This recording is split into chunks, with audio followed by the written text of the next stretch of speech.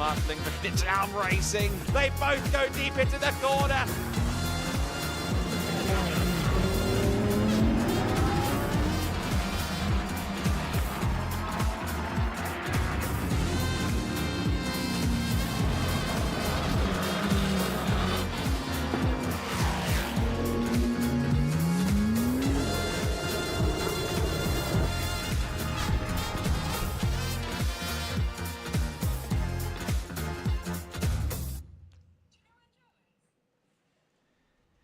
It is the penultimate weekend of the season in the GEDLICH Racing Winter Series.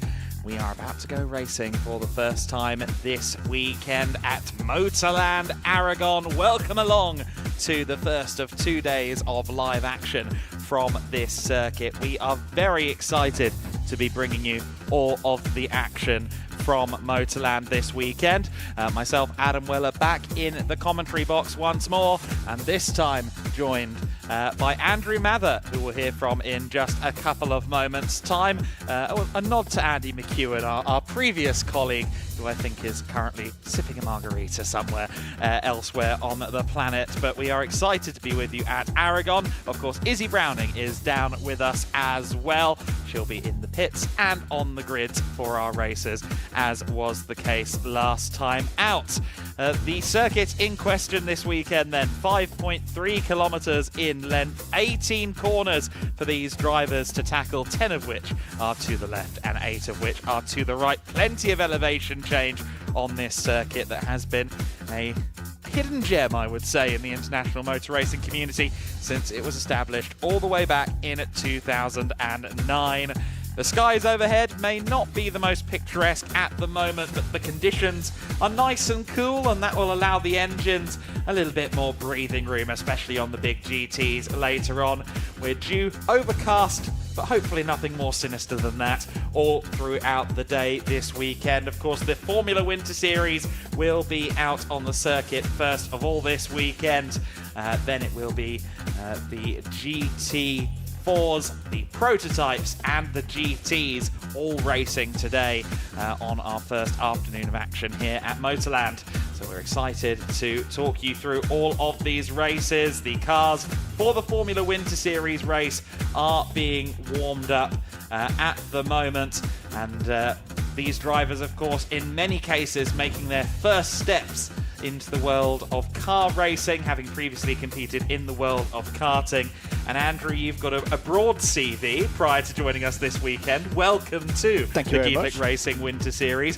But this is some very familiar entry list for you. Lots of names you're familiar with. I know, it's a good one to start with for Formula Winter Series for their third meeting of this 2025 season. A good mix of drivers stepping up from the world of international karting into their first foray here at MotorLand Aragón in a single-seater sense, and it's been a cracking season so far. Some very competitive races along the way, and some good conditions, I think, for the drivers as well. You know, 2 full rounds of learning with the Tata chassis and everything. Now you're starting to get into the meat of the season. I always call this stage of the season like moving day. We're not quite at the bitter end of the season where championships and prizes will be decided, but a good weekend here at Aragon sets you up well for the finale at Barcelona. Yes, absolutely right. And of course, for our championship leader in the Formula Winter Series, already a comfortable margin for Gabriel Gomez, currently 34 points to the good in the championship lead. It would take quite a lot of moving and shaking for anything to change, let's say, in favour of him winning the championship this weekend. It would have to be a disastrous weekend for Leo Robinson if it were to be mathematically possible. But Gomez's form this season, podiums all year long, that has been quite the sight to behold. It has been a sight to behold. It's one that I've been quite familiar with. His form from karting. He was one of the top drivers in the top karting OK categories in the last couple of years. Had a very strong European Championship run last year. So yeah, seeing him take that step and that competitiveness into this first rung of single seaters, he's of course got a little bit of a head start on some of the other drivers in the field. He actually made that move into the F4 categories in the autumn last year. So. Yeah, all the eyes will be on him. There'll be a bit of pressure there, but he definitely knows how to deal with it. He does, and he has been exemplary so far this season. Of course, Leo Robinson has traditionally been his closest competition. They've been alongside each other on the grid more often than not this year. But for the race coming up, it is an all-us racing front row. Gabriel Gomez and the Alpine Academy member Kabir Anurag on the front row of the grid. So an all-us racing row number 1. And then the best performance we've seen from a Yenza car in qualifying, Bart Harrison, looking to be a disruptor from 3rd position on the grid for this race. Of course, we did allude to it in the briefest of terms at Valencia that there was an investigation looming, an appeal looming after a disqualification over Leo Robinson's head. We know it's going to be a good couple of weeks before that hearing regarding the disqualification is actually heard. So until such time as the season is concluded, we're not going to quite know what the resolution to that is. So we'll cross our fingers and hope it doesn't affect too much in that regard. But for now, Leo will be focusing on working his way up the field, and he will be doing so from 7th place. He's always been a lightning fast starter. This will be more critical than ever for Leo Robinson that he gets out of the gates well today. Yeah, absolutely. We'll be looking to use that experience and that knowledge that he's got so far. Has had a bit of a tough qualifying though today that we'll get on to in a short while, but this is a circuit you can overtake around, especially that long run down the back straight before one of the biggest braking zones on any circuit that we visit this season. So yeah, definitely keep an eye on the number 6 there for coming through the field from what will be for this first race of the day, row 4. Yeah, he's going to have some work to do from 7th on the grid. Of course, we've had some rotations as well in terms of driver lineup. AKM Motorsport welcoming 2 new drivers in the form of Ginevra Panzeri. She makes her car racing debut this weekend alongside Marcus Sater, who is joining us from Ginetta Juniors last year, and he's in a single-seater for the first time in racing conditions this weekend. We also have bid our final farewell for the season to Alicia Palmowski. Chloe Chambers remains with us this weekend in the Campos lineup. Rafaela Ferreira is back in for the first time since Portimao. And of course, we do have some of those drivers that joined us for the first time at Valencia, the likes of David Walter and Gennaro Trapper. Those drivers are down in the team positions for this race. We'll keep an eye on them as well. A lot of the exciting battles, as is often the case, has been going on down there in the team places. I think that Enya Fry is going to be one to watch in this race, in particular from 11th on the grid. Reason being that he is 11th on the grid. He is in his 2nd season, not just with Yenza in F4, but also his 2nd season of FWS.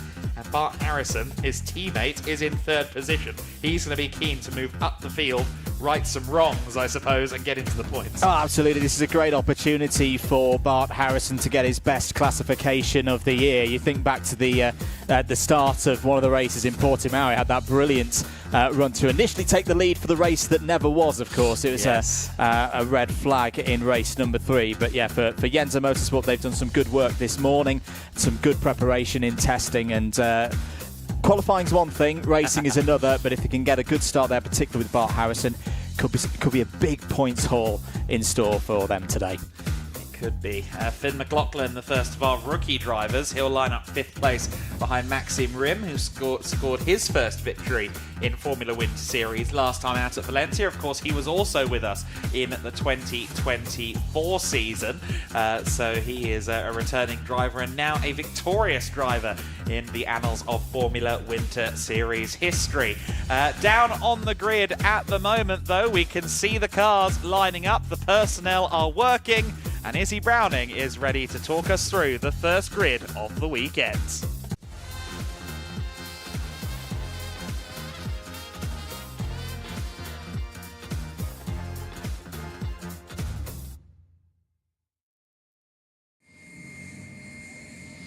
I am indeed down on the grid, and as you'll probably see by my hair, it's quite windy down here. Of course, if you were with us 1 year ago, the Formula Winter Series suffered a little bit from the wind here in Aragon last year, with a couple of drivers being caught out with a tailwind down that long back straight. But of course, as usual, we will give you the look down to turn one, a much shorter run to turn one than was in Valencia, of course, a couple of weekends ago. Safety car just heading off, 5-minute board up, and we are going to continue our way down the grid.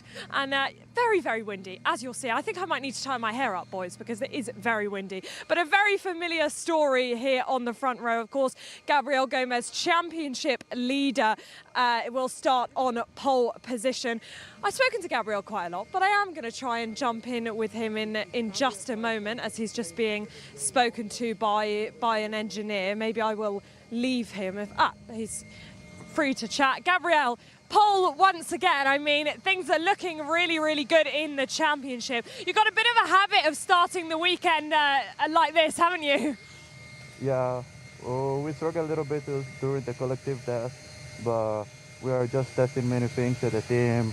After yesterday's test, we did a completely really good job.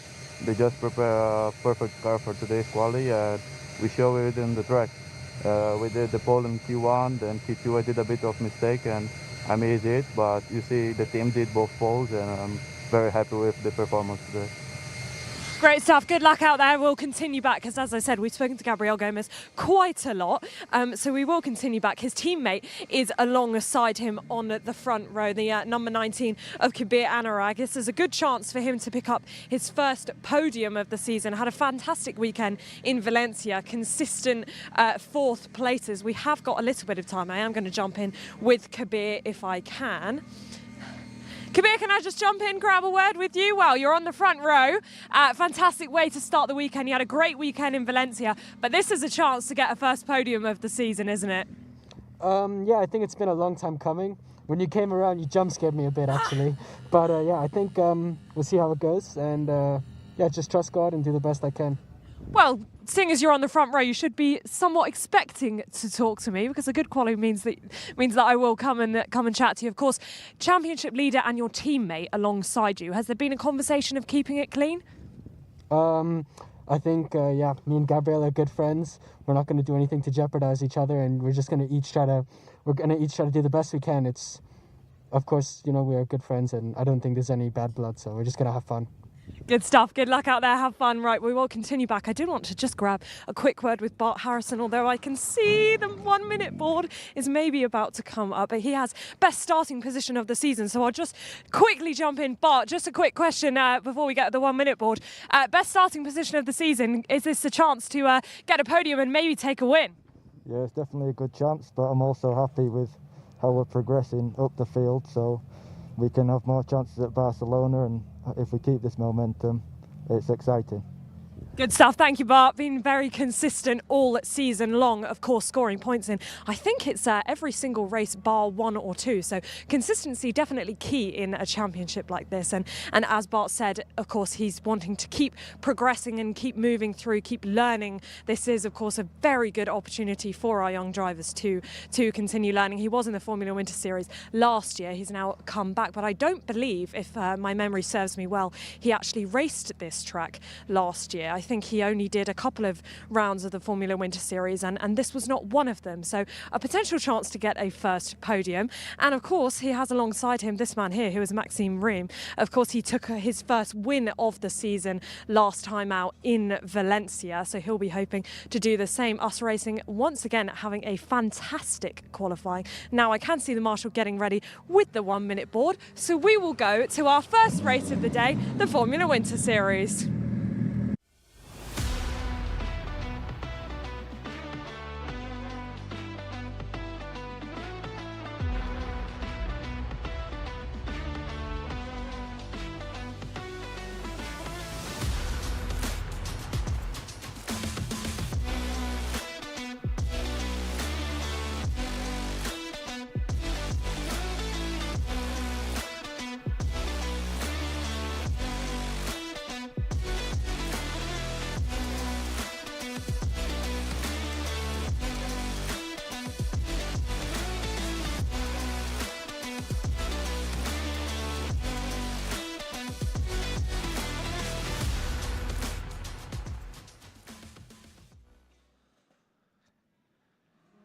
boards have been displayed. It's now time to go racing. Formation that time for the Formula Winter Series, and it's Gabriel Gomez that leads them away with his teammate from Us Racing, Kabir Anurag, joining him on the front row of the grid. Bart Harrison, third on the grid, his best starting position. An opportunity for the first Yenza podium since 2023 in Formula Winter Series. Maxim Rim will start from P4. Fifth on the grid, it is Finn McLaughlin, and he is alongside Maximilian Popov, both drivers who could certainly disrupt further up the field. Same goes for Leo Robinson, starting from an uncharacteristic 7th position. He is alongside Thomas Behrman on the grid. In 9th and 10th position, it's Andrea Kostic and Dante Vinci rounding out the overall top 10. Then it is an all Yenza row with Enya Fry and Artem Severikin in 11th and 12th position. Then it is Nina Hardeman for High Tech Racing. She is once again going to be looking for top 10 results here this weekend, alongside Alexander Ruta in 14th position. He's hoping for some better luck in the second half of the season. Sebastian Bach is alongside Gino Trapper in 15th and 16th on row 8 of the grid. We don't quite have 18 rows. Chloe Chambers starts from 17th alongside David Walter. 19th and 20th, Elia Lewis Weiss and Simon Schranz rounding out the top 20. Schranz with a better quality than he had at any point in Valencia. Rafaela Ferreira is next alongside Alba Larsen, 21st and 22nd. 23rd on the grid, Marcus Sater in his first F4 race alongside Matilda Patz in 24th place. Andrea Dupe in 25th alongside Theo Borenstein. In 27th place, it is Peyton Westcott. She is alongside the newcomer to the series, Ginevra Panzeri for AKM Motorsports. And at the back of the field, it is Cornelia Olkuska for Maffei Racing. So 29 cars taking the start. We have, of course, still got a lot of our female trophy drivers. We won't have quite so many in Barcelona from the female trophy because the F1 Academy pre-season test will be clashing with that. So it's the final weekend to get good results in for quite a few of our female trophy drivers. 30 cars taking to the grid. As Izzy said, Andrew, it's a short run to the first corner.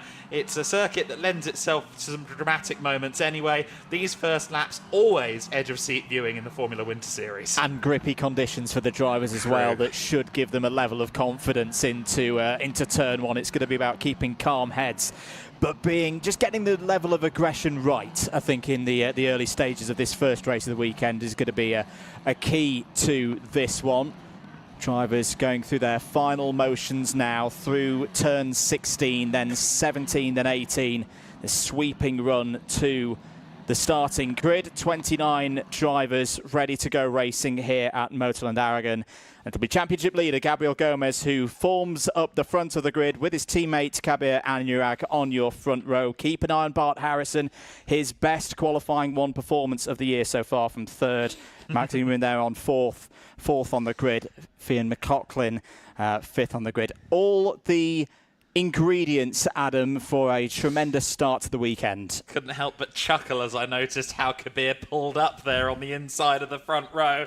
He is angled for attack, Kabir Anurag, in the number 19 Us Racing car. He's ready for a bid for the lead into the first corner, but I'm sure Gabriel Gomez is too. He told me he'd been working to try and get those starts underneath him. He hasn't always had the best launches so far this season in FWS. The green flag flies at the back of the field. The lights go on. 5 lights being displayed to the drivers. They're all out and we're underway and racing. Doesn't look like Anurag has got the best of starts. Maybe slightly better on the second phase though than Gomez. It will be Gomez that leads with a lock-up into the first corner, and shedding a wing there is Leo Robinson. Robinson on the back of Finn McLaughlin has lost his front wing. It's 3 wide almost going into turn 3, and Bart Harrison on the the attack there against Kabir Anurag. Maxime Ream trying to go around the outside of Bart Harrison. Finn McLaughlin thankfully seems to have the car okay after that contact with Robinson. Another front wing goes. That time I think that was Bart Harrison, was it? Yes, it was. So Bart Harrison wounded as well. The opportunity for a Yenza podium is gone. Maxime Ream has a puncture because of that contact as well. And as expected, even just focusing on the front, a hugely dramatic first few corners. Well, we said it, didn't we? It was all about keeping your heads and keeping out of trouble in the early stages. And for some of those towards the front of the order, they have not heeded that warning. It's a 30-minute plus 1 lap race. It's kicking off a little bit in the midfield there as the 48 of Gennaro Trapper, then in the distinctive colours of Van Amersfoort Racing there, has gained a few positions off the start. McLaughlin through in the Red Bull liveried number 5 for High Tech. He has kept himself clean in the early stage of this race, and the Irishman's already up to 3rd. Another one, that's one of the Van Amersfoort cars losing the front wing. I think Dante Vinci potentially losing his front wing there as well, so that's no fewer than 3 that we've seen losing body parts on the first lap of the race. Maximilian Popov dragging past Bart Harrison as well. I expect Harrison will peel into the pits, of course. There's often the likelihood of a safety car, so you may as well get it done. Drifting out wide there was the Van Amersfoort car of Popov, and Simon Schranz is way too late on the brakes into turn 16, takes out the 82 of Chloe Chambers. Also involved there is one of the AS Motorsport cars, the 62 of Sebastian Bach.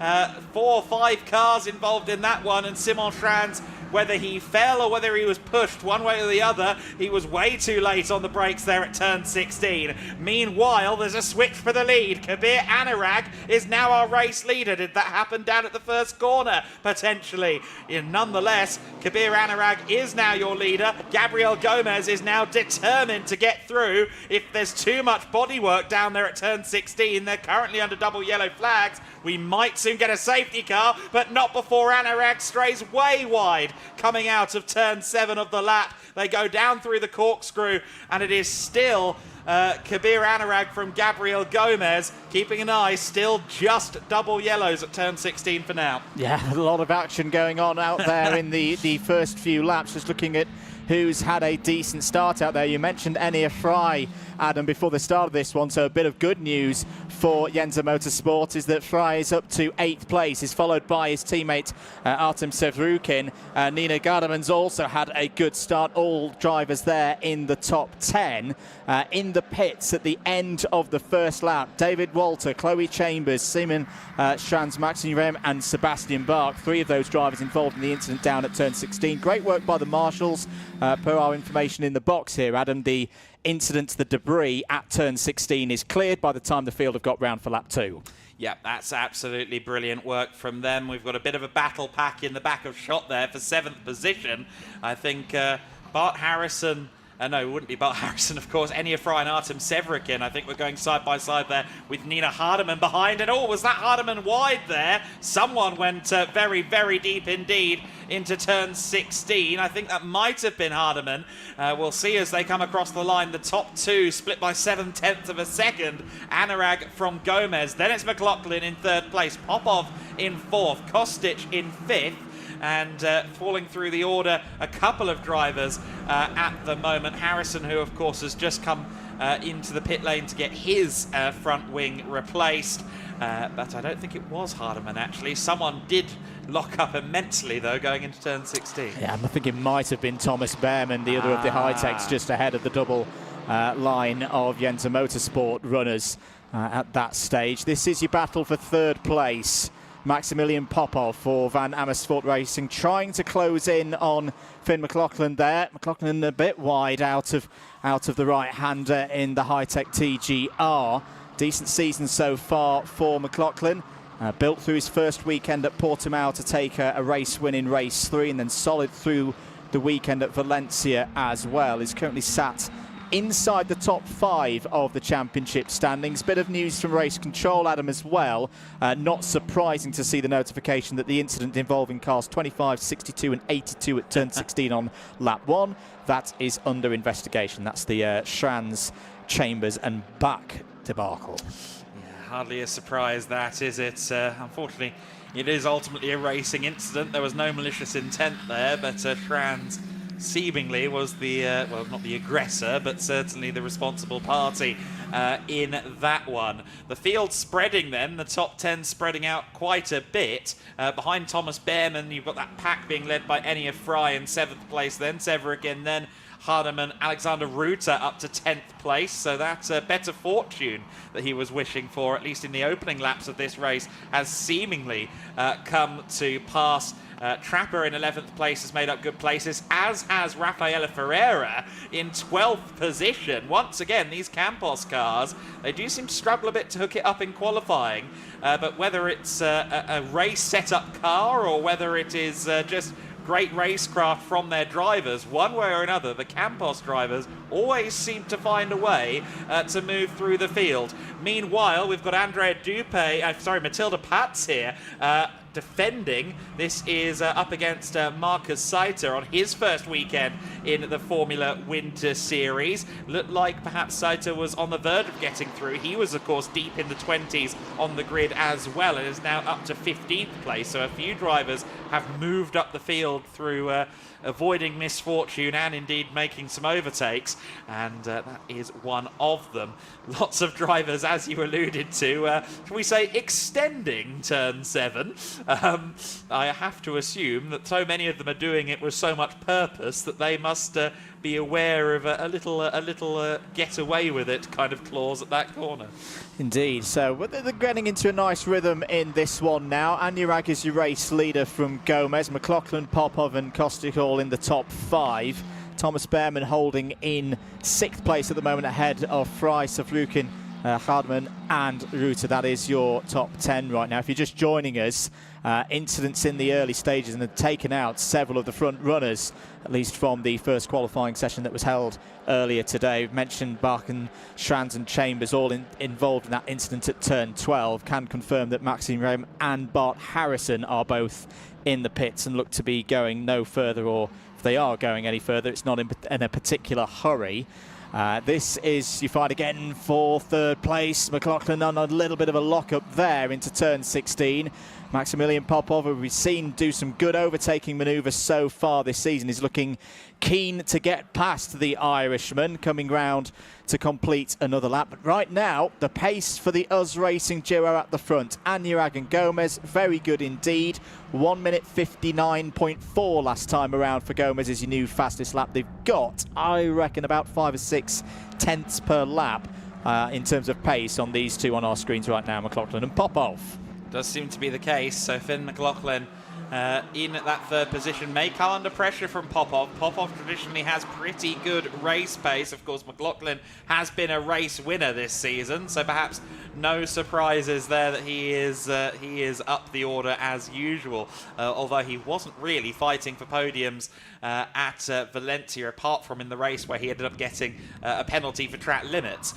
So he will be eager to stand on the overall top 3 again this weekend. He is, of course, the front runner among the rookie trophy competitors, but as he put it to me in very plain words, I'm not interested in the rookie trophy.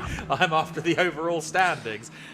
No, so he's a born winner, and what I particularly like about the way that he goes about his racing is his ability to come back from adversity. I saw that a lot in his previous life in 2024. So we'll see how he can go on. Just a bit of news from further down the field. Marcus Sater did get that move completed on Matilda Parts for 14th place. Leo Robinson has rejoined the race. It's a bit of a distant hope that he's going to get any points from this one, but he is back out there, as is Dante Vinci and David Walter, and it also looks like Chloe Chambers has rejoined the race, and it's all good learning, all good experience. Another race, of course, tomorrow. 2 more races this weekend. Track time is crucial for all of these drivers, so they'll be looking to maybe make some adjustments across the course of this race and get some good data for tomorrow. do love seeing that that MotorLand sway that always goes on down the back straight here. Drivers like Finn McLaughlin we saw there against Max Popov just trying to break the slip, and with a 1.2 kilometre back straight you really do want to avoid someone getting your slipstream, and of course any issues with getting the power down out of turn 15. Probably the most traction critical corner possibly even anywhere in Europe to an extent. Certainly here in the Formula Winter Series it is absolutely key. Gabriel Gomez is once again on the rear of Kabir Anurag. Last lap was 0.3 quicker, so he's got it back down under half a second. By no means is Gabriel Gomez giving up on this, and by no means is Kabir Anurag going to have it all his own way in the last 19 minutes plus 1 lap of this race. Down through the corkscrew they go once again on the 6th rotation of this MotorLand Aragón circuit. We see there McLaughlin, Popov all very, very aggressive up on the inside curb.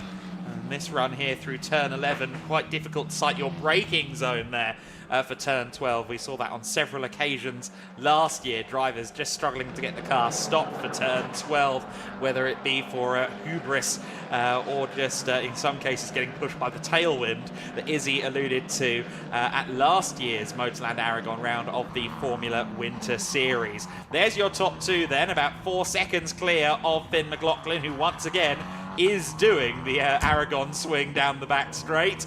And, well, regardless of his efforts, Popov is certainly keeping him honest. He is indeed. Popov, a very experienced driver, has a half little look there, maybe just trying to put McLaughlin off into the braking zone. McLaughlin takes quite a late apex there through turn 16, gives him good exit speed back onto the pit straight.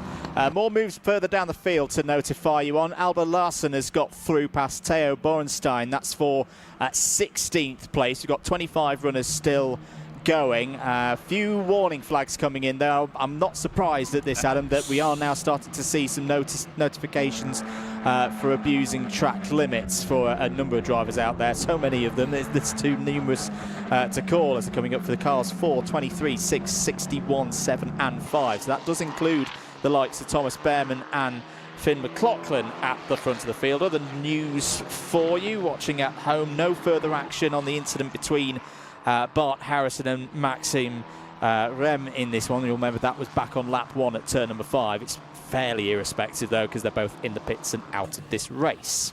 Yeah, disappointing to see that they not only had to come into the pits but then didn't come back out again. Obviously more than just a nose cone in that situation. They would have put them back out there, stayed on the lead lap and hoped for a safety car had there been reason to keep going, or had there been hope to keep going. Popov is looking very fast on the tail though of Finn McLaughlin as they approach turn 12 once again.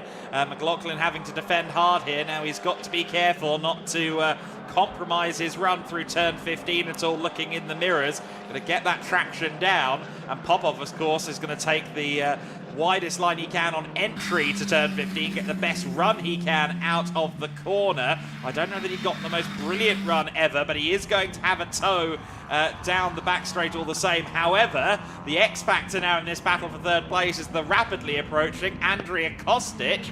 The number 10 car is running very well, also of course for the US Racing stable that runs the top 2 cars. Absolutely, Kostic's pace not too far off the leaders, 1 minute 59.2 last time around. I am spotting something though, Adam, that's very, very familiar to me. That's a problem right now for Maximilian Popov. Very different machinery, of course.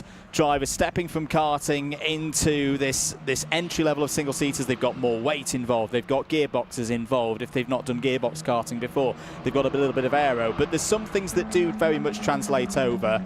Finn McLaughlin in 2024 was famed for his ability to brake, and I mean brake really hard. His overtaking was superb at times, and it's helping him right now. In the braking zones, he is looking really, really strong here. Popov's going to need to get a good exit out of one of those long corners, maybe out of turn 15, to really stand a proper chance of getting past Finn McLaughlin here, because from what I've seen before, you do not outbrake Finn McLaughlin in a normal racing circumstance. There's 15 minutes of this race to go.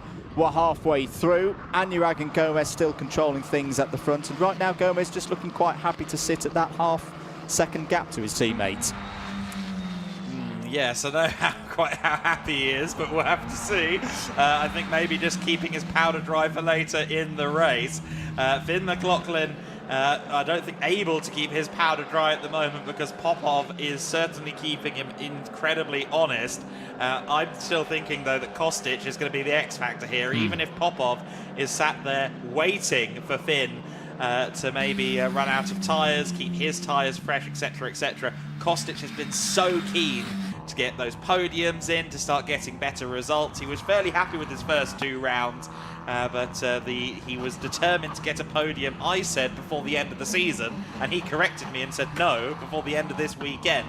So he wants a top 3 here at Aragon, and I don't think he's going to be playing the long game. Popov playing the long game maybe with the brake pedal at turn 16. Yeah, got a little bit deep there into turn 16, did Popov, and overshot a little bit, but not to the extent that Kostic is going to have an opportunity this time around. Bit of traffic for the leaders to deal with now. I think that's Elliot Weiss that we just saw on our screens ahead of the front pair of Anurag and Gomez. Also looking further down the order, anyone else making progress? It's good to see Ginevra Panzeri on her first run is up into the top 20 now, Adam, for AKM Motorsports. So good moves up through the order and taking advantage of some of the not so good bits of news that we've seen out there for others.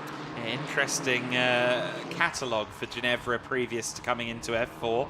A quick look through her socials has yielded that she's run track days in road-going Porsches. She's driven Mitsubishi Evos on the snow, and now in F4 machinery for her first race weekend. Of course, done plenty of testing prior.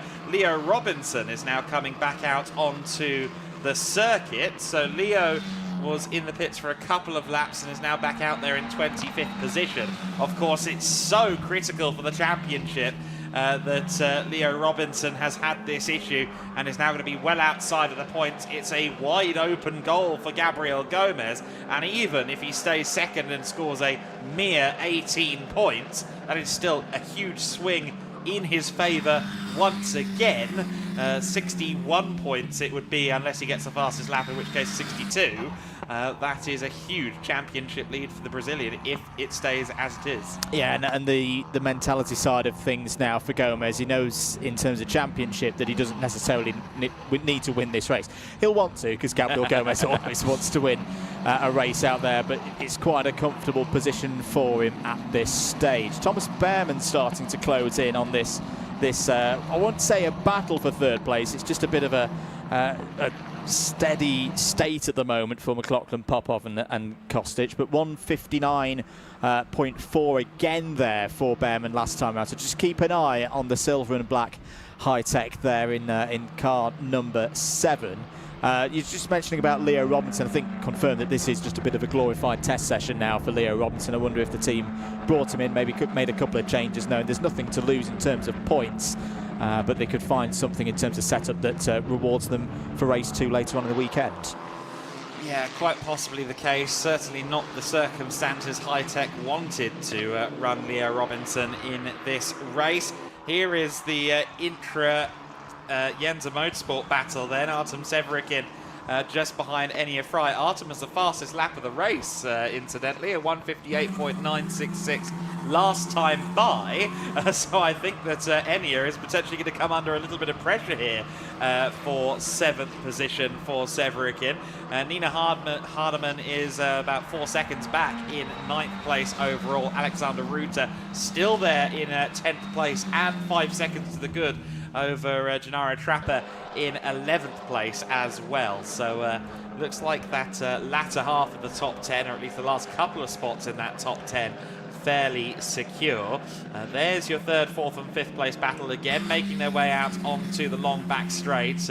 They've teased us several times the potential of something happening, but I am wondering how long it's going to be until Severikin is on the back of Fry. Unfortunately, just in the back of shot there, we saw Severikin, I think, just getting a wheel on the gravel trap on the exit turn 50, which is very easily done, and indeed very costly, particularly if you have someone directly behind you. Indeed. At the moment, Severikin still on for a best result of the season so far. You mentioned Alexander Ruta there as well, Adam. Really good to see the Polish driver in the top 10. Right now, this would be his first point score of the season. And Alexander Ruta, one of several Polish drivers coming through from this step that we talked about a lot of karting up to F4-based competition. And yeah, definitely one for the future to keep an eye on. And one of the rookies where, as I say, his best results so far this season, I think it was like a 17th place earlier on in the season at Portimao. So this is a big step forward for him. Yeah, for him and indeed for the Cram team, who haven't had all of the luck in the world this season. Huge history, of course, behind Cram Racing. Often it has been Brazilian drivers as well, the likes of Felipe Massa and Tony Kanaan. Coming up through there alongside Augusto Farfus, Simone Di Silvestro, Jose Maria Lopez. Lots of South American stars have come up through Cram Racing. But in general, very good to see them in the top 10 and running well. And of course, they'll also be looking for progress this weekend out of Elia Weiss in 24th position for now. Of course, caught up in some of those dramas in the early stages, and will be looking to maybe get some at least top 20 results, if not some points before the end of the weekend. Drifting a bit wide there, I thought was going to be Finn McLaughlin, but he managed to just about keep it at least partially within the white lines. Not too much track extension at turn 12, of course, because you've got to very quickly get yourself set up for turn 13. So if you go very, very wide at 12, you're only going to compromise your run through turn 13, potentially even understeer off onto the gravel on the exit of that corner.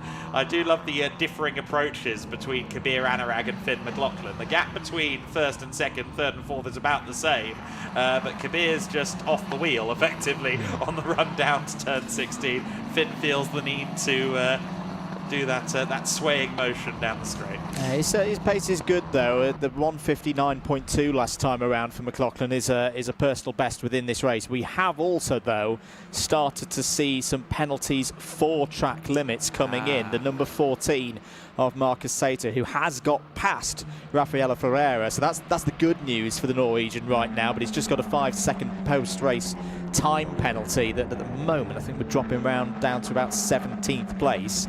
Another few warning flags coming out, including one for Maximilian Popov, so that's one apiece now for McLaughlin and Popov. 7.5 minutes of this one to go on time. That +1 lap still to come in. Still this 1-2 for US Racing. Half a second between Anurag and Gomez. McLaughlin, Popov, Kostic and Behrman completing the top 6. That's exactly right. The US Racing squad have been a huge proponent of the Formula Winter Series all throughout the series history. Of course, the inaugural champion Kasper Stuka back in 2023 ran with the US team. They only claimed one victory from memory in 2024 with Matis Ferreira at the wheel. 2025 has been a more fruitful season yet again for the German team, co-founded of course by Ralf Schumacher. Now Max Popov is maybe a car length or so closer. That's a good run through 14 and 15 as well through Popov. The rotation at turn 14 was very nice indeed, allowed him to be quick but also get a good entry into the turn 15. He's still not going, I don't think, to get to Finn McLaughlin at the braking zone, especially as McLaughlin once again steadfastly refuses to allow him a tow. Yeah, it does indeed. Popov again has a half little look, but I don't think that's going to be enough to put off McLaughlin. Popov got very deep on the brakes there, up behind McLaughlin. Round to complete yet another lap. Anurag and Gomez, there they are in a line of stern. Gomez has just dropped off the back of Anurag a little bit, who's just done the fastest lap of the race, so 1:58.4. So Gomez, I don't think he'll be fully happy to not be winning this race because he's a racing driver at the end of the day, but you know, another steady run of points with other drivers in that championship battle not faring as well as him. Anurag, for the records, is the outskirts of the top 5 right now, so 43 points before the start of competitive action here today, so he's almost 100 points behind Gomez going into this weekend at Aragon.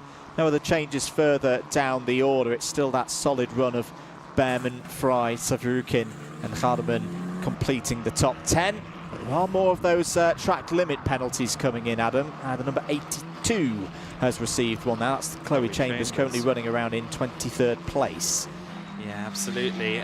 To go back to Kabir for a second, you said there about the points tally. Of course, not really a reflection on Kabir's driving so far this season, because he had a technical issue in race 1. The same technical issue meant he didn't start race 2 at Portimao. So unfortunately, he hasn't quite had the year that we would have been hoping for. He's yet to be on the podium this season. That certainly wasn't what he thought would be in the cards for him going into the 2025 edition of the Formula Winter Series.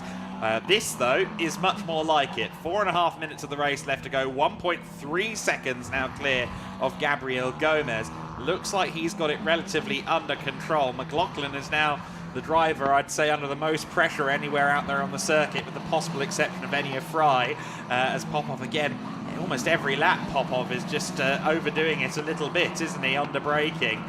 While you can take a deeper run into turn 16 and get a better run out of the corner, that's not what he's doing. He's simply under-rotating that front right tyre and maybe costing himself some time. Side by side in the Yenza Motorsport camp, Severikin on the outside, Enya Fry on the inside line going into the first corner. Severikin not in position really to challenge Bart Harrison for the position there. Challenge Enya Fry for the position there, but let's see how this unfolds now going into turn 5.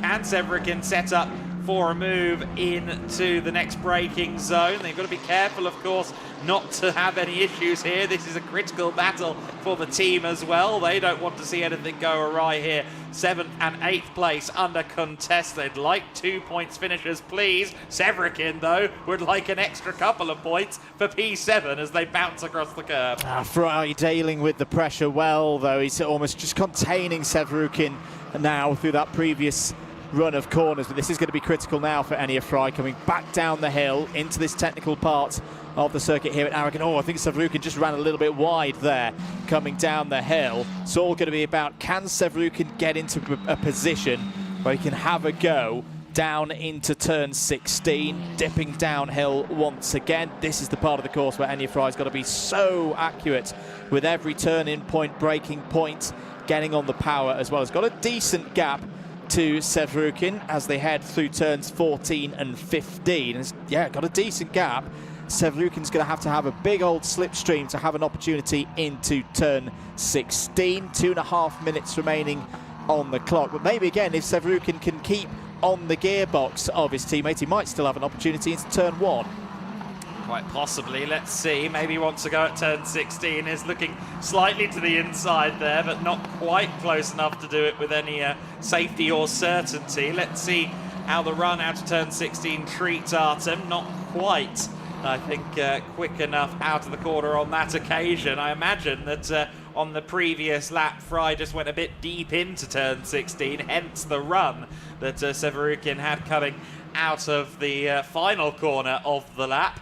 On this occasion, though, Artem is still behind. Enya Fry in 7th position for now. Fry, who's had his best results in the Formula Winter Series this season, got a couple of points finishes last year, but this season has been a marked improvement. Of course, he had his first full season in single-seaters in 2024, comes into 2025 with a good amount of experience on his head.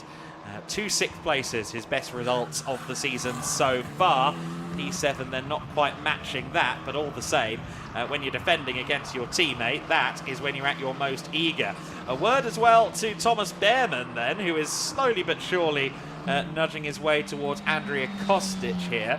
Last lap for Behrman of 158.9, only a few hundredths quicker than Kostic. And Popov very, very smoky into turn 12. Big lock up there, and that now is a prime opportunity for Andrea Kostic. Yeah, Kostic is surely going to have a go, or at least think about having a go into turn 16 here, because the first time since the start of this race, Popov will not have the full benefit of the slipstream behind McLaughlin. McLaughlin can drive a nice, calm line down driver's right for the first time in this one. And it's Popov's turn to get on the defensive. He's gone very much defensive, 2 drivers left. Kostic in 2 minds, perhaps. He's going to have a lane on the outside, try and go round the outside. Does Kostic, side by side with Popov. They both run out wide, and unfortunately for Kostic, he's in the dirt. Behrman may have an opportunity now to take a position in the top 5. Round the outside goes Thomas Behrman. Onto this last lap now. Behrman has got the position past Kostic, and that all stemmed, Adam, from the mistake by Popov. Kostic back down the inside of Behrman into turn 1. Well, it's taken a while to get going, this battle in the top 6, but they know now it's now or never for all of these drivers to get their best possible results in race 1.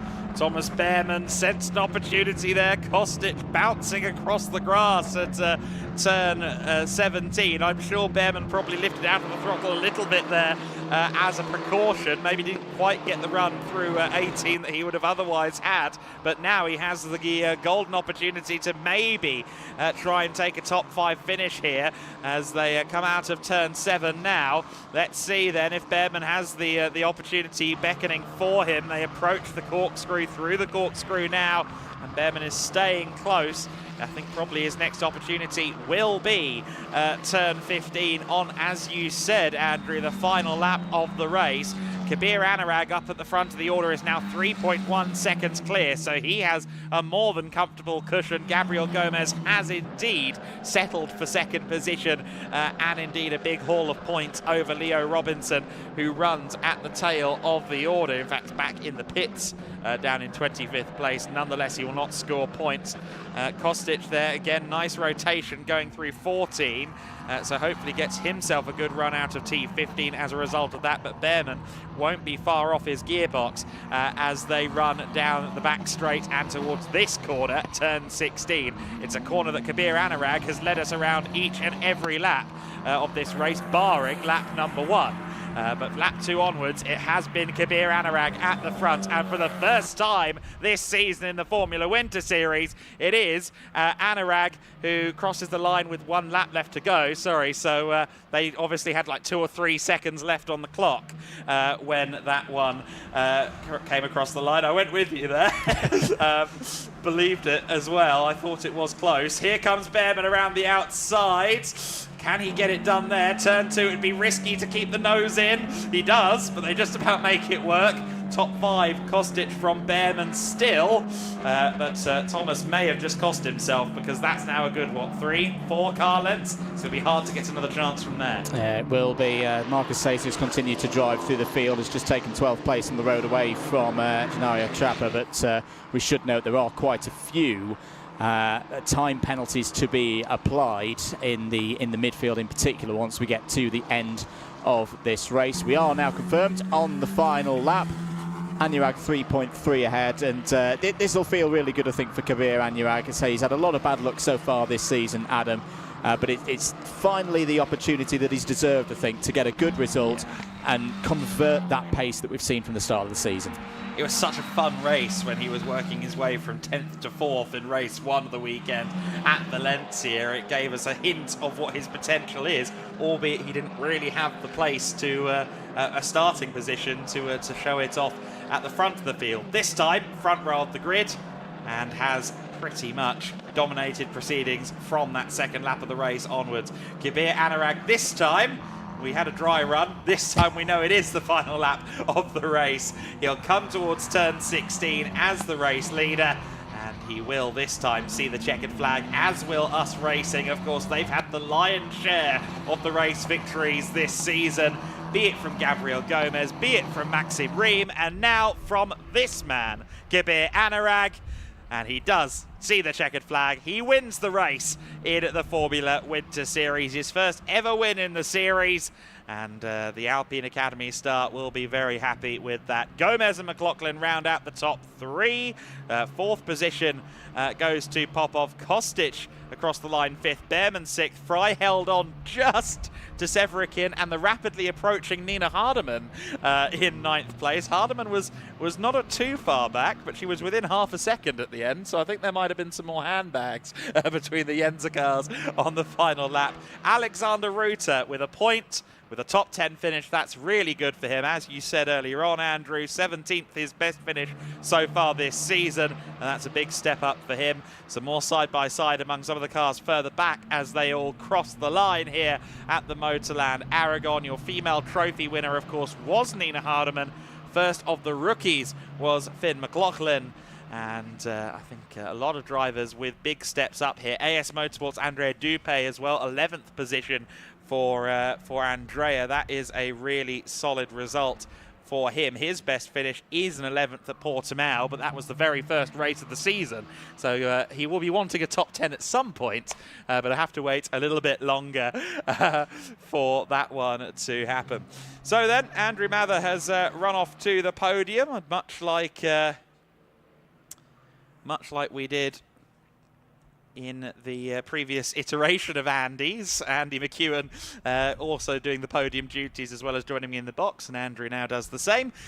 So we will hear from him, of course, when the drivers make their way up there. And prior to that, of course, we'll have Izzy Browning down in the pits to hear from the newest race winner this season in the Formula Winter Series, that being Kabir Anurag. Kabir, of course, has now had a fairly long-standing partnership with the US Racing team. He raced in Formula Winter Series last year. A pair of top 5 finishes was the best he could muster. It's his first podium in the Formula Winter Series, and it's his first win in the Formula Winter Series. That's about as good as it gets. And I know that he and the team will feel that's been a long time coming. He's clearly had the car underneath him on a few occasions this season. However, he has not always had the luck in his favour, or indeed just had some issues in qualifying, something like that. One way or the other, the circumstances have not aligned until now. Kabir Anurag stands aloft as a race winner in the Formula Winter Series. He's got a new suit, he's got new colours on his person, and he is taking the Alpine colours to the top step of the podium, embracing his team here at US Racing. Very meticulous squad. Lots of manpower down there, making sure they have the best performances possible. Hugs his manager there, and some of the mechanics, his Alpine trainer will be down there, I'm sure, as well. Really, really great stuff for Kabir. Gabriel Gomez, of course, will also be receiving plaudits from the team. Second position. But P1, as he gesticulates, is Kabir Anurag. Of course, he's got to go to the weighbridge before he can head to Izzy for his interview. So I suspect it will be a minute or two before we can hear from Kabir. Just has to make sure he's on the right side of the scales before he has a chat with us. But I'm sure it will be a beaming smile on the face of Kabir Anurag. His first FWS podium, his first FWS victory.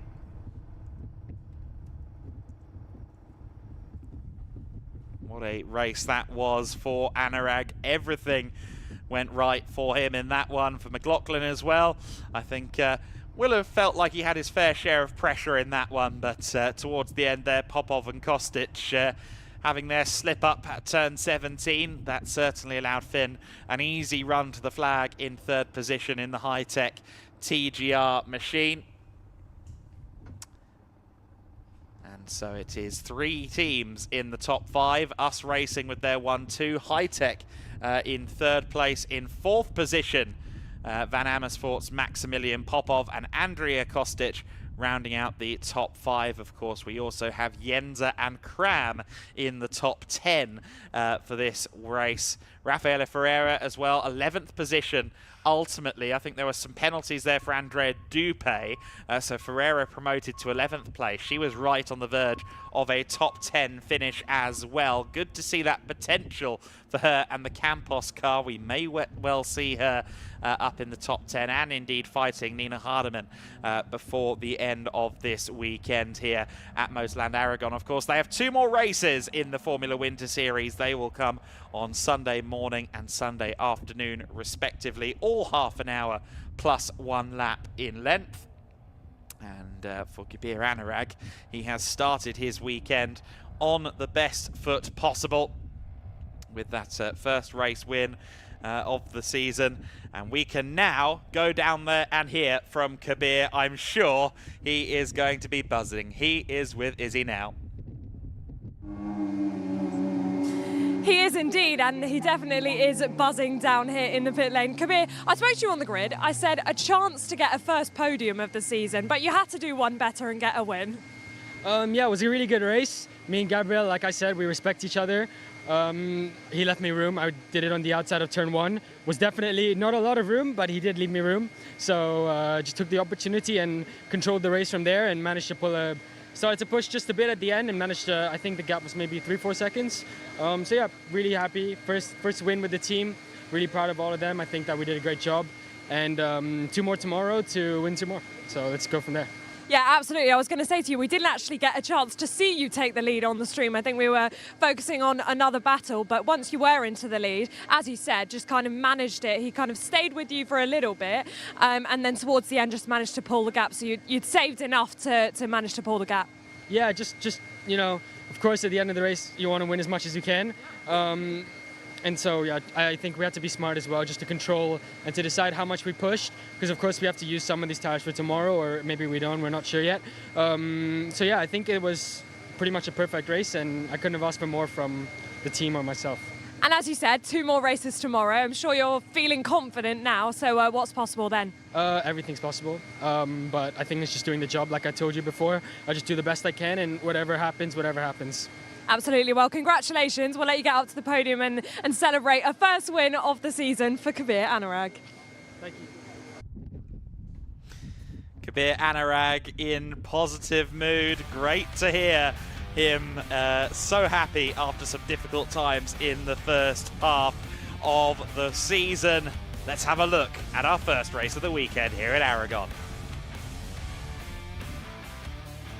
We got underway with Kabir Anurag stating his intent with how he parked on the front row of the grid. He, Gabriel Gomez and Bart Harrison had a drag race down to the first corner. Meanwhile, unfortunately, at the very first corner, Leo Robinson tagging Maxim Rim. Both drivers would ultimately end up out of the race, shedding tyre and front wing respectively.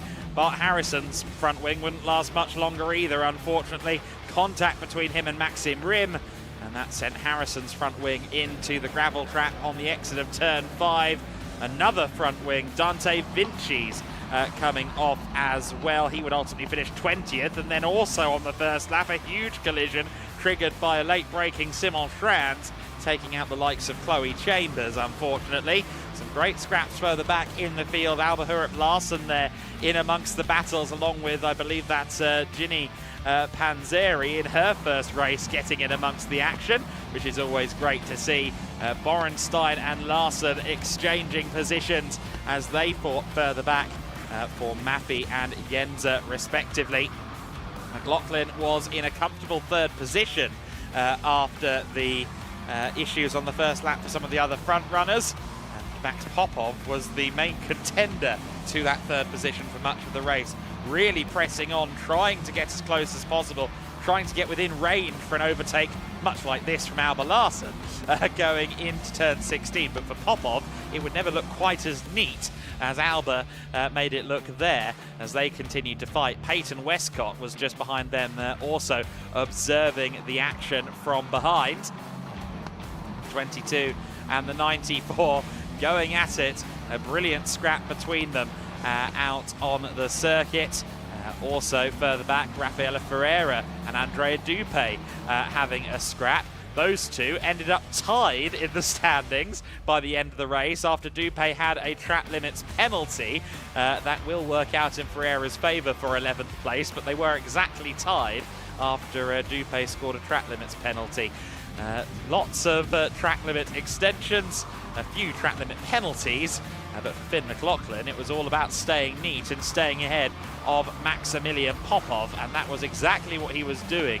Severikin, meanwhile, was giving Enya Fry some problems for 7th position, and all Jense Motorsport battle. We got a little bit too close for comfort on a couple of occasions. No contact but great racing between the two of them, respectful racing between the two of them, but with a couple of intakes of breath, I'm sure, among their respective mechanics. Meanwhile, further back, Dupé getting to the inside there of Trapper as they continue to scrap on the fringes of the top 10, bouncing across the runoff here. Never quite so comfortable. The runoff maybe has a few more bumps than the surface that has been newly refreshed in parts here at MotorLand Aragón. Popov, meanwhile, was under huge pressure from Andrea Kostic. He made an error down at turn 12. That gave Kostic the opportunity to challenge at turn 16, but Kostic would end up off the circuit, and that was Thomas Behrmann's opportunity to try for a position that he did not quite manage to get. That was for 4th, 5th and 6th place. Trapper ended up with a last-minute slide there at the end of the race. Meanwhile, the battles continued on down at Yenza Motorsport, but Severikin would have to settle for second best among the Yenza drivers. Trapper and Matilda Patz and Albert Larsson found each other at the very end of the race as well after Trapper's spin, but no battles at the end of the race for our race winner Kabir Anurag. He distanced himself from Gabriel Gomez. Our championship leader, though, will extend his championship advantage with his second place finish. And Albert Larsson just about holding on up against Borenstein on the final lap. Drag race to the line between the two of them, but one driver on top today, and that is Kabir Anurag. His first FWS podium, his first FWS race win. Kabir Anurag wins the day from Gabriel Gomez. Finn McLaughlin, rookie winner, in 3rd place. Maximilian Popov in 4th position. Andrea Kostic in 5th. Thomas Behrmann in 6th position. Fry in 7th. Severukin in 8th. Cardamon, the women's trophy winner, in 9th. Alexander Ruta, 10th. Ferreira, 11th. Andrea Dupé in 12th. Gennaro Trapper in 13th place. Larsson, 14th. Borenstein in 15th. Peyton Westcott in 16th place, Matilda Patz in 17th, Marcus Saiter in 18th, Ginevra Panzeri in 19th, Dante Vinci rounding out the top 20, ahead of Cornelia Olkutska, Chloe Chambers, David Walter in 23rd position, 24th Ilya Luis Weiss, and he was the last of the finishers. Robinson, Harrison, Rim, Schranz and Sebastian Bach all failing to take the flag after dramas in the early stages of the race. So then, with that race in the books, it's time to celebrate the winners on the podium with Andrew Mather. So, Florenzi always to make a mistake. Thank you very much, Adam. Start to get going with our podium presentation. First of all, we're going to start with our female trophy. Please welcome to the podium for her best finish in that race, driver number 4, Nina Garderman.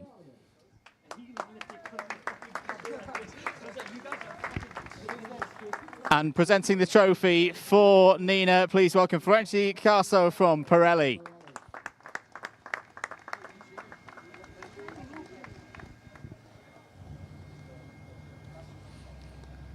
Have a quick opportunity for some photos. Another great performance for Nina. I'll have a very quick word with Nina as well. Nina, a strong race there, and but very busy start right in the midfield. Quite a few incidents on that first lap. Yeah, I avoided them all. I think I had a decent start. Just struggled a bit at the start with the tyre heat, but in the end, I think we were quite quick. So we'll have to fix that for the next race so we can start fighting from the start. In terms of races across the course this season, where would you rate this one in terms of everything that you've done so far this year? I thought this one's quite boring because I've been driving on my own the whole race. I think Valencia and Portimao were a bit more fun, so hopefully some more fun races tomorrow. Well, good stuff. Well done once again, Nina. We'll move on to our rookie podium. First of all, welcoming out onto the podium for 3rd place in the rookie rankings, driver number 23, Artem Severukin. And presenting the trophy in a few moments' time, second place, please welcome Thomas Behrmann. And your top rookie in Formula Winter Series today, please welcome driver number 5, Finn McLaughlin. Presenting the trophy for third place, please welcome Mark Hackenberg from GEDLICH. In second place, Miguel Pinto Coelho from GEDLICH, and Fletcher Casso for Pirelli in first.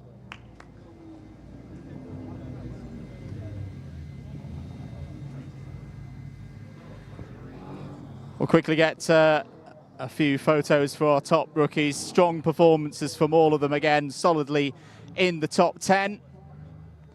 And for one of them, we'll see them again in a few moments' time when we get onto the best overall.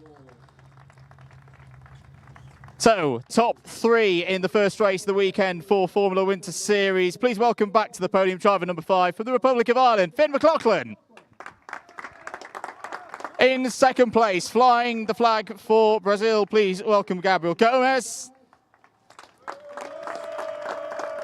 And on the podium for the first time, your race winner for US Racing, please welcome Singapore's Kabir Anurag. And last but not least, your winning team, US Racing.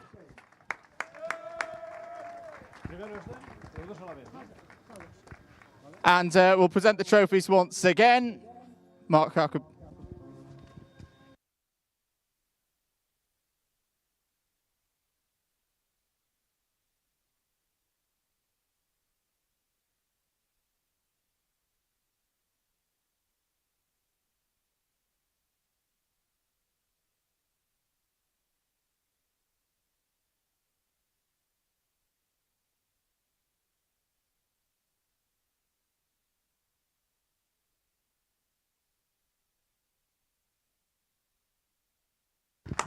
Big round of applause for our drivers. Let's present their trophies. Please welcome once again, presenting the trophy for third place, Mark Hackenberg. Miguel Pinto Coelho for second, and Florenzi Casso for the winning driver and the winning team. We'll take a moment to get some photos as well for our top 3 and winning entrant drivers. If you could just come together, please.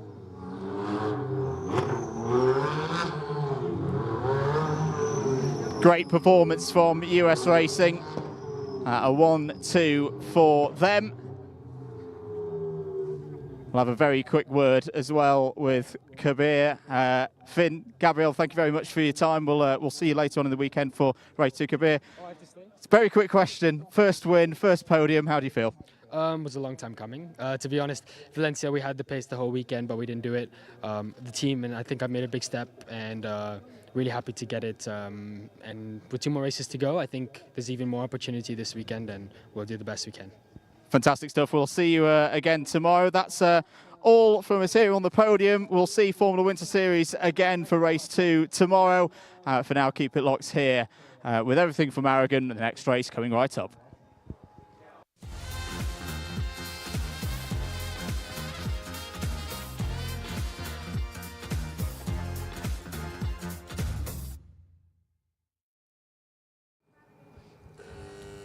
Indeed it is, and we are back on the grid once again for the first race of the day, first race of the weekend for the GT4's 3-minute board just gone up, so we're going to make this very, very quick. Of course, last time out, a perfect weekend for the SR duo of Enrico Federer and Jamo Hartling. They will start on P2. They closed the gap from 52 points to 32 to Mackenzie Cresswell, the current championship leader. I'm going to see if I can get Enrico's attention, and can I jump in and have a word? Perfect. I'll just move the door ever so slightly. Thank you very much. Enrico, I mean, you closed the gap in the championship last time. I know that you have had a close eye on the elite guys all weekend. You're starting on the front row alongside them. Is it possible to take the lead of the championship this weekend?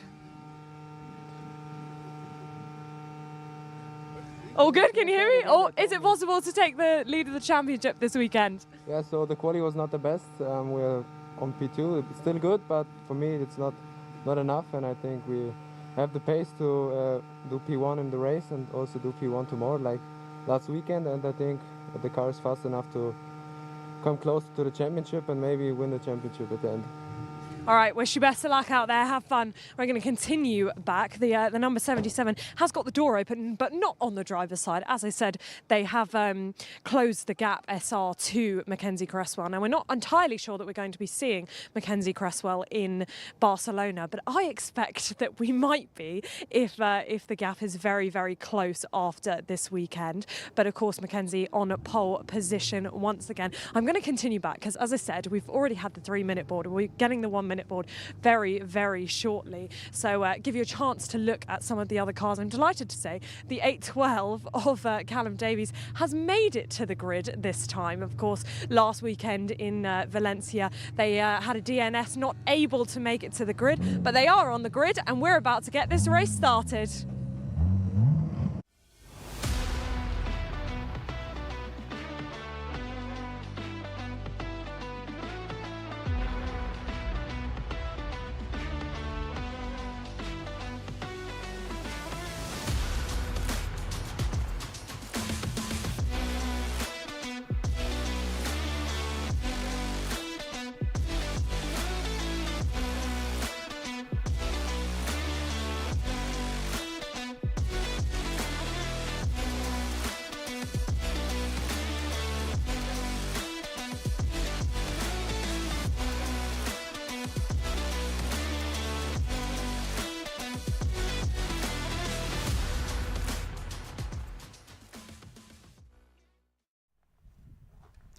So then the GT4 Winter Series race 1 of the weekend about to get started. It's going to be half an hour of action for these drivers, and it's a half hour that will be led by Mackenzie Cresswell from the Elite Motorsports stable.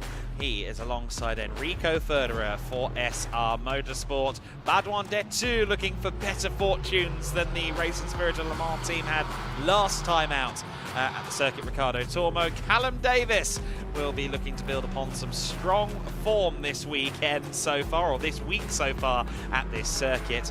Maybe try and nibble for an overall podium.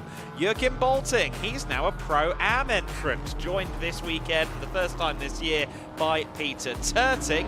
Ravi Ramyid, of course, with Charlie Robertson as his co-driver, but single drivers in this race. He'll be starting from 6th in the Invitational Class BMW. Maximilian Schreier is 7th on the grid alongside Tim Horrell. That's an all WNS Motorsport row 4 of the grid. Then it's Mark Ellman, the Pro-Am entrant. Good to see him back again in the Ginetta G56 from SVG Motorsport. And Daniel Blickler in 10th position, the Ringmeister. Lots of racing experience at the Nürburgring Nordschleife. He lines up 10th ahead of the Cayman Trophy battle. Mikael Sander and Wilhelm Willi Kuhne in 11th and 12th position. And then at the back of the field, 13th place for the spectacular sounding, thunderous OG Aston Martin Vantage GT4. Kilogos at the wheel of the orange car, affectionately known as James 3.0. It is Mackenzie Cresswell then on pole position for this race. The elite McLaren always has been up there at the sharp end and fighting for the top positions, but at Valencia it was all SR Motorsport at the top of the order. Federer was delighted to have a bit of a turn in fortunes. It wasn't the best Portuguese leg of the season for him, or indeed for J-Mar Hartling, his teammate. Let's see what happens in this one. What do you think? Can Federer maybe make something happen around the outside? I mean, the form book would say that there's definitely an opportunity, and as we saw with the Formula Winter Series in the first race, Adam, a lot's going to be happening on that first lap as everyone jostles for position. The field coming under formation now. 13 runners in this one down the long back straight. They will go. And I wouldn't count out the likes of Callum Davies in the Rafa Racing by Racelab McLaren Artura GT4. They've had a bit of an up and down season so far, but they've got a good opportunity here and a quick pilot at the wheel of the 812, starting there from the fourth on the grid, second row of the full field. Yes, indeed. Keep an eye as well on Joachim Bolting. He can be a surprise package sometimes, and he's done many a mile here at the MotorLand Aragón circuit. Had some good results in the GT Winter Series here last year in a Porsche Cup car. Cresswell and Federer, though, should be the two that discuss the lead into turn 1, unless Detu and Davis can do something special from the second row of the grid. Of course, rolling start here in the GT4 Winter Series. Elite Motorsports' Mackenzie Cresswell with the inside line going into the first corner. Will it yield the lead coming out of the first corner? We find out now as the half-hour race gets underway. It's a good start from Enrico Federer. Can he get on the brakes late enough to challenge Cresswell? Cresswell is going to make sure he gets to the corner first. Late on the brakes. Federer under threat now from Detu, from Davis as well for second place. Cresswell is herring off into the distance as side by side for third. Detu getting a little bit sideways there, and here comes Ravi Ramyid to the inside of Joachim Bolting for 5th position. The Evo Spec BMW running in the Invitational class. Tim Horrell making up positions, as is Maximilian Schreier. Both of the WNS Motorsport Porsches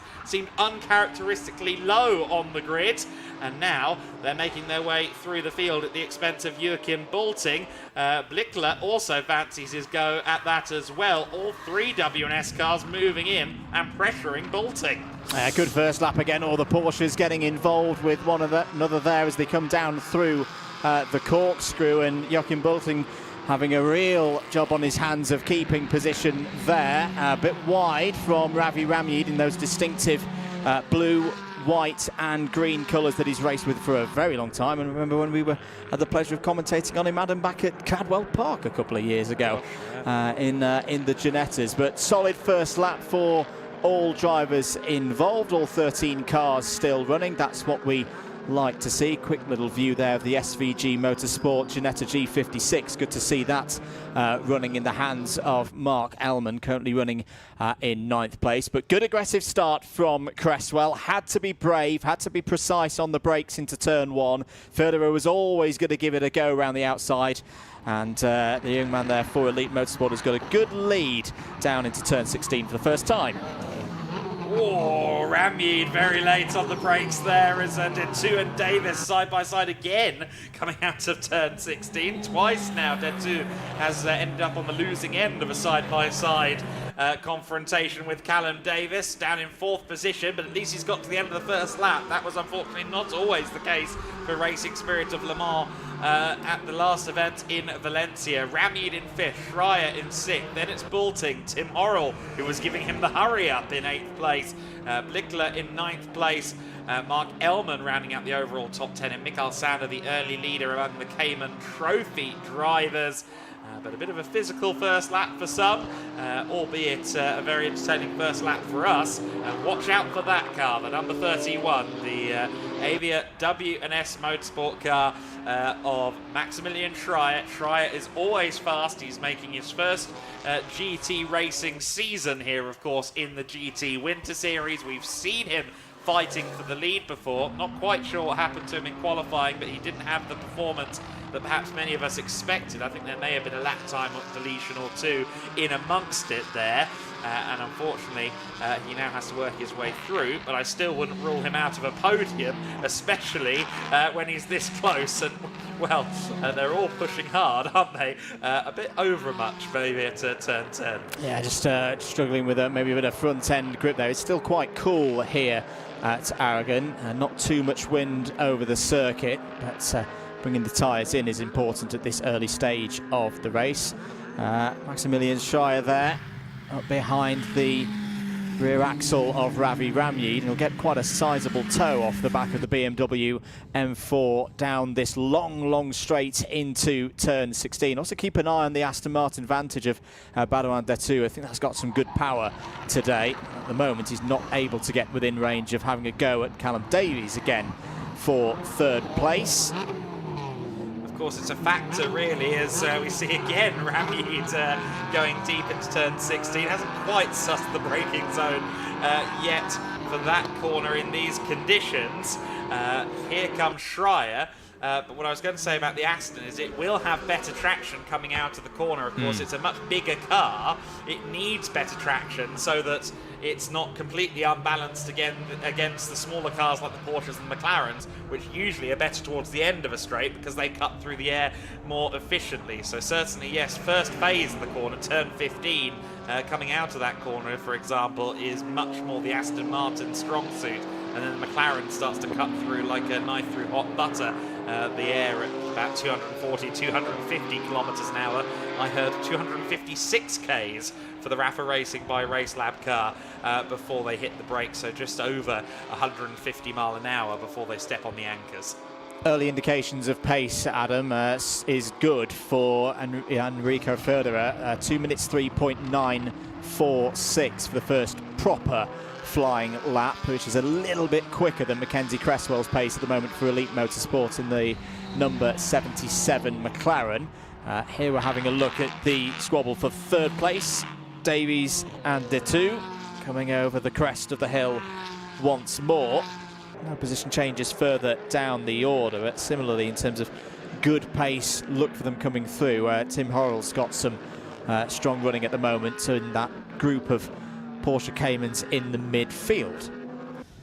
Yes, indeed. The Caymans, whether they're the GT4 spec or the slightly tamer Cayman Trophy spec, they always do seem to find each other. We saw a lot of that in Valencia, for example. There's the Aston again then, making up ground until about halfway down the straight, and then maybe it goes against them a little bit, but I agree with you, it is looking very fast down the back straight, and Detu would love to take advantage of that. The number 39 Racing Spirit of Le Mans car has had its fair share of trials and tribulations. It has not had its fair share of podiums, yet to be on the podium this season, and Detu wants to rectify that and rectify it immediately. He's got a good run out of turn 18. Davis not quite getting the run out of 16 that he wanted, and it ends up being that turn 1 beckons for Baudouin Detu up the inside and past into third position for the ex-motocross racer. The Frenchman is in the top 3. Good work by Detu there. Davies had a little bit of an oversteer just coming out of turn 16, and that better traction that we've talked about for the Aston really proved to be the big ticket for Baudouin Detu to have that opportunity on the brakes down into turn 1. Now the shoe's on the other foot, because Callum Davies is going to have a lovely tow when we get out of turn 15 once again here, and the number 39 breaking through the air. Their pace versus the top two, they are losing a little bit of time with this battling. The gap has grown to around 4.5 seconds between Federer in second place and Detu in third. It might also bring Ramyid and Trera back into play as well. They're going to watch how this part of the race develops. Through and over the crest of the hill once again. Bit of a lonely race at the moment, Adam, for Joachim Bulting in seventh place. Had that slightly shaky start, but has gone into a good rhythm now in the number 38 run by Plus Line Racing team. Has got about 1.5 to 2 seconds over the next Porsche Cayman behind. Get the impression that Joachim Bulting is taking things a little bit more sedately, at least when it comes to some of these corner exits, than the drivers ahead of him, which might be costing him a little bit. Tim Horrell is, of course, behind him. That's second and third, in fact, first and second, sorry, in the Pro-Am class. So that's worth noting as well, of course. Must remember that Bulting is no longer an Am driver, but a Pro-Am driver for this weekend, since he has Peter Turting stepping into the Plus Line Racing Porsche alongside him. As he says on the side of his car, life is a circus. But to your point, Andrew, he's maybe having to make his own entertainment at the moment without anyone to spar with for the time being. No such issues, though, for Daniel Blickler. He is coming under pressure from Mark Ellman as he runs down to the first corner. He's gesticulating there. In fact, sorry, that's Tim Horrell there. He looked like he was gesticulating a little bit at the wheel. You saw there Tim using his brake lever down into the first corner. Of course, he runs with hand controls on his machine, the American racer. He runs 8th overall, second in Pro-Am, and he'll be wanting to hunt down Joachim Bulting. Yeah, I think there was a little bit of an issue out there on that lap for Tim Horrell, because he's set a 2 minutes 7.1, which is about a second slower than I was expecting him to be. All the Caymans running in that low 2 minutes 6, high 2 minute 5 region. But no worries, he's not lost position. He's still got that 1.5 second gap to the car behind. Meanwhile, battle raging on for 4th place.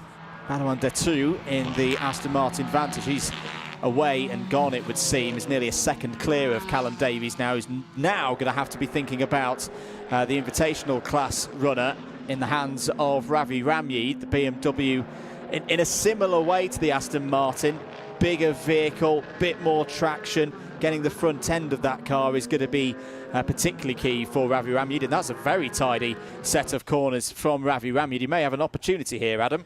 Ravi, it must be said, he is doing exceedingly well. Bear in mind, Ravi is, he won't thank me for this, closer to 50 than 40. He is a latecomer to racing, but he has been an extremely fast learner at the helm of racing cars. And Davis is feeling all of the pressure in the world. And that time, Ravi nailed the braking zone. He was right where he needed to be, but maybe just stalled his exit a little bit out of the corner. All the same, Ravi Ramyi has always impressed me immensely since, as you alluded to, he came into the Ginetta GT Academy series, but seeing him spar here with people like Callum Davis really shows quite how high his ceiling can be as a bronze driver. What I love about Ravi as a driver is his appetite and willingness to have a go and just get in there and do things a little bit different. And it's served him well in his racing career right now. This is your battle for the lead.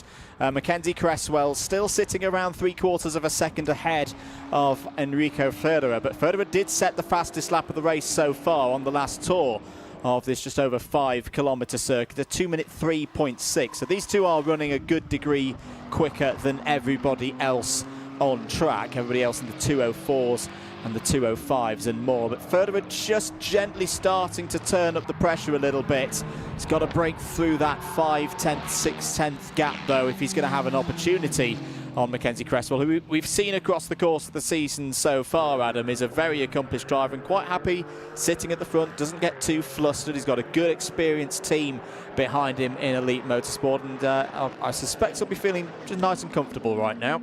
Want to try and watch this Elite Motorsport car going down into turn 16 this time by the race leading number 77 Elite McLaren, because I've had the opportunity to go and moonlight as a photographer on Thursday here, and the one thing that struck me, as it has all season, is quite how much rear bias there must be going on in that Elite McLaren. Watch it under braking. It's a little bit more sedate through 16, but around some of the corners like turn 12, really obvious quite how much rearward steering the driver is having to do, how much correcting the driver is having to do using that brake with the rear bias to get the car turned into the corner. Might see a better example of that at the first corner, but all the same, Enrico Federer looks like he's the pressure man at the moment. 2:03.6 is his best lap of the race. He was 3/10 quicker on a 2:03.9 last time by, so he's halved that gap, and by no means is Mackenzie Cresswell out of the firing line. No, not at all. This is going to be a test for Cresswell across the middle phase of this race. Here is your battle for 9th place. This is Daniel Blickler in the W&S Motorsport prepared black and yellow Porsche Cayman GT4. This is the RS CS spec.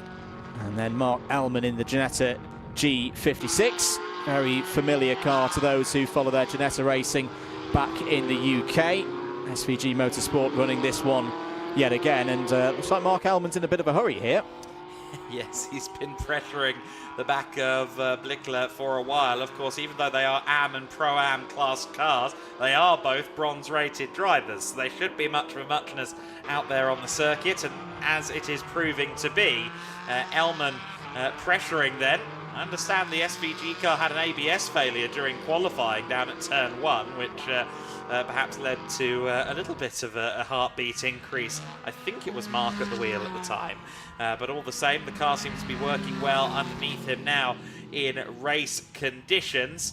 And under pressure, or pressuring I should say, Daniel Blickler for 9th overall. Blickler the sole AM class driver, so of course he is leading that class.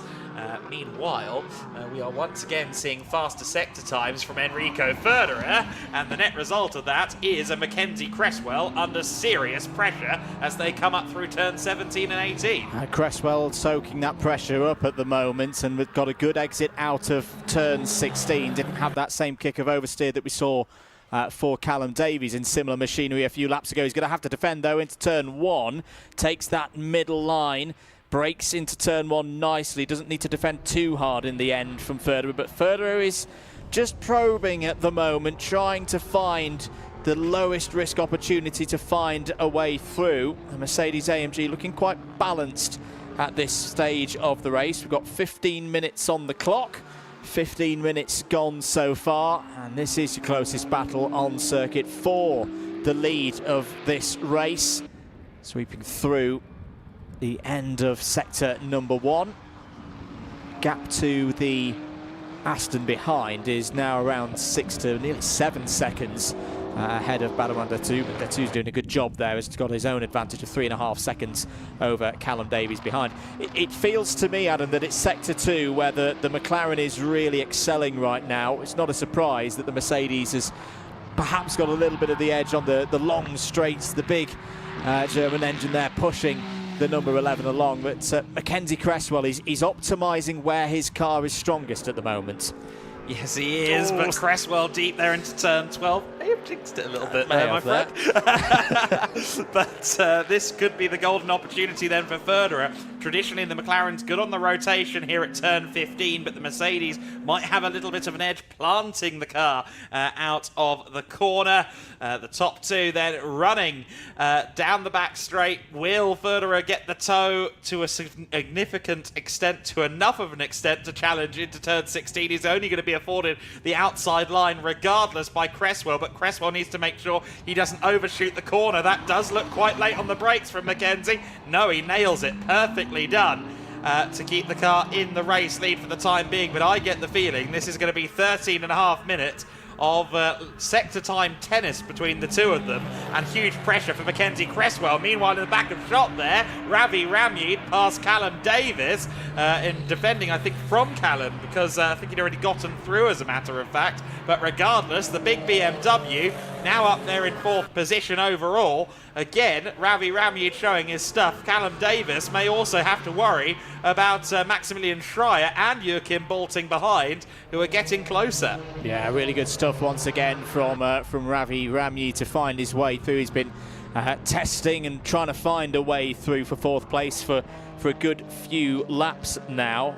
Pace, unsurprisingly, just dropping away a little bit for those out there. We're still in, well, the leaders are into the mid-204s now with their squabbling over that position. And Badawanda 2 is currently your fastest driver out on track. So Cresswell leads from Federer. They're 2, Ramyid, Davies. Elite Motorsport from SR Motorsport, Racing Spirit of Le Mans and Century Motorsport all quite happy with this at the moment. For Rafa Racing, I think a little bit of soul searching. The 812, I'd say, just comparing look of cars, so we're sat in a nice warm commentary box and the drivers are the ones doing the hard work, Adam, but the 812 not quite looking as comfortable as its fellow McLaren out there at the lead, in the lead of this race. No, well, interestingly, speaking to Davis and Hart earlier on, they observed that the elite McLaren is perhaps a bit more taily than theirs usually, when it comes especially under braking. But all the same, yes, something not quite hooked up in that car for this race. We know what Callum Davies is capable of. We know what Enrico Federer is capable of as well. Let's take a look here at turn 16 again. He's earlier on the brakes than Cresswell, but it just seems that Mackenzie can just about get it stopped. You see the McLaren is maybe 5 meters, even 3 meters later on the brakes, but it makes all the difference. Here, though, comes Enrico Federer. He got a good run out of 16. He draws alongside the McLaren as they run down the straight, and huge reams more pace coming through 17 and 18 than Federer. He's got a nose ahead. He's on the outside. He'll have the inside for turn 2. Cresswell has to yield. Good, close, contact-free racing between them there through the first couple of corners, but the momentum from Federer coming up the hill towards the straight was immense. Exit of turn 16 again was the key one. Cresswell just quite wasn't able to get on the power as early as he would have wanted to, and that gave Federer the opportunity with that power down the pit straight to just do a sweet move round the outside. You don't see many round the outside overtakes into turn 1, but now for Enrico Federer, this is where the McLaren is stronger, down through the corkscrew, just able to take those subtly tighter lines. Federer, at the moment, Federer now unleashed, looks to be breaking away through sector number 2. No other changes to report further down the order. It's still the two from Ramjeed, Davies, Schrerer, Bolting, Horrell, Blickler and Elman in the top 10. Well, we hope, as neutrals here in the box, that we are going to see a response from Mackenzie Cresswell, because it's been fascinating to watch these two go at it for the last 6 or 7 laps, but something tells me that on this day in history that Mercedes AMG has got a little bit more pace today. 3 wins on the bounce at Valencia. Federer would certainly like to make it 4 in 4 races. We see there the brake bias adjustment going on for Mackenzie Cresswell. We'll be putting the bias forward for the big stop into turn 16, because the rotation into the corner doesn't matter quite so much. You saw him there fighting the wheel as well under braking into T16, but it does appear that even though he is later on the brakes into the corner, he is going to struggle to get close enough to Federer again, unless Federer makes a slip up. It does look like that Mercedes is liking this circuit. It did secure a win here last year in the hands of Marcel Maršovics, the SR Motorsport Mercedes AMG GT4, and it was all front-engine cars that won the races here last year in the GT4 Winter Series. So that data point is continuing to show itself a little bit. Maybe 1 lap pace, the mid-engine cars can find a little bit more, but in the race, the defending, the extra power that you kind of have to put into the front-engine cars to balance them with the mid-engines on a balance of performance might just work in favour of the cars like the Mercs and indeed the Aston and Badland did too in 3rd. Indeed, so this is your fight for 6th place on your screens now, just going through turns 4 and 5, come to the end of sector number 1. Maximilian Schrerer and Joachim Bolting. Pace last time around for Bolting, 2 minute 5.4. Schrerer closer to his maximum pace, but just a couple of tenths slower on this occasion. Bolting, I think, got too close to Schrerer on that occasion, coming down through the corkscrew, and had to arrest that momentum before having something ill to report back to the team. Bit wide for Schrerer coming over the crest of the hill. 2 very evenly matched pieces of machinery here, both Porsche Cayman GT4 RS specs, one in the Pro category in the hands of Schrerer, and Bolting, as mentioned, now up to the Pro-Am for this weekend. Yeah, absolutely right. So good to see Bolting having the scrap there with Maximilian Schreyer, who had his first ever GT race with us, of course, all the way back at Estoril, was fighting for victory at times at Portimao, and fighting for podiums at the Circuit Ricardo Tormo last time out. I think maybe a bit hindered by his quali performance for this race, but I expect to see the number 31 challenging for a podium at some point this weekend. Not to be in this race, though. We again ride on board there briefly with Mackenzie Cresswell as he seesaws at the wheel in 2nd place. Detu in 3rd position. Ramjeed and Davis still close together in 4th and 5th, but it is just over a second between them, 1.3 between the 4th and 5th place cars. And then Maximilian Schreyer in 6th. Of course, Ravi Ramjeed on your timing and scoring on the side of your screen is a black number. As you can see, it was originally entered as a Pro-Am car, but it is an invitational entry because the M4 GT4 Evo is not yet homologated. Looked like a poor run there through turn 7 for Enrico Federer, and that has opened the door a little bit for Cresswell. Yeah, I said earlier, Adam, that I thought it was going to be a case of Federer, once in the lead, would gallop away. I think I'm going to be eating my words here, because Mackenzie Cresswell was 4 tenths quicker on that last lap, that last full lap, and he's closed in even more through the first 2 sectors of this one. Again, it's going to be all down to the run into turn 16, but 6 minutes to go. This race isn't done yet through this box section of the course, through 12, 13, and it's this run here through 14, 15 to be as tidy as possible. The Mercedes just able to take that tighter line across those curbs, maybe ride those curbs a little bit better, but Cresswell may have an opportunity here down the straight towards turn 16. Further goes from the hunter to the hunted at this stage, but again, the pace, the power that the Mercedes has through this part of the course is really setting up the number 11 for SR Motorsport to not have to worry too much once they get to turn 16. Cresswell a little bit deep there on that occasion. Yeah, just a bridge too far there on the late braking for the elite McLaren. Baudouin d'Etou, you see they're having a fairly lonely race now in third place in the back of shot as well. 3 manufacturers in the top 3 at the moment, and indeed 4 in the top 4. Of course, Ravi Rami's BMW following the Aston, following the McLaren, and indeed the Mercedes at the very front of the field for the time being. We're into the final 5 minutes of this race. It's going to work out as 3 to go here in this GT4 Winter Series race, and Callum Davis wants to get his position back. Meanwhile, Joachim Bolting wants to be in the top half dozen if he possibly can. He's got that Pro-Am victory seemingly on a platter at the moment, with a 10-second lead over Tim Horrell behind him in the Pro-Am class, but Schreier's ahead of him. Bolting is an old school racer. He's been doing this for a decade now, and he is certainly an old school kind of cat, and he wants 6th position. Good response there from Schreier to not panic down into turn 1 as Bolting had a go. Good speed through the first sector.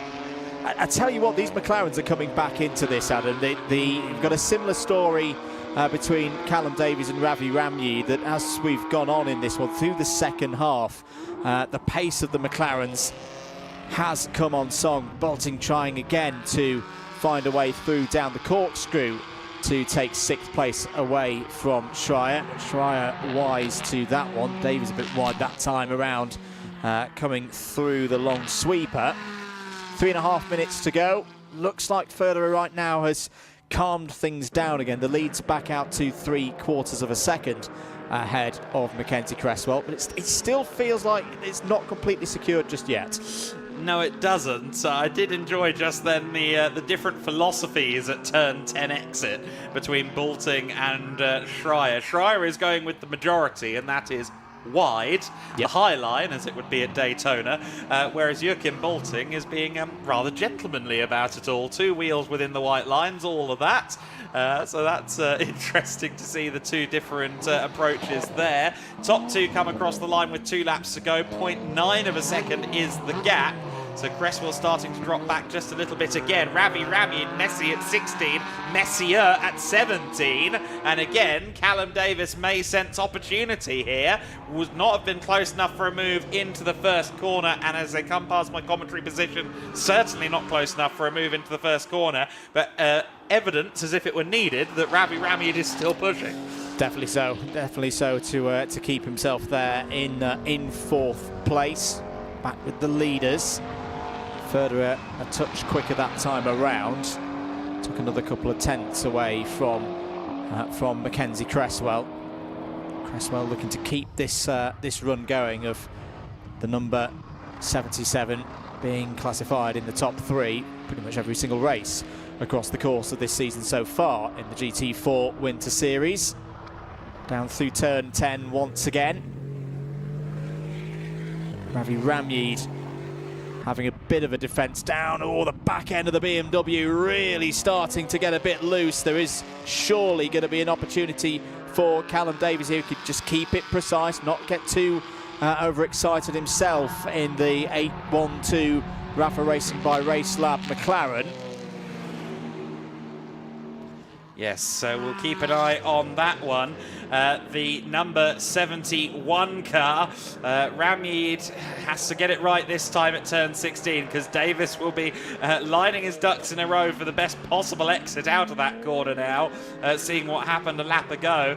I think those lighter on their feet McLarens do just save their tyres a little bit more. We do tend to see them seemingly get a little stronger towards the end of the race. That isn't quite materialising though for Mackenzie Cresswell, who I think will be still about a second behind Federer, as Federer momentarily crosses the line to start the final lap. Joachim Bolting has no car advantage over Maximilian Schreier, same spec, Porsche Caymans, fighting for 6th and 7th, but Bolting might have lined up Schreier here just a little bit.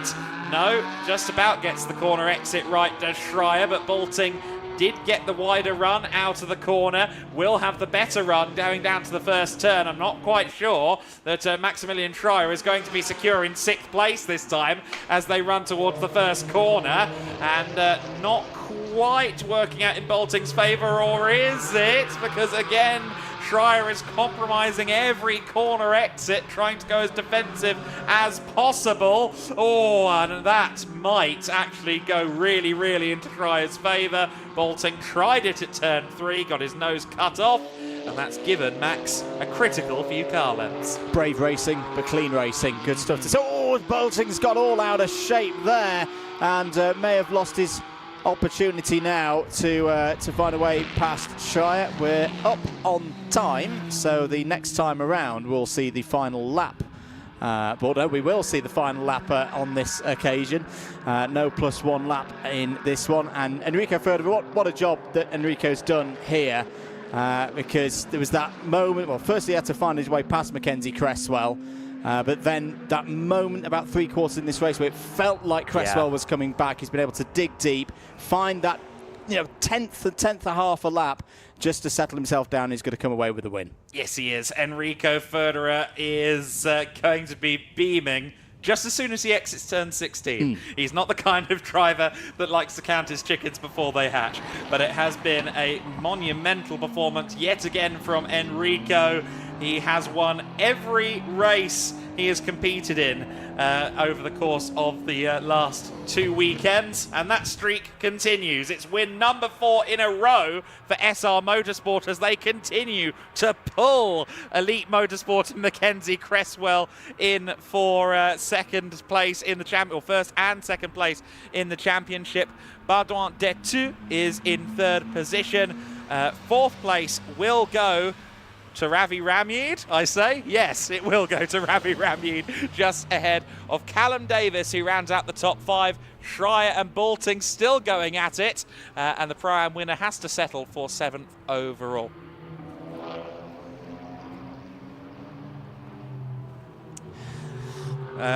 Daniel Blickler, the AM winner, comes across the line in 9th, and Mark Ellman never gave up, did he, up against Daniel Blickler?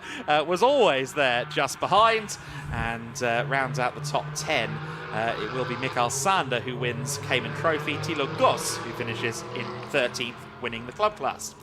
Some good entertainment there. Good way to start things for the GT racing here at Aragon on this Winter Series weekend, and I think there's going to be some happy faces on the podium in a few moments' time. Yeah, go and shepherd them, Andrew. It's a difficult job. I don't envy you on the podium, along with Ana Esteves and some of the others down at the GEDLICH Racing crew.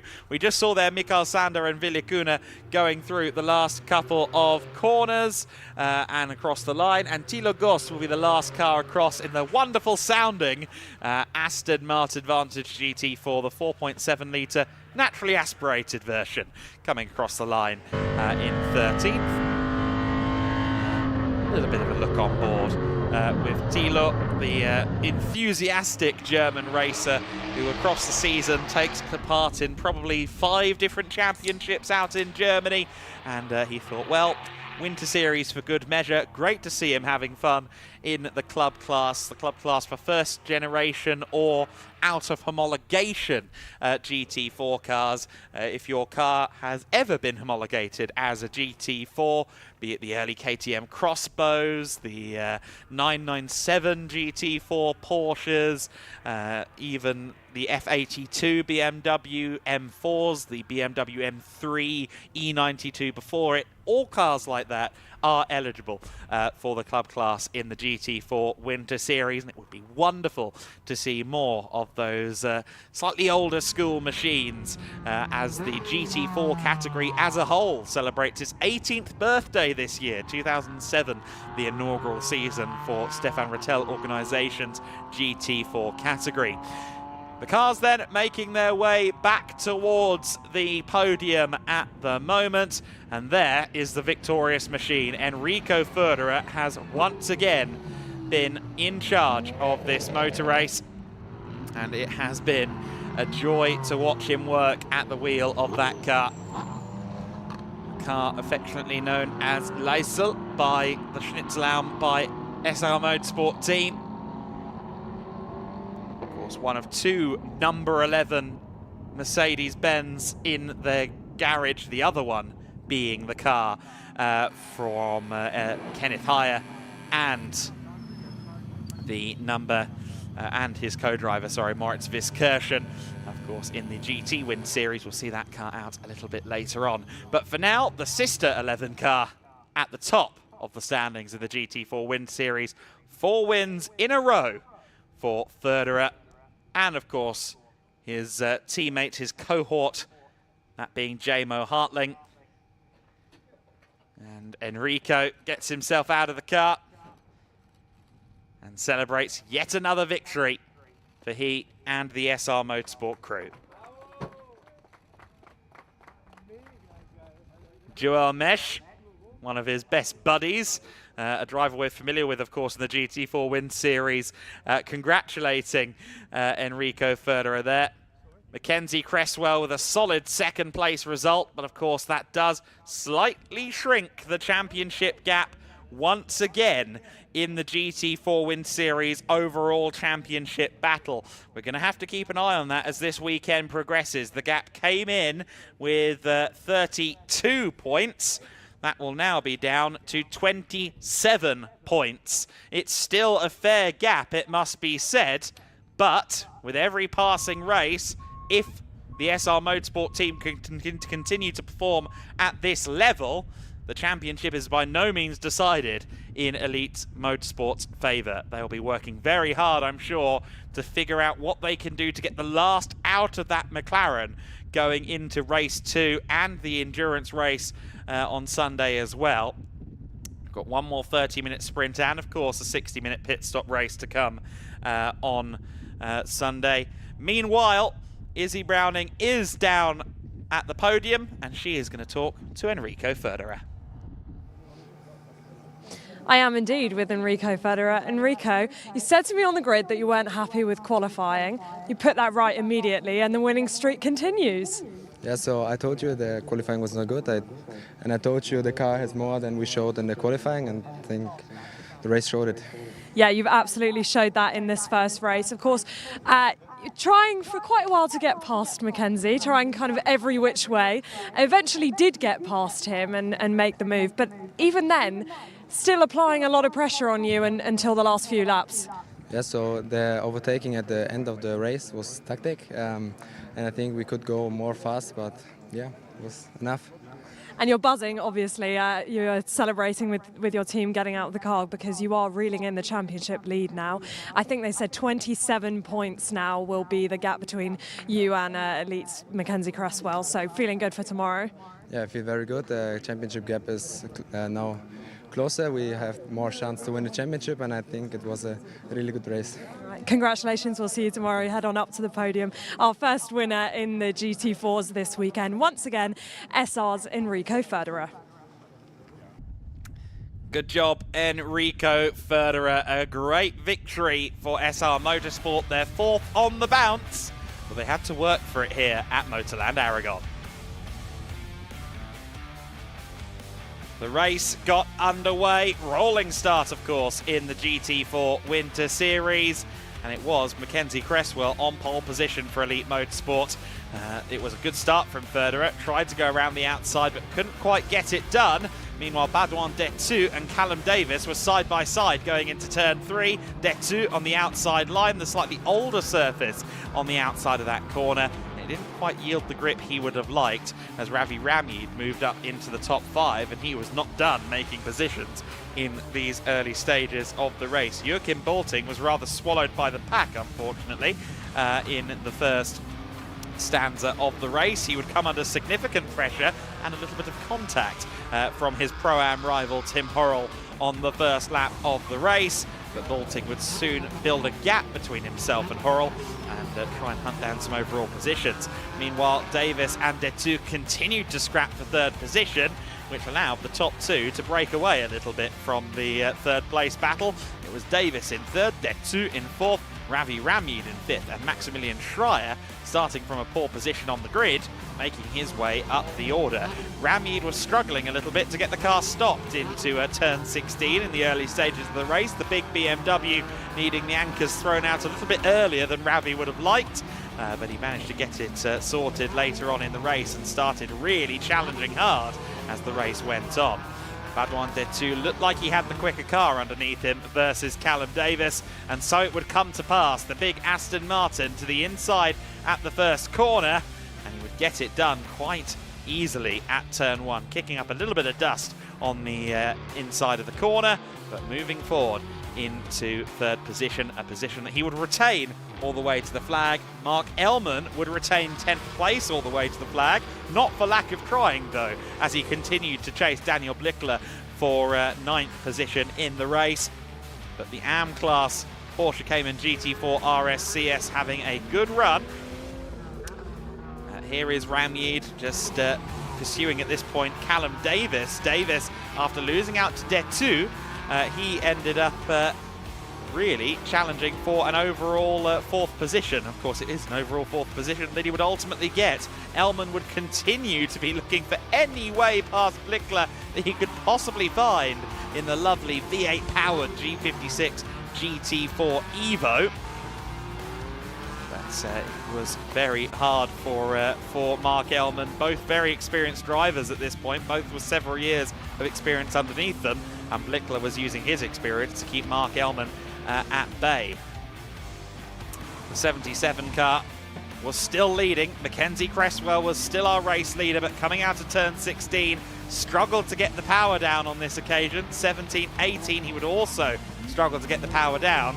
I think Enrico Ferderer was taking notes behind him, keeping an eye on what opportunities he could possibly get for the lead, and an opportunity would arise coming up the hill into the first corner. It would be a race lead move for Enrico Ferderer round the outside at the first turn. He was through, and comfortably through at that. He would not lose the lead from there. Ellman still trying to find a way past Blickler in the final minutes of the race. It looked like he'd got it done at one point at turn 10, but the outer line proving strong for Blickler there. As that battle continued, Joachim Bolting wanted 6th overall as he continued to contest Maximilian Schreier. Ramyid, meanwhile, was clear roughly of Callum Davis, although he was struggling with the car a little bit in the final stages of the race. Everyone starting to get a bit sideways towards the end, but no such dramas for Enrico Ferderer, who crossed the line to win the first race of the weekend in the GT4 Winter Series, continuing to chip away at that championship lead on his behalf, as well as his teammate, Jamo Hartling. Ferderer wins the race then from Mackenzie Cresswell in second place. Badouin Detu takes third position overall. Ravi Ramyid fourth. Fifth place for Maximilian Schreier. Sixth position for Callum Davis. Now that switched because Schreier had a penalty for track limits that was added post-race. Bolting seventh, Hurrell in eighth place, Daniel Blickler in ninth, and Mark Ellman rounding out the top 10. 11th place going to the Cayman Trophy winner Mikael Sander, Villikuna in P12, and Thilo Gus rounding out the top 13, or rounding out the 13 car finishing order, I should say, in that race.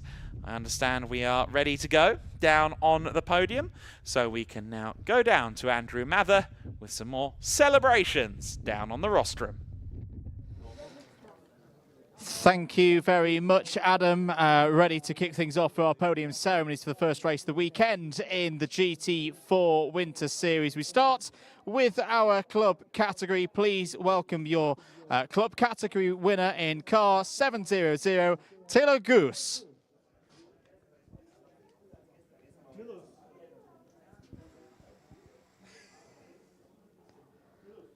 Bit of chatter going on with the drivers. I think each other know how their races went. It's a very busy one out there on circuit. But welcome on to stage our club category winner, Thilo Goos. Receiving the trophy for first place. Solid run again for Thilo. We'll have a few photography moments in there as well. An opportunity to take congratulations from the team. Really good drive. Thank you, Thilo. We'll move into the Cayman Trophy category next. Our top 2 drivers receiving trophies for their efforts. Starting with driver in second place in the 110, Wilhelm Kuhn.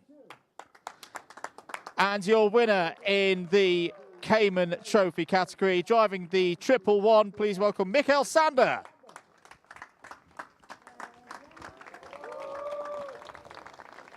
Trophies again for our top 2 drivers. Really exciting race in the Cayman Trophy category.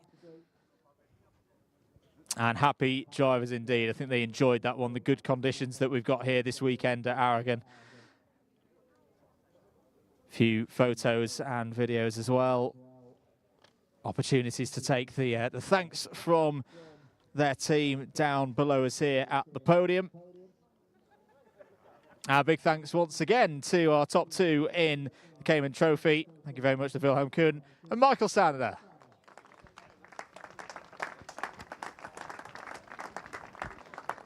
The AM category is next. Great to have this driver on the grid today for the first time this season. Please welcome driver number 32, Daniel Bickler.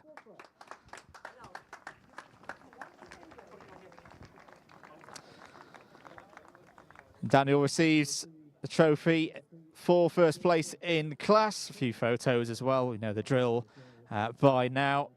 More opportunities, of course, across the course of this weekend for the GT4 Winter Series, with more races to come. Thank you, Daniel.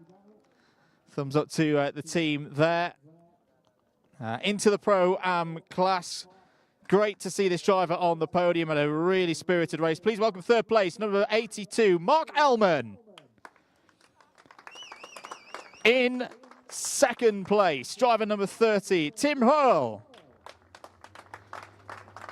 And your winner in race 1 in the Pro-Am category, please welcome driver number 38, Joachim Bultling.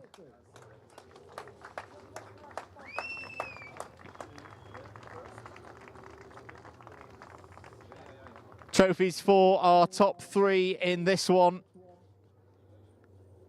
Some very enticing racing across the different cars in that one. Sets everybody up very well indeed for the course of the weekend.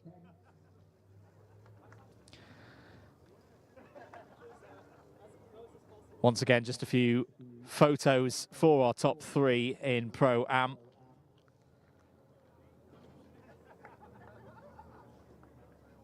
Everybody looking forward to their second races later on in the weekend. Big thanks to everyone, big round of applause. The top 3 in Pro-Am. Thank you, drivers.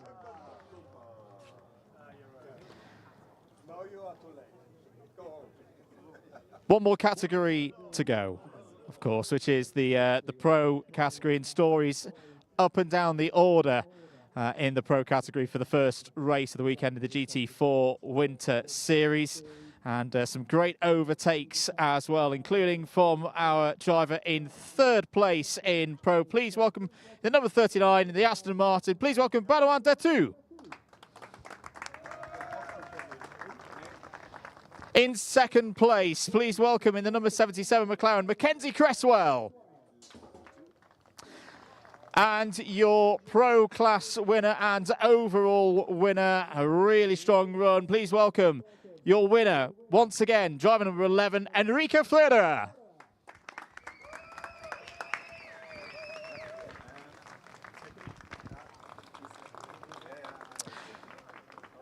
Trophies for the last time in this particular podium ceremony for our top 3.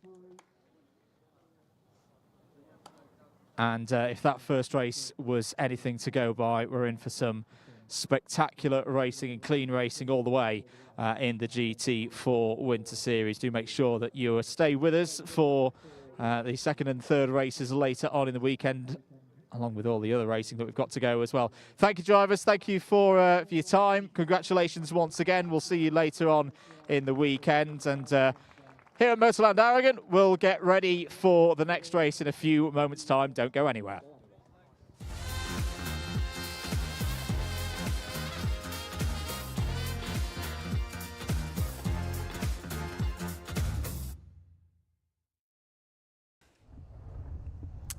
Okay, so then the prototype Winter Series is next out onto the circuit. The rumbling LMP3 machines making their way down there onto the circuit.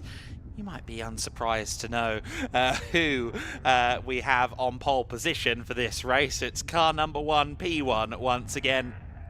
Danny Sufi for Conrad Motorsport will line up on pole position for this. If he can win both races this weekend, he will be champion once again in the Prototype Winter Series, but he's going to face stern competition, especially, of course, in the latter phase of this race, where it is mostly silver and gold rated drivers at the wheel of all of these cars. High Class Racing's Philip Lindberg will line up alongside him for this race. He is a silver rated driver.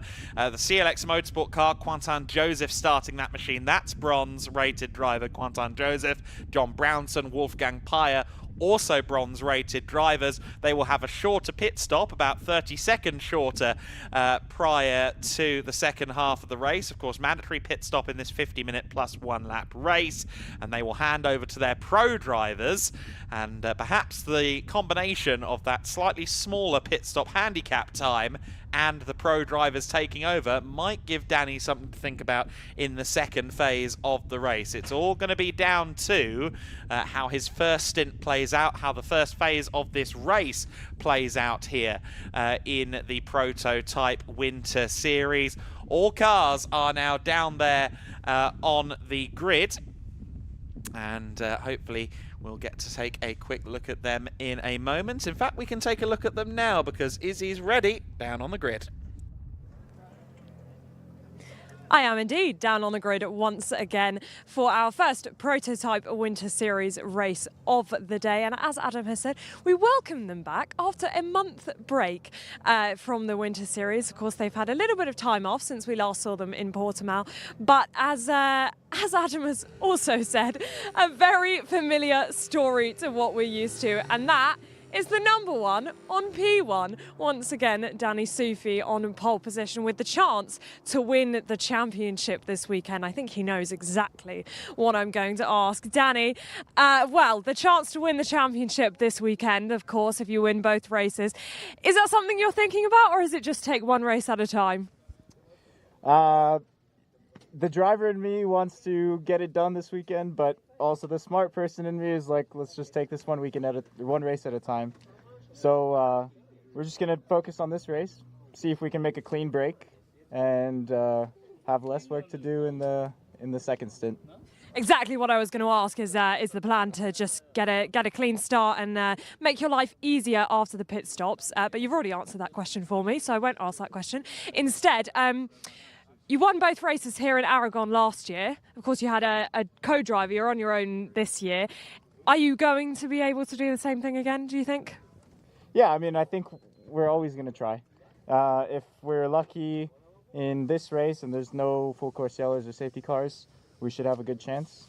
Tomorrow will be tricky in the first stint, but I think it's still possible. We just got to, be super consistent, but quick, and chase him down in both races. All right, well, all about today. So good luck for today, and we'll continue on. Alongside him, of course, is the number 20 of Philip Lindberg. Now, I actually spoke to Philip earlier in the weekend, but before he'd actually driven a lap of the circuit. I spoke to him on Thursday after the very first practice session, and I said, oh, how was the first practice session? He said, I haven't actually been out yet because we had an issue that stopped us from going out, but I am going to try and jump in with him now.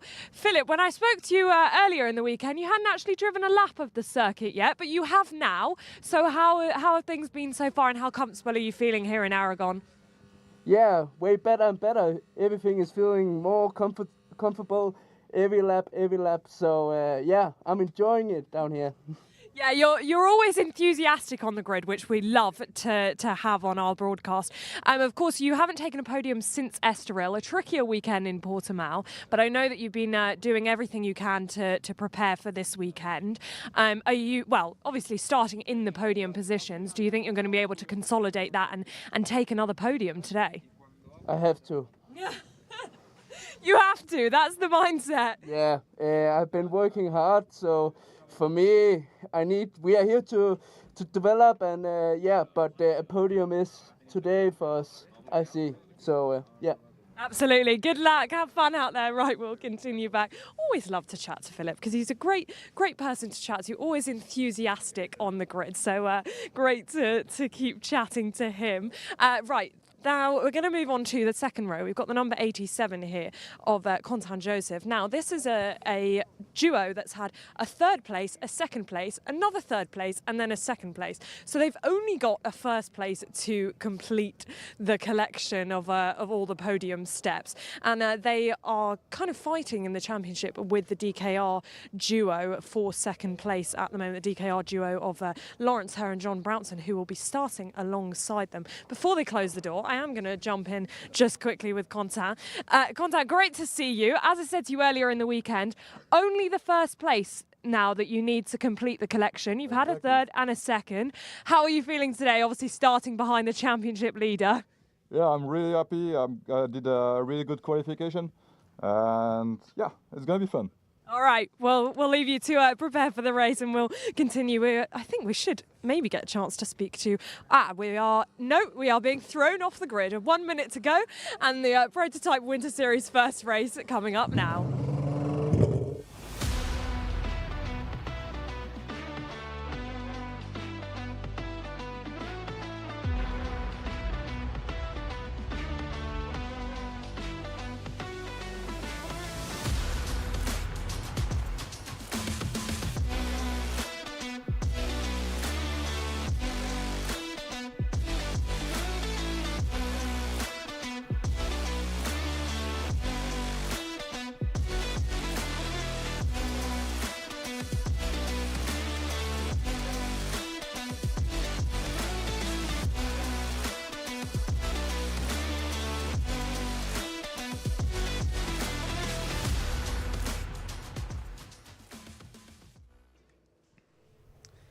So then the Prototype Winter Series race number 1 is about to get underway. 2 formation laps for these cars because these prototypes are very dependent on their tyre temps and it takes a little while for those tyre temps to arrive. Danny Sufi, though, is your pole sitter. Philip Lindberg lines up in second place. In third position is Quentin Joseph and fourth position John Brownson. Meanwhile, Wolfgang Peyer rounds out the order in 5th place here as this race now gets underway, or will get underway in the next few minutes. It's Conrad Motorsport then with Sufi on pole position. Philip Lindberg second on the grid, as we said. High-class racing, of course, entering that number 20 car for Lindberg, who has been on a learning curve this year, moving into the Prototype Winter Series from TCR Denmark. And CLX Motorsports, Quentin Joseph also on a learning curve. He's really just a few tenths or just a few moments back from his driver coach David Drew at times, but only a few meetings into his racing career. So very impressive that Quentin Joseph is, we say, picking it up quite as well as he is. DKR Engineering's John Brownson, as we said, 4th on the grid. He is sharing with Lawrence Herr. They've added some colour to the livery for this weekend. It's been bare carbon fibre so far this season. I'm so maybe a tad disappointed because I do like a bare carbon fibre race car. But Brownson and Herr will be there in 4th. And then, of course, you've got Wolfgang Peyer and Matthias Bier Jakobsen at the rear of the field. Wolfgang Peyer taking the start. Wolfgang with the most interesting CV of anybody on the grid by by the fact of racing the Dakar on 2 wheels. A rather different approach to going LMP3 racing before his career got started, and we'll see how he can do. It'll be critical for Matthias B. Jakobsen that he gets handed the car in a good position. Of course, this is the big thing, I think, with this kind of split format almost that we have here, with pit stops mattering a lot more, or pit stop times mattering a lot more. The likes of Sufi and Lindbergh with 30 seconds there or thereabouts to spend in the pit lane, and for the pro drivers who are awaiting their car in this first phase of the race, they're just going to be sat there watching the timing screen going, please hand it to me in a strong position. Yeah, absolutely. And in Danny Sufi's case, he's become a bit of a master of taming this situation, and particularly think back to the wet conditions that we had in Estoril. He really rose to the occasion on that one. And, you know, the qualifyings that he's had so far this weekend, there's been 2 sessions for the drivers, getting pole position for this first race, not quite getting it for the second, but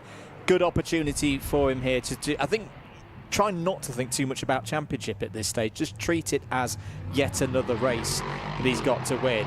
And if he can do, then maybe start thinking more about championship when we get into the second one of these races later on in the weekend. Second formation lap is underway for the Prototype Winter Series here at Aragon. There is a quick look at the number 12 of Racing Experience. Wolfgang Peyer starting in that one of the 2 Duquesne D08s in this race. And I like that, Adam. I like that we've got the different types of the P3s. We've got the Ligier JS P320 up in the top 3, but a bit of variety out there on our grid today. I think we'll see more and more of that as the 3rd generation LMP3 cars make their way on song as well. But just to quickly say, yes, the clock is now ticking down. Second formation lap takes place as the first lap of the race here. But yeah, the 3rd generation LMP3 cars, of course, we've already seen them out in Asia. We'll be seeing them in the European Le Mans series this year as well. And those 3rd generation cars, a bit different, V6 powered of course, so we do lose the Thor's hammer sound effects unfortunately around the circuit for the Nissan VK56 engines. But Ginettas have been sold to some high-class teams as well, not high-class racing, but Nielsen Racing, who have agreed to race a Ginetta this year. It looks like Ades also have some customers lined up. In fact, it is Ades that has Nielsen, my apologies. But all the same, it does look like we're going to have all 4 chassis manufacturers for LMP3 out there on the market, and that's not always been the case. So that's really exciting to see that Ligier and Duquesne are going to have increased competition in 2025. Yeah, absolutely. It almost takes them back to the very start of the first generation. I remember watching the very first LMP3 race in the European Le Mans Series at Silverstone many years ago from trackside. And we'll miss the sound, we'll miss the throaty roar. In some regards, I think when you watch trackside for a long race, you can be like, oh no, not another safety car period, when they really make a lot of noise. But yeah, 5 of them to enjoy here. 4 is in the first race of the weekend for the Prototype Winter Series on that long run down to turn 16. And we'll say it again, we've seen in both races so far this afternoon, the Formula Winter Series and the GT4 Winter Series, getting the start right has been imperative around this circuit. And we say by the start, the whole of the first lap, because of the different opportunities that you've got around this circuit, particularly here into turn 16, when brakes are cold, perhaps tyres aren't quite up to their full operating temperature. There's a lot of things for the drivers to think about across the course of the next 2.5 minutes.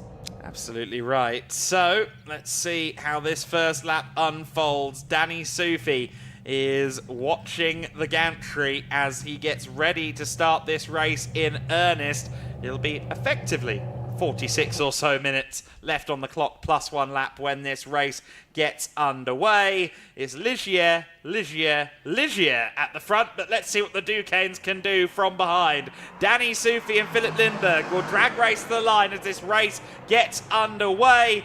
Down to the first corner they go, and Sufi covers off the first turn nicely. Lockups from both of them at the front, though. Lindbergh goes wide, as does John Brownson. John Brownson not only wide, but spinning at the first corner. The DKR engineering car having to collect itself back up. John will be disappointed. Lawrence will be disappointed as well. The lost ground there early on. Wolfgang Peyer also dropping a little bit off the top 3 there at the start of this race, but it's Sufi from Lindbergh, from the first of the bronze drivers, Quentin Joseph, in 3rd position as this race gets started. As a reminder, no Pro-Am style classes in this race. They are all balanced just by the pit stops. 148 seconds for Sufi to serve from pit in to pit out from the 20 to 30 minute portion of this race. So 20 minutes into the race, the window will open. But for Sufi, he's got 148 seconds, as does Philip Lindbergh. 119 for Her and Brownson, for Joseph and Drew, and 117 for Jakobsen and Paya. So for Danny Sufi, the name of the game, and the game he's very much playing at the moment, is build that gap. We'll see how he's able to do it across the course of the next 10 minutes or so. That's a real shame, though, for DKR Engineering and John Brownson, because effectively they've already lost some of the pit stop advantage that they have per the regulations, and Lawrence Her is going to need to find that pace and find that time back in the second half of this one. A bit of a lock-up there for Philip Lindbergh into turn 16 in the number 24 high-class racing. But there's been a decent start for Lindbergh. He's got a bit of work to do in race 2 as well. His second qualifying didn't go particularly well this morning, but I think he's learning every time he goes out on track. It's a long track, quite complex in some areas. It can be a difficult one if you've not been here before. Some of our drivers that is the case so far this weekend, but already into the rhythm of this one, Adam, and Danny Sufi continuing to build his lead. Sufi has made a habit of doing this season in the Prototype Winter Series, herring off into the distance, and then Philip Lindbergh in 2nd position, just kind of as a middle ground almost between Sufi and the rest of the pack. Lindbergh, as I alluded to a little earlier on, TCR Denmark driver previously, still finding his footing into the Prototype Winter Series, and I think he doesn't necessarily regard himself as a professional racing driver in the way that Danny Sufi does. He is a silver-rated driver, but that's largely a symptom of the fact that he started at well under 30 years old. And if you are under 30, you are typically classified as a silver by default per the FIA grading system. That's the same reason, of course, that Jonas Karklis, even though he is certainly businessman first, racing driver second in the GT Winter Series, he's also silver rated because he was already racing in his middle 20s. Up into 6th gear then goes Danny Sufi as he powers down to the 16th corner of the lap, the all-important braking zone down there at turn 16. Sufi has been electric here previously. Last year, of course, shared this car with Glenn Van Berlo and had a very good weekend in the Prototype Winter Series. He's all on his own this weekend. Of course, not only is he all on his own, but he is doing double duty as well, because he is competing in the GT Winter Series as well with Conrad Motorsport. I think we'll have a look at the replay of the start as well. As I say, there was a bit of drama into turn number 1. A perfect run for Danny Sufi, but keep an eye on the number 3 of John Brownson. Now, was this a spin on his own, or was there a little bit of physical encouragement there? Well, I think there was very close proximity with the number 12 of Racing Experience. There was that lock-up as well for both Lindbergh and Joseph. So dramatic stuff in the early stages of this one. There is your race leader, Danny Sufi, professionally controlling this one as he has throughout the course of this season so far at Estoril and at Portimao. This is the first race meeting back in Spain. And of course, these drivers will complete their season. Everyone will complete their seasons over the next fortnight when we go to Catalonia, to Barcelona, to wrap up this 2025 edition of the Winter Series. A nice steady pace at the moment for Danny Sufi. Again, just trying to build things before he gets into that pit stop window, where of course he won't do any kind of driver change. He'll sit there, have a little think, have a little pause, and then get back on his way later on. This one, there is the number 12 of Wolfgang Paya. Paya, of course, sharing with Mattis Bjerre-Jacobsen, who won the shootout for that seat at the tail end of 2024. I think a couple of dozen talents convening for the shootout and looking to try and get a seat in the Prototype Winter Series in this Duqueine D08. And it was Bjerre-Jacobsen that won out and is now piloting alongside Wolfgang Paya, who has been a regular part of the racing experience furniture, I suppose you could call it. The Austrian driver came runner-up in the trophy class of the 2023 Prototype Cup Germany, along with racing experience. And as I said, he's also done some rally raid previously on 2 wheels as well.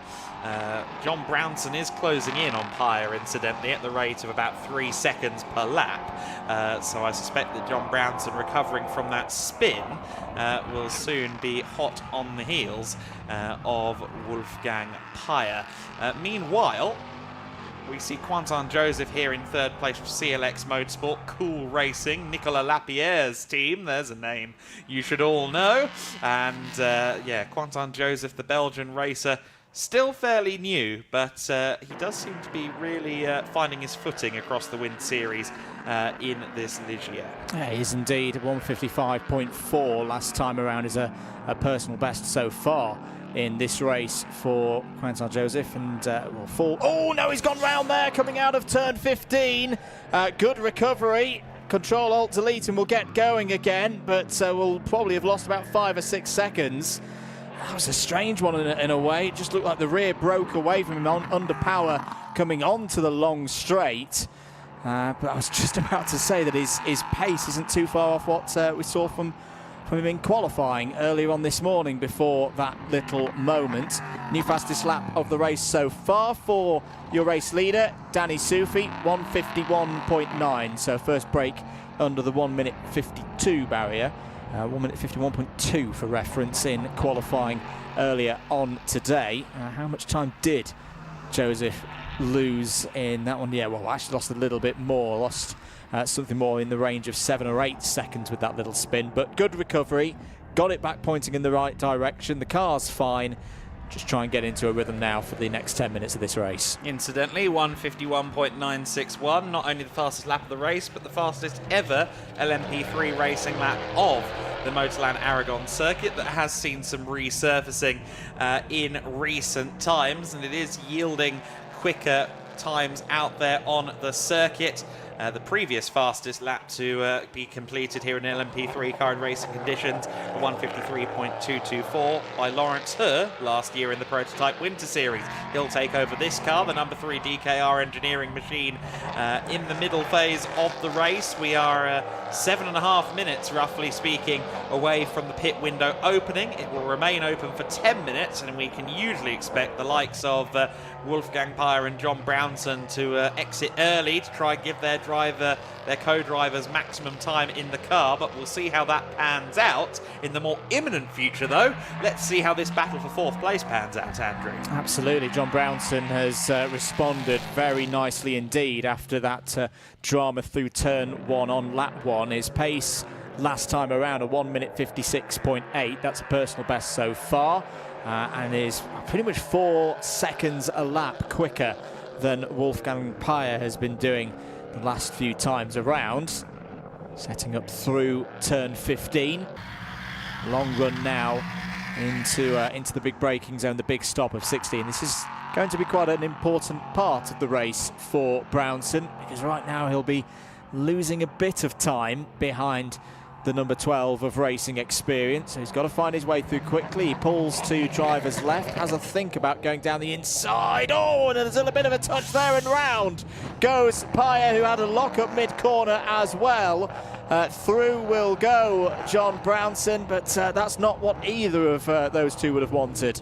Absolutely not. That was not what either of them had in mind going into turn 16, but it was the final result. John Brownson's dramatic stint continues, but he now continues on in 4th position. Wolfgang Paya then demoted to 5th place, and of course that spin losing time for Paya which will potentially affect Matthias Bjerre-Jakobsen's potential to move for positions. It also sounded like Paya did not have his foot all the way in the throttle as he came past us on the start-finish line. He stayed out on the circuit, but maybe that car might not feel quite right underneath him now. It does seem as though John Brownson's car appears relatively normal, relatively okay, but all the same, he's lost some time. Yeah, he's just trying to have a look at the aero there, because it'll have been on the front right.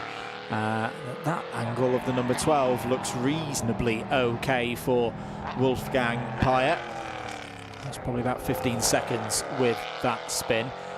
This is good news, though, for those further up the road, because these moments for the two Duquesne runners means that their pit stop advantages have pretty much gone for the likes of Philip Lindbergh and Quinton Joseph in second and third for High Class Racing and CLX Motorsports. 35 minutes to go in this one, and at the moment Danny Soufi's lead is up to nearly 16 seconds. He's doing a tremendous job once again. Yeah, and as a reminder, he and Philip Lindbergh have the same pit stop window times, 148 seconds from pit in to pit out with their pit stop handicap. So that is not going to have an effect on their battle specifically, but it will put Lindbergh into a position where he might have to deal, where he might even have David Drew ahead of him, with Quentin Joseph only 17 seconds back at the moment and due for a 30-second slower, quicker pit stop. But he might well end up scrapping later on with Lawrence Hur in the number 3 car that he'll inherit from John Brownson. For Soufi, no such issues with driver changes, no issues with anything at the moment, just driving perfectly here in the Ligier JSP 320. Of course, the first full season campaign for Conrad Motorsport with the Ligier came here last year in the Prototype Winter Series. Previously, they had been running the second generation Ginetta LMP3 car in Prototype Cup Germany, which Danny Soufi debuted in the middle of 2022 in the Ginetta. That car looked a little bit wayward at times in the hands of Danny Soufi, but how much of that was down to the Ginetta and how much of that was down to Danny's drifting background, I'm not quite sure. Speaking of drifting, I think attempted and failed drifting, unfortunately for John Brownson, gets himself back underway and rolling, but all the same, he now gets himself moving again, and that will perhaps hinder that battle I was suggesting before. Lawrence Hur will have a bit more work to do against the likes of Philip Lindbergh post-pit window. We get a look here at exactly what happened. I think probably, yeah, just not quite there with getting the power down, and indeed, I think maybe just had the weight on the wrong part of the car there. Yeah, it's just on the transition from turn 8 to turn 9 at the point at which Brownson was looking to throw the car into the left-hander. The physics took over and said, not today. So I'm not sure whether that actually changed position. I think Brownson will have lost, yeah, he lost about 14 seconds. So he's held on to 4th place for now, ahead of Wolfgang Paya. Soufi, very consistent pace in the low 1-minute 52s at the moment, so 2 or 3 tenths off his best within this race. It's not a problem at all, just keeping things running to time very nicely indeed. You see John Brownson go past us in our commentary box window to confirm that yes, he has still got 4th place after that spin through turn 8 and turn 9. Yeah, Wolfgang Paya's laps have slowed down considerably since the collision between himself and John Brownson, for which John Brownson is going to get a drive-through penalty. The number 3 car is being awarded or punished with a drive-through penalty that will have to be served separately, of course, from the pit stop for that collision. So Brownson and Hur's race only gets harder as Soufi continues to extend at the front of the field. Danny Soufi, the reigning Prototype Winter Series champion, yet to lose a race this year. Unfortunately, yet to get a podium this year. The number 3 car of John Brownson and Lawrence Hur, and it looks, Andrew, like that streak might continue. Yeah, unfortunately, it's not been the kind of race for John Brownson to write home about. But sometimes they say that bad things come in threes, don't they? The 2 spins, and now it's going to be this drive-through penalty. There is the number 3 going down through turns 14 and 15, a little bit deep into turn 14 on that occasion. Down onto the long back straight. Some good lap times coming in at the moment, Adam, from Philip Lindberg. I've just seen he's gone and set his personal best sector 1. So let's keep an eye on High Class Racing's number 20, because yes, whilst it's not got the pace at the moment of Danny Soufi, it's more than holding its own against the number 87 of Quentin Joseph. Has got a gap of just over 21 seconds now. My apologies to DKR Engineering. They're yet to win this season. They have finished second on 2 occasions, but certainly with the race they've had so far, a chance of victory in this race is a particularly long shot. But they have finished twice on 2 occasions already this year. John Brownson then trundles through the pit lane. He'll maybe give a wave to Lawrence Herr as he goes past the DKR Engineering pit stall, and perhaps in a lap or two's time we'll see him into the pits to hand over to Lawrence Herr. Meanwhile, Wolfgang Peyer is going to come in this time, as we can see down here on the camera. Thank you, Joe, for picking up the number 12 car as well while you're down there. And Racing Experience pulls up to the pit lane. Wolfgang Peyer pulls up to the pit lane, or to the garage for the team here. And the Hauser family team, run by the Luxembourger motorsport legends. Wolfgang Peyer, I think the body language telling a story there for him. He's not happy. Let's see what Matthias B. Jakobsen can do. No, understandably, Wolfgang Peyer not happy with how things have gone there. You always want to, aim for perfection. That's not really been the case for Wolfgang Peyer, but not really his of his making at this moment. So the pit window open for these mandatory stops to be served. New fastest lap of the race has just gone in from the race leader. Danny Soufi's dropped it into a 1 minute 51.8 on that occasion. Lead is now 21.5 seconds, or just over that. And then it's a further 25 seconds back from High Class Racing, who are continuing to hold that second place. In third place at that 25-second point, we find CLX Motorsport with Quentin Joseph.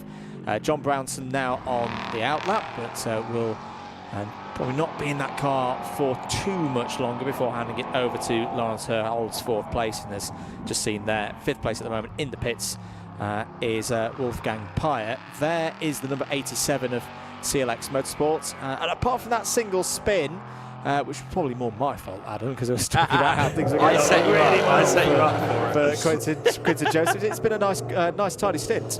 Yeah. Quentin is pretty consistent at the wheel of that car, normally speaking, but one little slip up won't block the copybook too much. What it will do, though, is potentially swing the title back towards Danny Soufi once again. Of course, he is well in the lead, but outscoring Joseph and Drew by 10 points if they stay in 3rd and Soufi stays in 1st.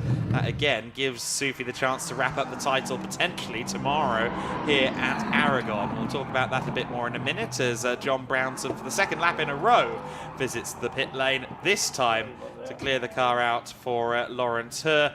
Brownson out there, out of the car, and swiftly handing over to Lawrence Herr, who gets his seat insert into the cockpit. Of course, Herr, who has been hugely decorated in DKR Engineering machinery specifically, always of course in prototypes as well, has won numerous LMP3 accolades over the course of his career. He's always fast. I think his main task at this point is going to be seeing quite what the state of play is between himself and Philip Lindberg, and then working to maybe try and catch him for a podium position, and of course David Drew, who is about to take over from Quentin Joseph down there. And David Drew's not a slow driver, so it's quite a tall order for Lawrence Herr for the next 26.5 minutes, plus that 1 lap at the end of things. There is your race leader, who has put a lap now on the number 12 of Racing Experience into turn 16 once again, nice and tidy, continuing to lap in the high 1 minute 51s, the low 1 minute 52s, just swinging back and forward by a tenth or so lap by lap. Lead is now up to 24 seconds ahead of high-class racing and Philip Lindbergh. In the pits, CLX Motorsports, Quinton Joseph having the driver swap there with David Drew, all looking fairly routine here. As into the pits, Adam comes the race leader. Yeah, Sufi in, so everybody has now visited the pit lane. He will have to sit there and wait for the better part of 2 minutes, and that is going to be, I'm sure, more than a little bit agonising for him, as it is every time, especially for young, determined racing drivers. They want, you know, as much time as possible pushing through and pushing on at the wheel of a car. So then, Sufi in the number 1 car will not, of course, be getting out of the car, nor will Philip Lindbergh in the number 20 machine, but the other drivers are having a shuffle up, and we can see here Lawrence Herr has now come out just behind Mattis Bjerre-Jacobsen, by the looks of it on circuit, but there is a lap between them, unfortunately, after the dip in form for Wolfgang Peyer towards the end of the race.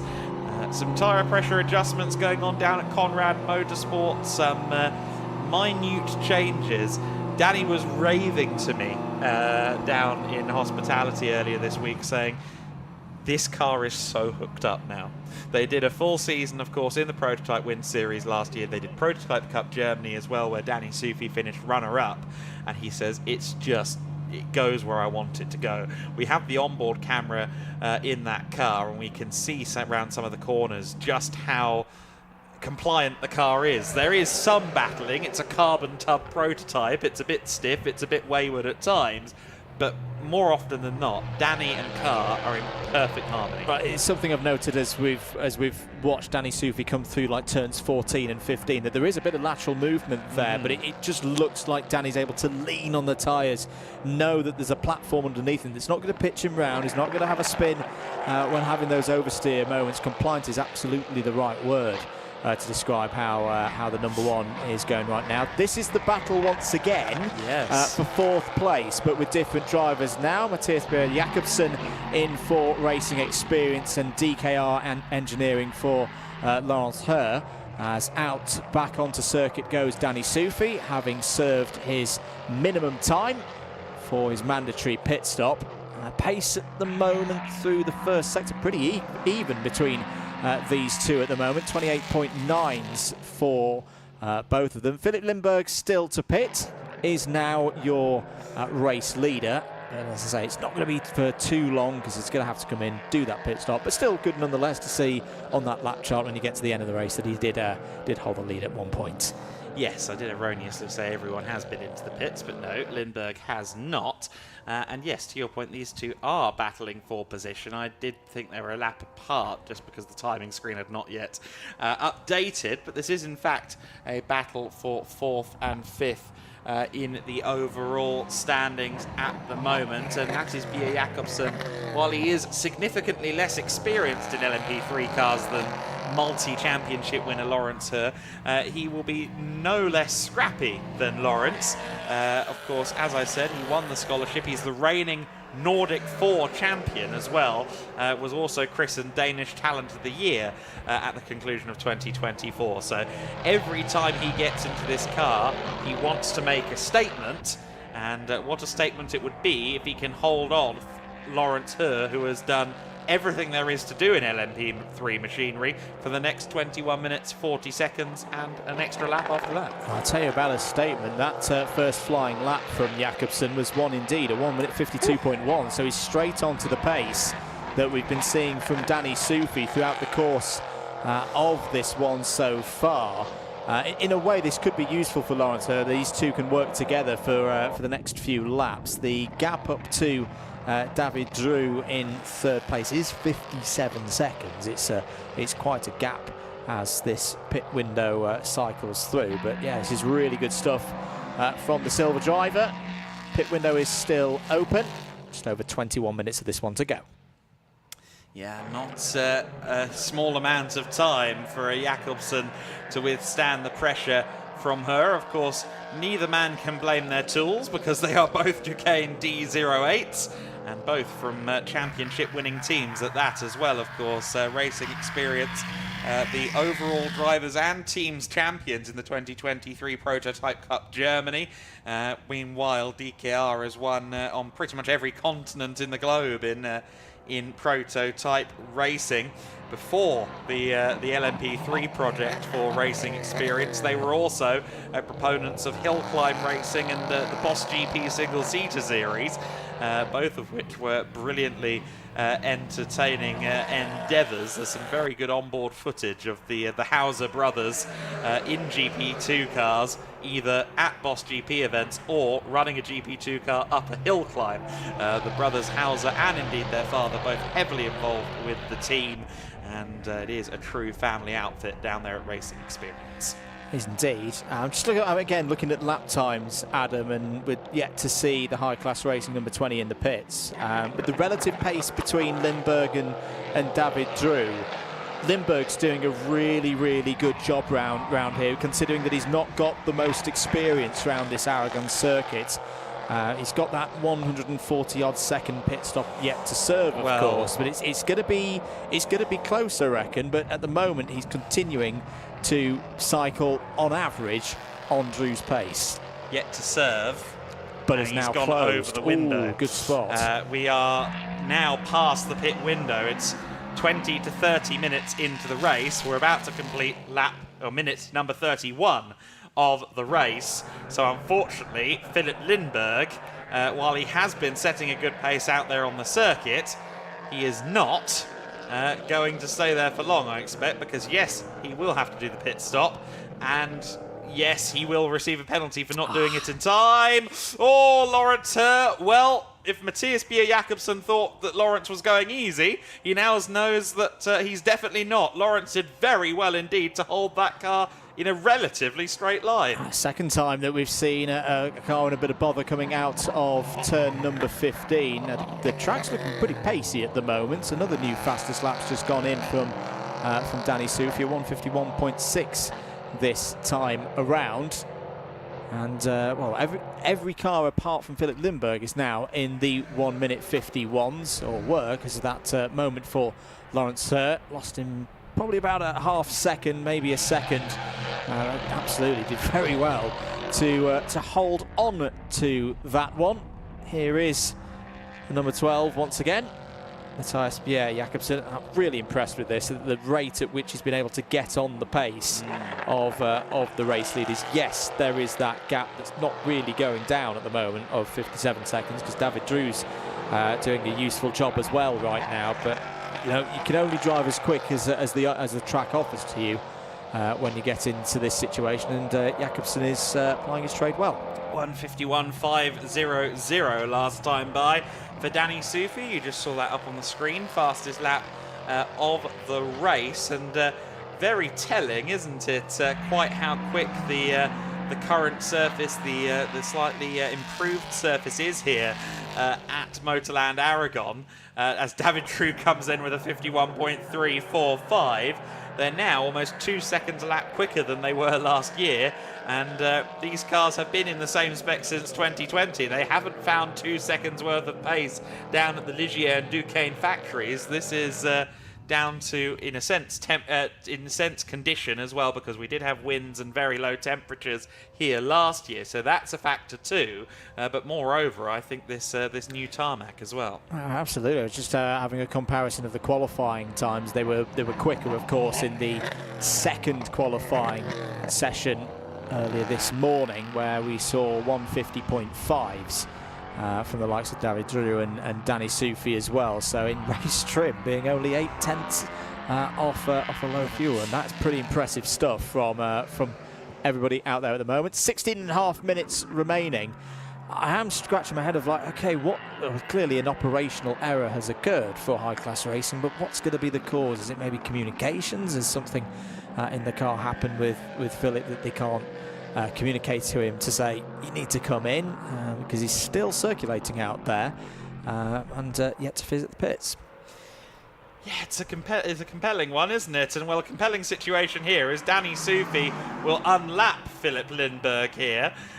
He'll be saying down the radio, Dan, that's his engineer, Dan, am I fighting this car? Did Philip get ahead of me in the pits somehow? And the answer will be no, but I'm sure he won't give an explanation greater than that. Goodness me! That was very close indeed. I think Philip Lindberg not quite taking the speed that Danny Sufi expected through that corner, and Danny did a very good job to miss the rear of that Ligier. My goodness me, that's how quickly things can go in prototype racing sometimes, and that's probably one of the scariest moments that Danny Sufi's had so far this season. Yes. Philip Lindberg, I think, will be perhaps a bit confuddled by that one as to what the situation is. He was, I'll argue that he was just driving his normal line.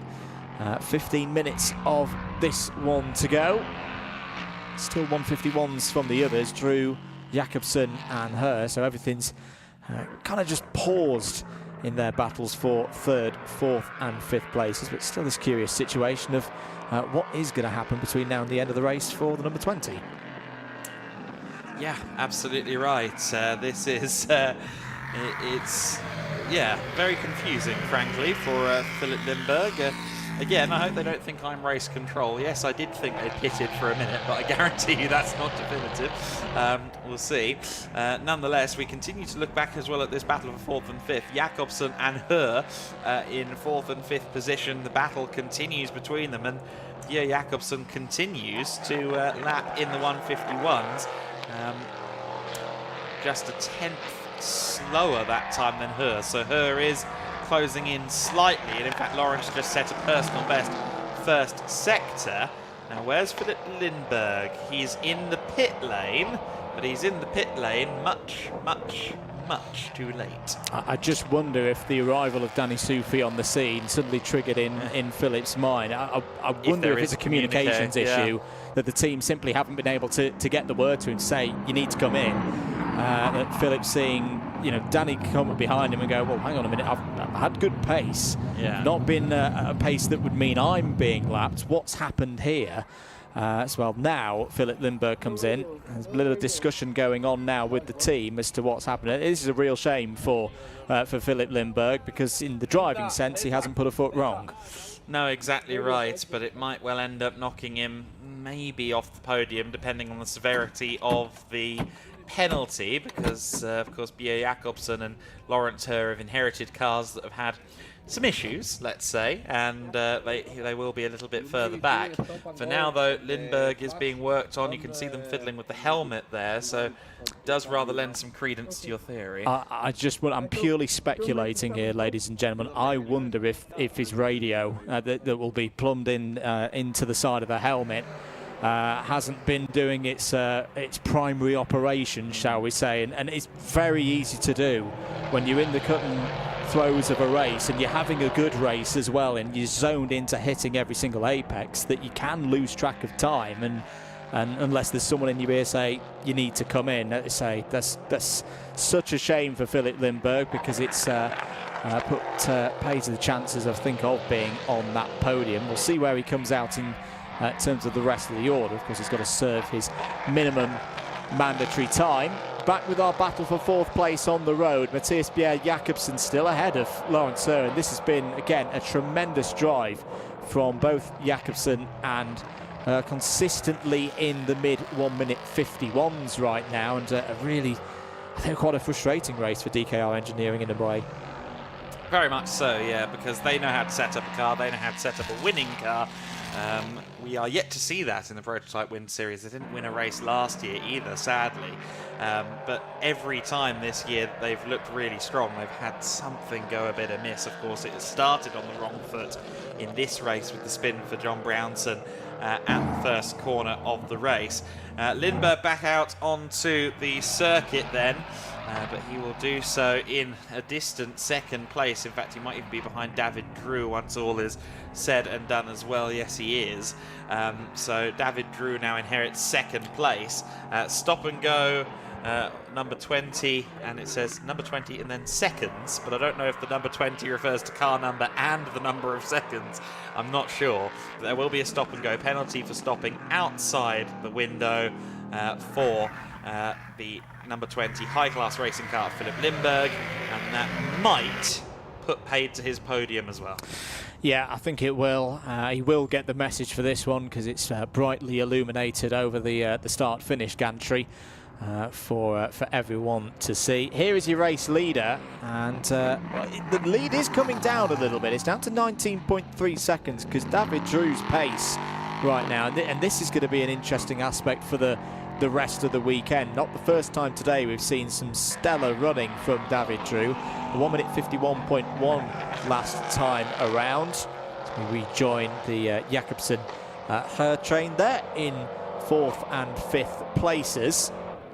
10 minutes to go, Adam. There's been a good amount of intrigue in this one. Only 5 cars out on circuit, but every single one of them's had a story to tell.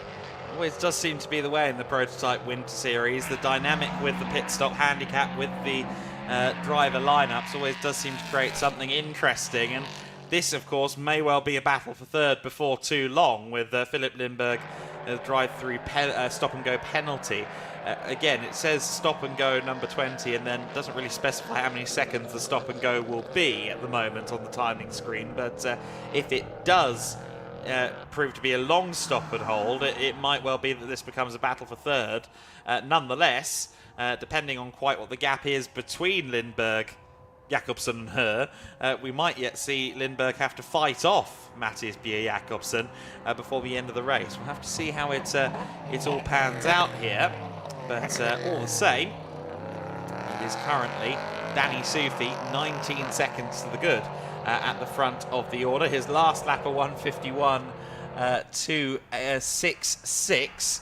The last lap for David Drew, a 151.284. So Sufi reclaiming his fastest lap for the time being. Even Mattias Jakobsen setting purple sectors out there as well. The track is coming to them as the race continues. The Michelin rubber on these cars yielding good grip.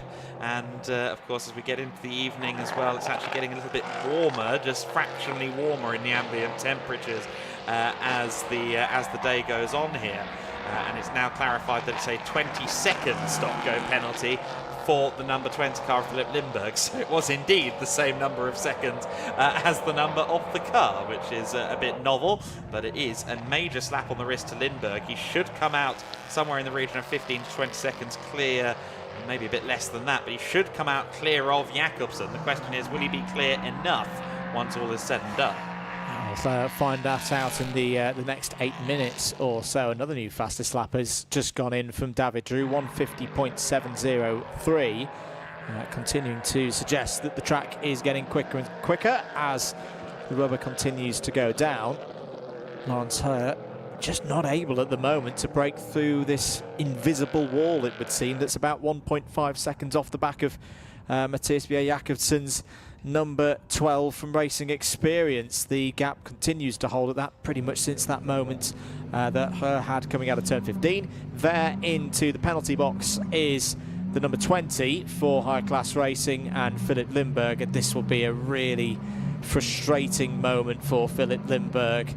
That it hasn't been a problem in terms of the driving for Lindberg, an operational problem. We suspect here in the box that it may have been the radio. We could see that there was some work being done on Lindberg's helmet when he came in for his mandatory pit stop. Lindberg back underway. Now the big question, is he going to be able to hold on to that third place ahead of Racing Experience and DKR Engineering? They've already gone by, actually. So I thought it was about, it wasn't one time, about a minute between them. So I think the pace dropping off a little bit as well for Lindberg by the looks of it, and now confirmed he is behind Jakobsen and Herr. So Philip Lindberg has dropped down, unfortunately, to the very rear of the field. He should have, at the very least, been on for a podium in this race, and if it was indeed a communication issue, it has proven to be a costly one, but it happens at all levels of motorsports. Of course, the very highest levels don't necessarily have mandatory pit stop windows, but whenever there is a mandatory window at play, it becomes quite easy for something so rudimentary as this to cause a huge issue. Mattis Jakobsen through turn 12 there, in the number 12, right on the door handles, if that were possible in one of these LMP3 cars. He is still ahead of her. The gap is definitely coming down, but Mattis Jakobsen really seesawing at the wheel to try and get the laps in, of course, as these tyres start to maybe just grain a little bit underneath them for good measure. Well, I say they're not just the pride for themselves as individuals, but for their teammates as well, who we saw having a good, interesting squabble earlier on in this race. That because of the misfortune for high-class racing, there is a very much big opportunity of a podium here today. 5.5 minutes of this race to go. Just a quick update on the gap at the very front of the field. It is continuing to come down, but not at a rate that would worry Danny Soufi at all. It's down to 18.9 seconds, so it's half a tenth here and there to the advantage of David Drew, but with 5 minutes remaining in this race, I think Danny Soufi knows now this is just about bringing it home. He had that close moment with Philip Lindberg, about 6 or 7 laps ago, but that's been the only real big test for the championship leader here today. Yes, it has, and of course for Mattis Jakobsen, I'm sure he'll be acutely aware that he and Wolfgang Peyer have not stood on a podium this year in the Prototype Winter Series. So this battle for 3rd and 4th place for Jakobsen and Wolfgang Peyer, it really is. It's about a lot of things here. Bringing the team up onto the podium, to your point, is so valuable and so regarded by the drivers, and certainly Mattis Jakobsen is going to be receiving a lot of support from the number 12 crew down there at the Racing Experience Garage. Indeed, 4 minutes of this one to go.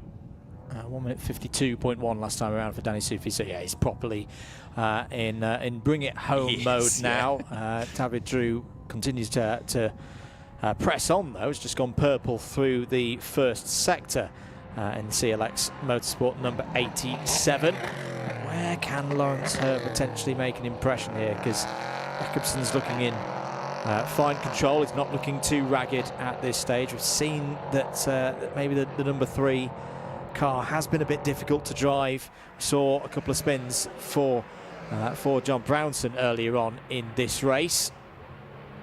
Across the line once again. I just wonder if I can hear the rumble of an engine on idle. I wonder, has the High Class Racing number 20, I've not seen it come through for a while. It has now fallen a lap behind, it would seem. It's just a GT Win Series car warming up, I believe. Okay, there you go. For the next race. The High Class Racing car just coming across the line with 156 though. Yeah, it's not fast. Yeah. But perhaps High Class Racing will have a little bit of work to do between races based on that lap time. But equally, Philip Lindberg, knowing he is well out of the podium contention now, might just be in Danny Soufi's limp home mode or bring it home mode, albeit with different stakes. Yeah, indeed. I'd love to fight another day on that one. Her is very wide there, coming over the first of the hills. Jakobsen's still pushing, isn't he? He's still pushing on, knowing that first podium of the season is up for grabs here. And I suppose if he's in the rhythm, we've seen many a time a driver think, oh, we're fine, we're safe, back off a bit, and that's when you then make the mistake. Mattis Jakobsen in full rhythm here, but Lawrence Herr continuing to keep him honest, and Lawrence Herr has just gone personal best through sectors 1 and 2, so he's not given this one up with less than 2 minutes to go on the clock. Very intriguing situation here between these two lineups, with a bronze driver and then a silver driver in the case of Jakobsen, and a gold driver in the case of Lawrence Herr, trying to maximise the points opportunity on offer here. You know, it's said that, and I'm going somewhere with this, it doesn't sound like Go it. on. It's said that the 80s new wave music started out very kind of jaggedy on the edges, quite punkish as they improved the technology, the synthesizers they used, and then later in the 80s it got all quite slick and polished. And I think we're seeing the same thing here in the difference between Mathias Bjerre-Jakobsen, very early stage Pro LMP3 driver, versus Lawrence Herr, extremely dedicated, decorated, indeed slick, refined LMP3 driver at the moment. I think Jakobsen is more maybe someone like Nena, 99 Luftballons, and it's a bit more Duran down in Lawrence Herr's end of the spectrum. Indeed, I don't think we'd have discussions about Duran today, but it is a prototype race at the end of the day. I'd mentioned that Philip Lindberg, I thought was taking it easy again, completely wrong. 1 minute 53. He's just put in his personal best of the day so far. Not long to go then in this first race of the weekend for the Prototype Winter Series. Another one for them tomorrow. I do hope you can join us for a very full day of racing action here at MotorLand Aragón. And it's not done for today as well. As I say, we can hear the GT Winter Series warming up in the pits below. They're still to come. But time will expire on this lap for the leaders because they've just come into sector number 3. It's going to be a little bit further down the shots between these two on your screens fighting for third. David Drew, as much as he may try to close in to Danny Soufi, it looks like Danny Soufi is going to be stepping another milestone closer to retaining his championship title. Yes, a 7-point gain over David Drew and Quentin Joseph is putting him on the right track, and if he does the same again tomorrow, he will secure the title.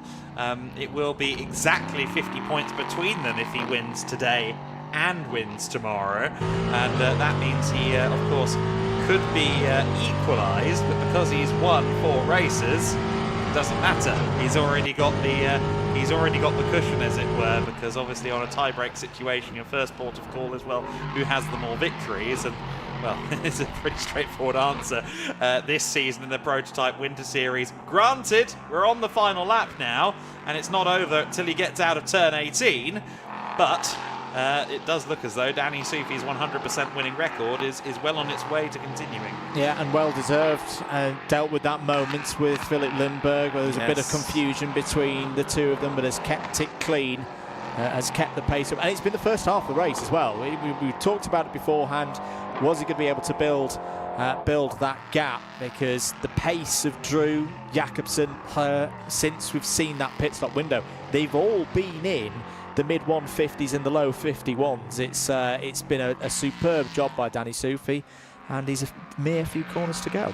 Given how good Danny Soufi is at building cushions, I really wish he had been responsible for the pillows in the Airbnb because they are woeful. Anything but woeful, though, for Danny Soufi at the wheel of this Ligier JSP 320.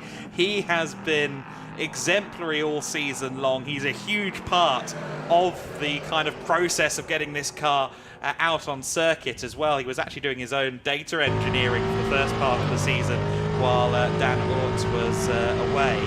He's now got his engineer back, as it were, but he is still actively involved, gets his hands dirty in the Conrad Motorsport garage, and he keeps it clean on the circuit where it counts. Danny Soufi comes out now of turn 18, and it will be a race victory for Soufi in the Prototype Winter Series. He secures his 5th consecutive win, and on the very last lap, secures the fastest lap, a 150.697.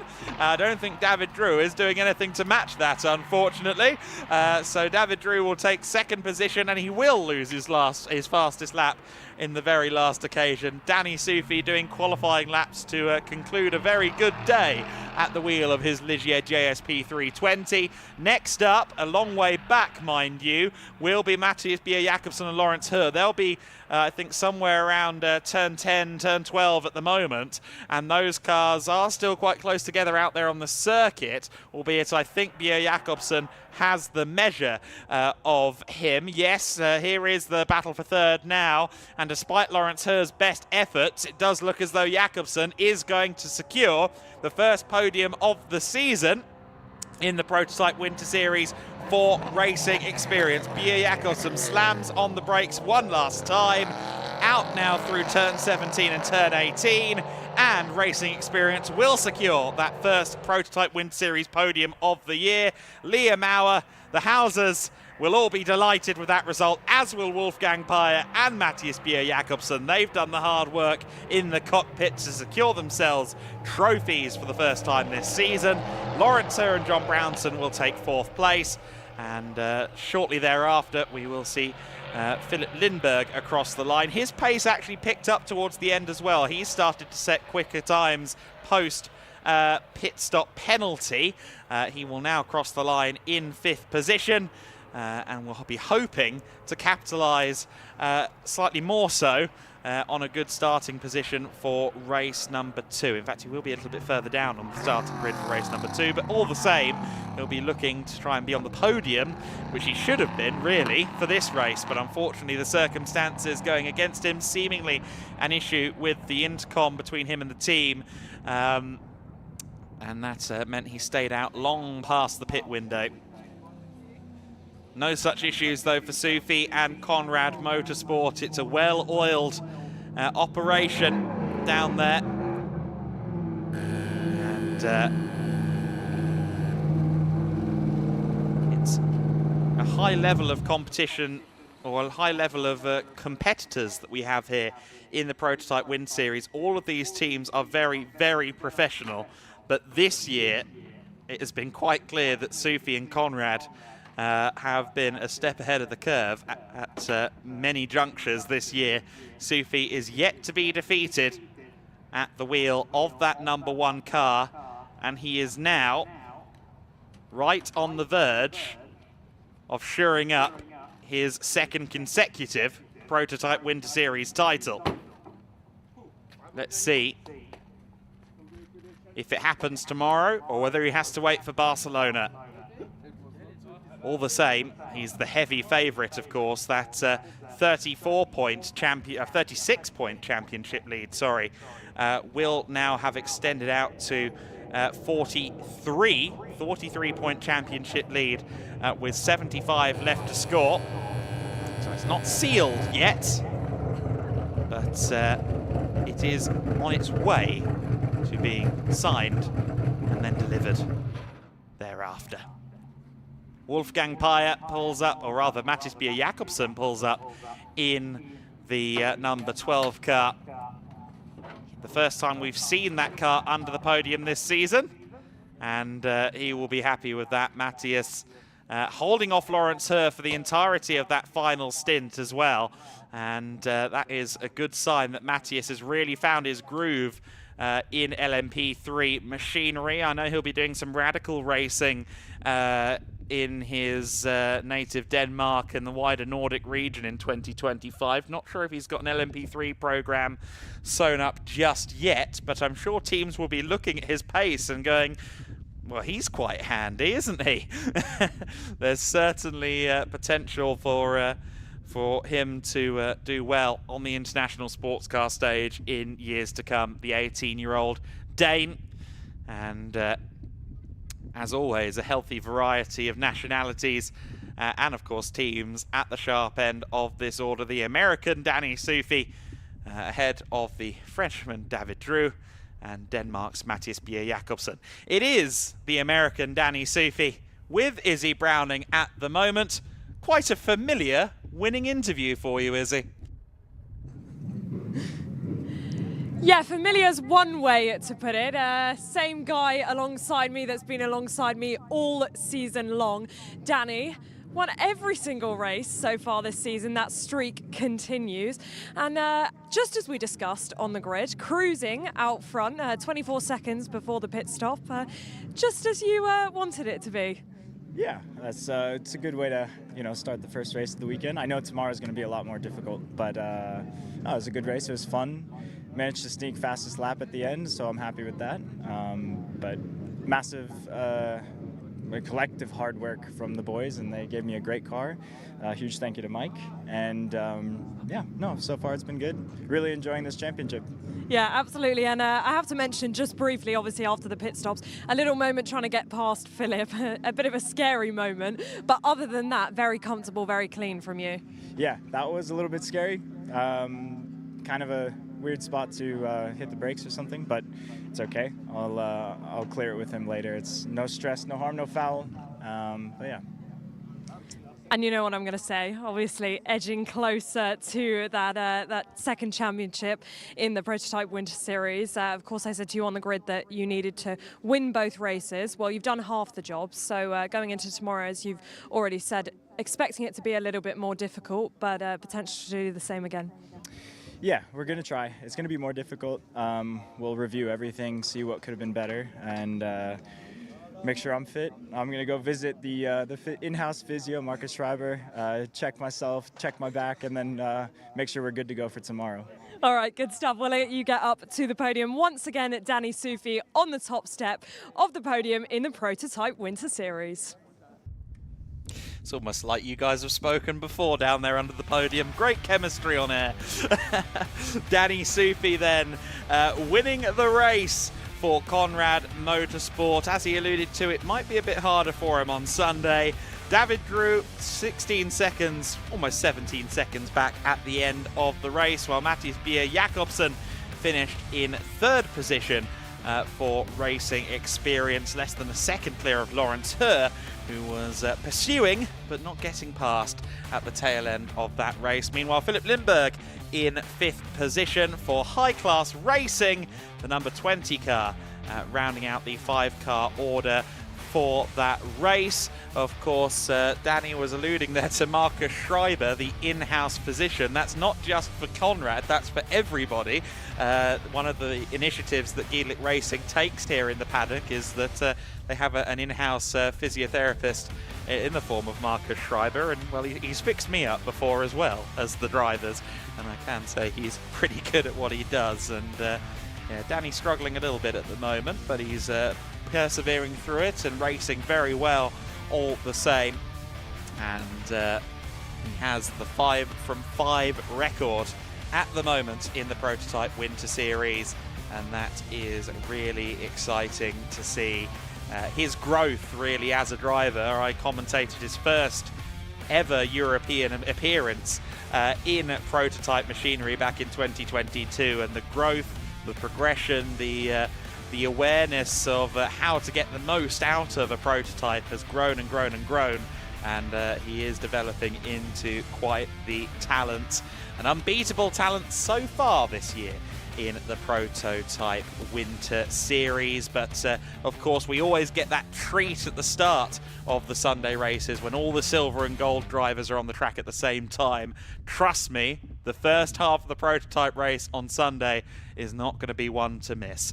They are already up on the podium in quick order. Thank you very much, prototype drivers, for being efficient. Andrew Mather is down there to greet them with some trophies. Thank you very much, Adam. Efficiency indeed, and a really intriguing race there for the Prototype Winter Series, their first of 2 this weekend. Let's welcome our drivers onto the podium, and starting for the first time this season in third place for DKR Engineering. Please welcome Wolfgang Peyer and Mattias Jakobsen.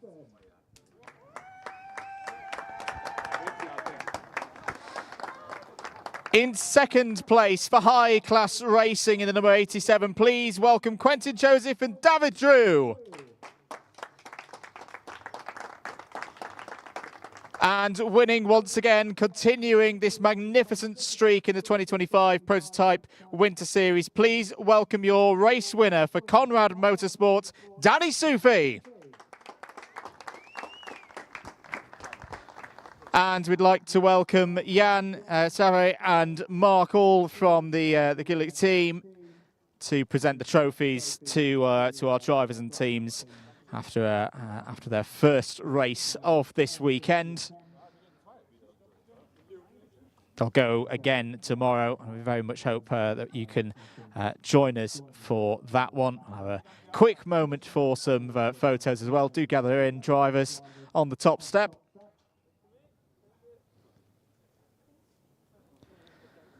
Lovely stuff, and a few opportunities for photographers down in pit lane. Big round of applause, ladies and gentlemen. Your top three in the first race this weekend for the Prototype Winter Series. I'm very much looking forward to seeing you all back out tomorrow. For now, though, Adam, one more race to go this afternoon, and it should be a cracker here at MotorLand Aragón. We'll have that race in a few moments' time.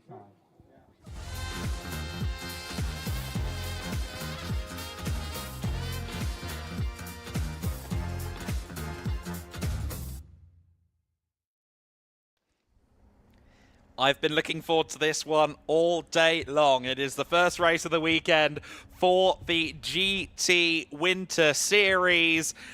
This weekend in isolation has always looked like it was going to be a thriller. We have a good number of GT3 cars here. Of course, SR Motorsport are here, as they have been all season long. We have Conrad Motorsport back again with Kari Schreiner and Danny Sufi, as we saw last time out at Valencia. Also joining us from Valencia, they debuted at Valencia, Liquimoli team Engstler, they're back again. We've got Resoon More Than Racing, Simon Birch and Thomas Anderson's car back on the circuit as well. AKM Motorsport, who previously competed in the 6-hour Portimao, they are with us for the first time, with Aaron Farhadi and Charles Dawson sharing the controls. The GT Win Series debut of Orange Racing by JMH as well. Simon Orange and Marcus Clutton at the wheel of the McLaren 720S GT3 Evo. Utah Racing as well, of course, Utah Racing, who have competed in GT Win Series previously. And then we've got a healthy contingent of Cup machinery from Porsche, from Ferrari, from Lamborghini and McLaren out there on the grid as well. And I think one of the stories of this race is going to come from those Cup cars. We do have on the third and fourth row of the grid Huracan Super Trofeo cars, which are very, very proficient in a straight line. And then a little bit further back on the grid, you've got the Ferrari 296 Challenge, which is even more proficient in a straight line. I was talking to Cristiano Maciel, who is of course part of the number 50 AF Corsa lineup with Rui Aguas. They will start this race from 9th position, and he quoted me 286 kilometers an hour, maybe even 287 before hitting the brakes going into turn 16, and that works out at around about 180 miles an hour. So they are really shifting at the end of the straight, whereas the GT3s aren't touching 170, I don't think, before the end of that straight, because of course they have huge downforce, and as they get to the end of that straight, it really does start to affect their straight line speed. So it's going to be a huge advantage in a straight line for those challenge cars. Of course, yes, they will lose out around the twisties, but I think we will see some disruption from the Cup cars among the GT3 stronghold at the sharp end of the order.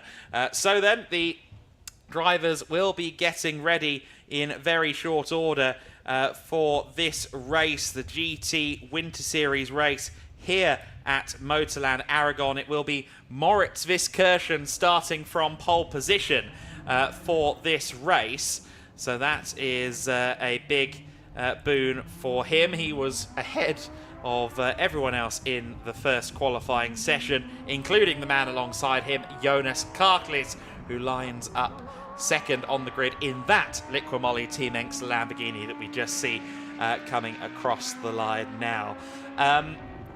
Certainly, Andrew, I would call this the most theatrical grid in terms of the machinery and potentially in terms of the driver quality out there on circuit as well. always very, very good fun having multiple different specs of GT car sharing the track. Yeah, and I'd fully agree with you in terms of how the different categories are going to mix things up here. It's a dry race, but I remember, you know, back to Estoril when we had that really wet start to the season. You know, you saw cars going back and forward as the race went on. It's kind of similar to what we've been talking about all day of keep your nose clean. Yes, it's not going to be wet weather that affects things today, but again, that long run out of turn 15 down towards turn 16 is going to give us a real bit of spice out there, and some new cars as well on the grid for this weekend. So intriguing to see how they're going to get on for the first time here this season. So the Artline team, yes, one of the new drivers or new driver team combos out there on the circuit. Another Lamborghini Huracan Super Trofeo Evo 2, that is Shota Abkazava at the wheel of that car, the reigning LC Cup champion in the Lamborghini Super Trofeo series, the Lamborghini Super Trofeo Europe. So he will be one to watch. He starts from 7th on the grid, just ahead of Jonas Gelzinis, who I would think, in fact, no, it shouldn't be Jonas at the wheel. I think that might be the timing screen having a moment. It will be Eimantas Navikauskas at the wheel of the GT Racing Audi. But all the same, that fourth row of the grid could make for an interesting battle all of its own, because you've got the Super Trofeo car in the hands of Shorter, and then GT Racing's Eimantas Navikauskas alongside him in the GT3 spec Audi. Both of the drivers in that GT Racing lineup have done a lot of racing with the team. Eimantas and Jonas Gelzinis have both won the Palanga 1006 kilometer race with the team in their native Lithuania. And a brilliant race unlike any other if you've never seen it. Indeed. Drivers rolling out for their reconnaissance laps. And just getting a little bit of time to survey what the conditions are like. It's not really changed that much since they had their 2 qualifying sessions earlier on this morning before the lunch break. Maybe the wind has died down a little bit out there, but it's good grippy conditions. We saw the track getting quicker and quicker and quicker across the course of the prototype Winter Series race around 20 minutes ago, and it really started to get quick. So there's going to be some good conditions for the drivers out there. You're watching live coverage of the Winter Series, the GT Winter Series first race of the weekend. Up next, Andrew Mather and Adam Weller in the commentary box for you this weekend. 18 cars, I think all of them have now headed out on circuit for their run round to the grid. In fact, a number of the cars have already made it to us in front of us here in the Commons box. Yeah, the Lamborghini on the front row, up on its jacks, and that is Jonas Karklis, of course, making his way there. Charles Dawson, third on the grid in that AKM Motorsport Mercedes AMG GT3 Evo. He will be one to watch, and in fact, I was talking to another team in the paddock, another British team in the paddock. I won't narrow it down any further, but they were talking about just how quick Charles has progressed, and now of course is doing his first racing in a GT3 car. He was with us last year in the GT4 Winter Series and has come back into the GEDLICH Racing paddock to get some mileage in the GT3.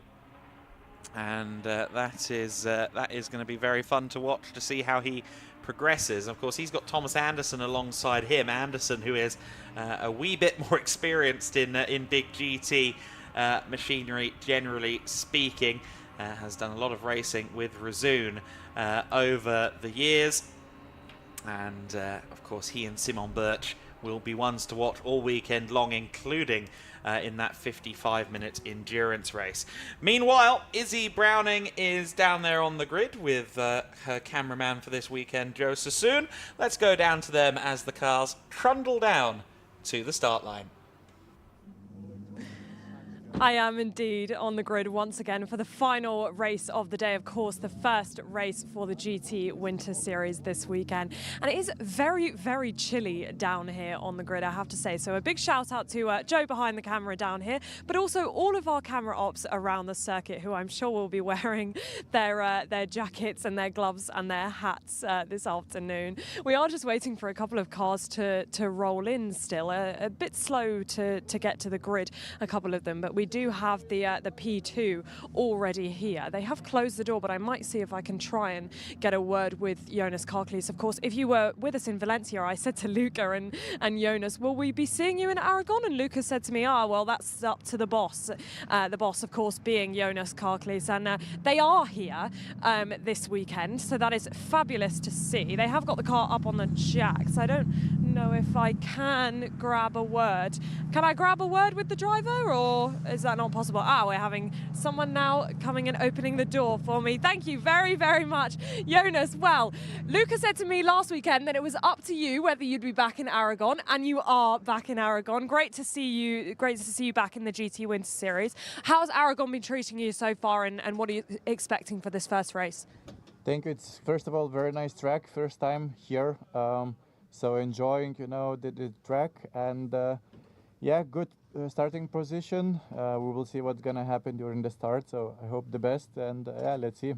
And 2 wins last weekend, obviously, for both you and Luca. You took a P3 from my memory in your first sprint race.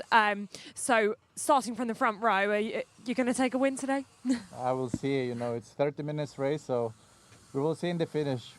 All right, best of luck. I'm going to move out the way as they're just letting the car down on the jacks. Don't want to get hit by the car as it goes down on the jacks. Alongside, of course, on P2 is Moritz Fiskirchen. Now, they have the chance to take the lead of the championship this weekend. I think they're about to... Door's still open, so I'm going to jump in with Moritz if I can. Moritz, great to see you, first of all, of course, pole position. Chance to take the lead of the championship this weekend from Cristiano, who is starting a lot further back, but of course those cup cars are speedy around a circuit like this. So what are you expecting for... Oh, you're just on the radio. Just wait 2 seconds while the radio finishes. What are you expecting for this race? I just didn't hear you. Yeah, no problem. Radio, so. What are you expecting for this first race? Yeah, so qualifying went really good. So the pace looks good. We expect to fight for the win. So yeah. And penultimate round of the championship, of course. I mean, potentially being a little bit more careful not to lose points to those around you. So if you're under pressure, is it a case of still pushing, or are we keeping in mind the championship and being a bit more careful? Yeah, I think the best strategy is to keep it at the front and keep it out of trouble there. So we will do that. All right, best of luck. Thank you for speaking to us. Right, I'm going to continue back. I will let the team close the door because I don't want to slam the door on Moritz. Right, we will continue back, as I said, of course, onto the second row. We've got a new entry this weekend, the number 64, and Charles Dawson will be in that car, the AKM Motorsport Mercedes of Charles Dawson and Aaron Farr-Hardy, who will be starting their first race in the GT Winter Series now.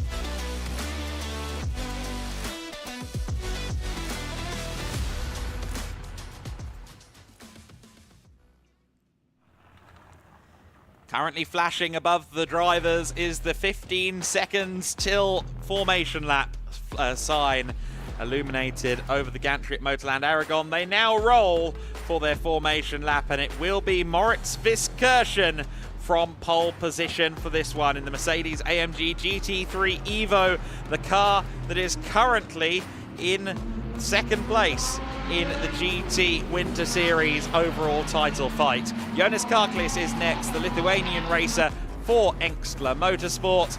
In third position it is Charles Dawson. Dawson in third position, the number 64 car, AKM Motorsport. Great to welcome them onto the GT Win Series grid. Alongside them, Thomas Anderson for Razoon Malvern Racing. Simon Orange starts from fifth position in his McLaren 720S GT3 Evo. He will face some challenge, I suspect, early doors from Jerzy Spinkovic in the fast starting, typically, Lamborghini Huracan Super Trofeo. Another car of that specification, Shota Abkazava, is next, seventh on the grid alongside Eimantas Navikauskas, the Lithuanian driver for the Lithuanian team. That, of course, being new to racing. Cristiano Mathiel in ninth place for AF Corsa, starting alongside Kari Schreiner, who will be very keen to make up some places. They've been struggling a little bit with that Lamborghini down at Conrad Motorsport this weekend. Alessio Raffini starts from 11th position in the overall standings. The 333 car in P11. In P12, it is Andreas Sorensen, Andreas Berg Sorensen to some. He lines up in 12th position. Kalle Bergman, 13th for the Villeco Motorsport SPV team. The Swede is alongside Polish racer Hubert Darmetko for PTT. And then it is a newcomer to wheel-to-wheel racing, Ahmed Arif Al-Khoury, who confirmed to me in the paddock that he has not raced previously in wheel-to-wheel situations. It's his first time this weekend and he's very excited, lining up from 15th on the grid. Przemysław Bienkowski alongside him, and then at the back it's Ryan James in the McLaren Artura Trophy car, the Cup 3 machine. He is alongside Alexander Jatovic in the number 32 Lamborghini Huracan Super Trofeo car. 18 cars then about to take the start for this race. They will do so, of course, in 2x2 formation. Moritz Viskirchen will try to lead the field into the first corner, but Jonas Karklis is made of stern stuff. He did much of his early major racing in TCR cars. Let's see how he can do for this one. He'll be on the outside. We've seen moves around the outside work already at turn one. Of course, Charles Dawson and Thomas Anderson will be looking to pick up some pieces as well. The cars roll. The safety car exits stage left, and the race will begin. It's 30 minutes of action for the GT Winter Series, and it is underway as we race into dusk, and it will be Moritz Viskirchen that leads the way into the first corner. Does everybody pick their way through turn one cleanly? No is the answer. Collision there between Kari Schreiner and Eimantas Navikauskas as well. That was, I think, also one of the Lamborghini Super Trofeo cars involved in that as well. Eimantas Navikauskas, hopefully that car is okay, but it looked to me like it might have a little bit of damage, and equally Kari Schreiner's car too. Both of them have fallen through the order meanwhile, and the two Porsche Cup cars have moved up the order. The number 44 and the number 7, Darmetko, pursuing the number 44 of Kalle Bergman. Unfortunately, big tyre rub on that Uta Racing Audi. Yeah, and it's, I think, a simple case of too many drivers going for the same piece of real estate into turn one. Not the first time that we've seen that across all the different categories here today. First lap has been key for every single race that we've seen so far. And yeah, we'll suspect that we'll see the Audi R8 LMS. Oh, that's now got even bigger problems, and a near moment there for one of the Ferrari challenge cars coming through. I think that was Andreas Sorensen having to take avoiding action because the tyre has completely fallen apart. And now this is an important part of the race, because if you drive too quickly back to the pits with some damage, then that could cause even further problems. Yeah, well, weirdly, all four tyres were still up as he drove away. So, I don't know. It's a piece of rubbing bodywork, perhaps. Possibly that, like, yeah, exploded out and damaged some other bodywork on the way. I was indeed fully expecting to see a Pirelli carcass flapping, and it didn't happen. Jerzy Spinkovic, oh, goodness me, the two Porsches double daring each other to brake late there. That was Kalle Bergman and Hubert Darmetko both having a little bit of an outbreaking attempt, but both of them outbreaking each other ultimately. Let's just quickly run through the order before we go any further here. Moritz Verskirchen leading the way ahead of Jonas Karklees. Then it's Charles Dawson, who we see there third. Then it is Shota Abkazava, who had a great first lap, fourth overall now in his Lamborghini Huracan Super Trofeo car. He's ahead of Thomas Anderson and Simon Orange in their GT3 spec Porsche and McLaren respectively. Then it's Jerzy Spinkovic 7th. Then it's Cristiano Maciel in 8th overall. Darmetko in 10th place, just behind Kalle Bergman. Those are the two that nearly straight line turned 16 a moment ago. Thomas Anderson wants his 4th place back. He does indeed. In the Razoon More Than Racing number 14 has looked pretty quick so far this weekend, and in the test days leading up to this meeting at MotorLand Aragón. Full speed at the front of the field, starting to spread out a little bit. There is the Lamborghini of Abkazava coming through in 4th place, and yeah, Thomas Anderson looking very, very racy around that beautifully prepared blue and black with the orange trim machine.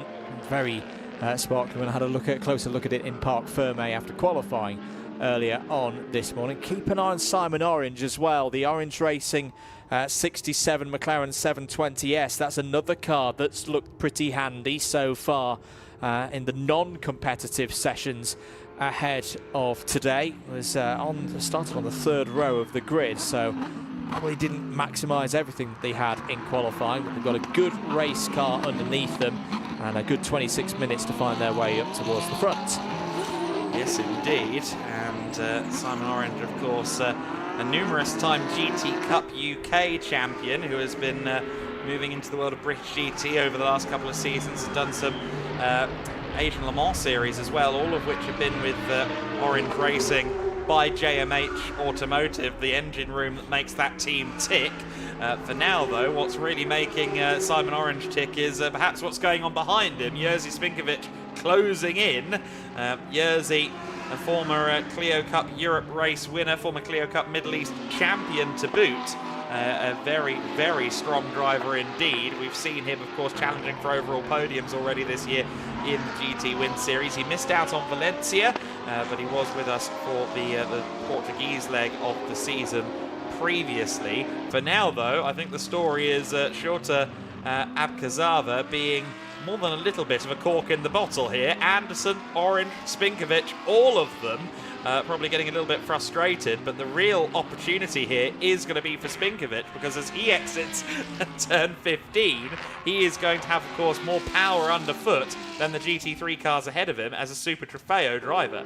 A couple of changes further down the order. Kari Schreiner in the number 11 Conrad Motorsport Lamborghini Huracan. This is the GT3 one, has got past another one of the Lamborghinis at one of the Super Trofeo Cup cars. That's for 11th place. Alessio Graffini for Autosport Racing down to 12th. I wonder on that restart, it'll be interesting if we can get a look at that on that start. You mentioned that there was a Lamborghini involved at the very start when we saw the problems for Ruta in the Audi. I did notice that Schreiner had lost a couple of positions, as here's a bit of an attack from Spinkovic in another one of the Lamborghini Huracan Super Trofeo Cup cars. That's a unique racing one, just holding off and going through past Simon Orange. So Simon Orange loses 2 places there. Through as well stepped Cristiano Maciel in all of that exchange, as here comes Spinkovic again down the inside and looking good here for Move Good Racing. Anderson cuts back underneath in the Porsche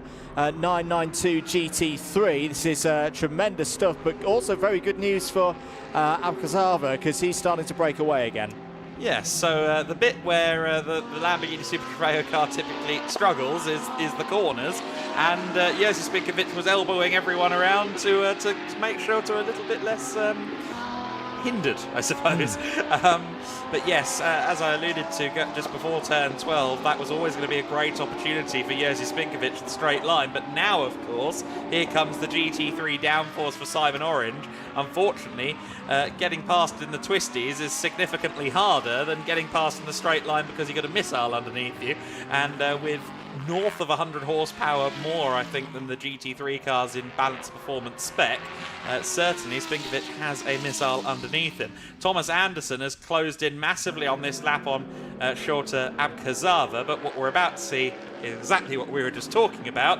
Watch the blue Lamborghini and then the orange Lamborghini versus the red and white Porsche coming into turn 15. Yeah, and that's down the inside. That's a bit of an unconventional one. Nope. Well, it's run wide now and into the gravel. That's not gone right at all for Thomas Anderson. I think the mid-corner pace of the Super Trofeo Cup car caught him out there. This is where the Lamborghinis are strong. This is going to be an opportunity for Spinkovic to get down the inside and get 2 positions for the price of 1. That's going to be tight on the apex of turn 16, but Spinkovic does a great job but runs too wide. And back round because comes Abkhazava. Brilliant racing here. We've still got another 22 minutes of this. Yeah, the Cup 4 battle getting heated, and Simon Orange, whether he wants to be involved or not, he's there with them. Cristiano Maciel is also now involved with Thomas Anderson, who goes defensive into the first corner. So Maciel in the leading Cup 1 Ferrari, the 296 Challenge car, watching on in the wings as Thomas Anderson is just ahead. There is Orange again, now through the section of the circuit that will suit the GT3 spec McLaren with higher downforce. And yeah, again, he's catching up with both Lamborghinis, and to his eternal frustration, unless he performs a Jerzy Spinkovic-esque dive bomb on Jerzy himself, he's going to struggle to find a way by, because of course a Lamborghini with less downforce is still quite a wide Lamborghini. Indeed, a bit of news further down the order. Andreas Sorensen is back to where he started. That was 12th place for the AF Corsa prepared Ferrari 296 Challenge. That's the second runner in Cup 1. That's the runners with the red number boards on your graphics on the left-hand side. A bit of a recovery drive, perhaps, for Navikauskas. In GT Racing has gained to 17th. But let's have a look at the replay. This is where it all went wrong for GT Racing, of course, right off the start. And clean enough at the front, Adam, but in that mid-pack, I think it was 3 or 4 wide, and all of them diving into turn 1 was never going to end well. No, it was a big old squeeze. It was the Alessio Raffini car that was the other Lamborghini, slightly involved with the Jutta and Conrad contact. Andreas Sorensen lost time in all of that as well. Let's go back, though, to live pictures. I was thinking that perhaps Jerzy Spinkovic might make a move here, and he does make a move again at turn 16. The man has no fear of a late braking move, but for the second lap in a row, Shota Abkhazava is the one playing chess in the situation. He gets through, and once again, Simon Orange, who's going to be watching this through increasingly wide eyes, tries to get past Jerzy Spinkovic and fails, and he's got to worry now about Thomas Anderson behind. And of course, those two, Orange and Anderson, in the 2 GT3 spec cars in the GT3 class as well, are fighting for third in that category. Now, fair play to Abkhazava there, because lesser drivers would have kept turning in and there would have been contact there. Abkhazava saw Spinkovic going down the inside and went, yep, you've got control, I'll let you have the apex, and then get you on the cutback. Spinkovic nearly loses it all over the curb there. Simon Orange's eyes are going to be wide open here for an opportunity to get back into 5th place. I still quite like the look of that Porsche 992. Thomas Anderson in the number 14 looks to have the most race pace of these 4. The trouble is he had that moment coming out of turn 15 that put him in the gravel, lost him 3 or 4 seconds, but he's quite easily been able to work his way back into this group. Yes, he has. The intra-Lamborghini scrapping has certainly done him no harm in terms of reeling back into this 4-car battle for 4th overall. And of course, it is also the battle for the Cup 4 lead among the 2 Lamborghinis and the 3rd step of the GT3 class podium among the 2 cars behind. Now, let's see what happens this time on the run down to turn 16. Abkhazava and Spinkovic, of course, have identical cars, and therefore there shouldn't be any advantage between the 2, but twice now we've seen Spinkovic make a big dive. Let's see if 3rd time's the charm. I think it could be 3rd time he's going to have a go. No, to the inside steps Abkhazava. Is there going to be an opportunity off the corner for Spinkovic as Anderson down the inside of Orange? That's well, really one option for Simon Orange from Thomas Anderson. I'm coming through, I'm taking 6th place, was the message from the Porsche on that occasion. 18 minutes to go of this one. Now down the inside, this is a more conventional opportunity for Spinkovic, down the inside of Abkazava. Brave defence from Shota Abkazava, but I think that one was always coming. Spinkovic just had to pick his moment. Absolutely right. Just ahead of these, we have a great battle going on for 2nd overall as well. Thomas Anderson, of course, is now trying to move back into the overall top 5 at the expense of Shota Abkazava. But Jonas Karklis is under significant pressure, as we see here, from GT3 debutant Charles Dawson, running 2nd in the GT3 class at the moment. The car ahead of him is registered into GT3 Pro because one half of the lineup, Luca Engstler, is a gold-rated driver. So they're not in the same class, but they are fighting 2nd overall. They are cars, of course, both running to the same SRO GT3 BOP, and therefore things might get interesting between them. We have a yellow flag down at the first corner that has now been lifted, so hopefully whatever was going on there was only momentary. I do fear it may have involved the Cup 1 lead in some capacity, a Cup 2 lead in some capacity, because Kalle Bergman and Hubert Darmetko were very close on circuit, and I'm just hoping that battle has stayed clean, even though they were heading down to turn 1 at that point. Here is on board then with Jonas Karklis at the moment, hitting 6th gear, somewhere in the 260 km/h region, I think about 264, 265 clicks, before hitting the braking zone, which again, I remind you, is some 20 km/h down on the Cup 1 Ferrari Challenge cars. Quite the statistic that. But for now, it's more than enough straight line speed to keep Charles Dawson at bay in this battle for 2nd overall. But Charles would absolutely love to get some wheel-to-wheel racing in his first ever start in a GT3 car. And in a way, we're seeing a similar battle to what we saw in the GT4 Winter Series race earlier on. You've got a mid-engine car going up against a front engine car, and the Mercedes platform has been very strong so far here this weekend. There's been some further changes in that battle behind. It looks like Simon Orange has got back past Thomas Anderson, and here's an attempt for 2nd place. Dawson has a look down the inside of Karklis there, but not enough of an overlap to make that one tell. I think, again, it's only a matter of time before Charles Dawson and AKM Motorsport find a way through. Okay, interesting. So we'll see how that plays out. Certainly Charles is looking that bit more feisty at this juncture of the race. Just to update you on the Cup 2 battle, it is Villeco Motorsports' Kalle Bergman that leads that battle. However, there is now a challenge car between them, a Cup 1 machine. We'll worry about that a little bit later on, because as you said, Andrew, I do think it's not long before Charles Dawson has a go somewhere. But of course, the issue of these GT3 cars for the drivers in pursuit is there is more dirty air to contend with as well than we saw in the GT4 race. What Charles Dawson will be looking for is a golden opportunity of some sort, just maybe 2 or 3 meters too late into a braking zone, something of that flavour to allow himself an opportunity to make a move. Either way, this is an impressive first run from AKM Motorsports, who are continuing to grow their presence here in this paddock. And really intrigued to see them as a team. You know, they've got some cars in Formula, they've got some cars here in GT, and they've also got a very big hand in development of drivers through their karting program. As here comes again Charles Dawson down the inside, thinks better of it on this occasion. But yeah, really intrigued to see how they continue to develop. Oh, as that's Anderson off in the Porsche 992. This is where a lot of the action has been. This is was in the battle for 4th downwards, but something has occurred there, as is there.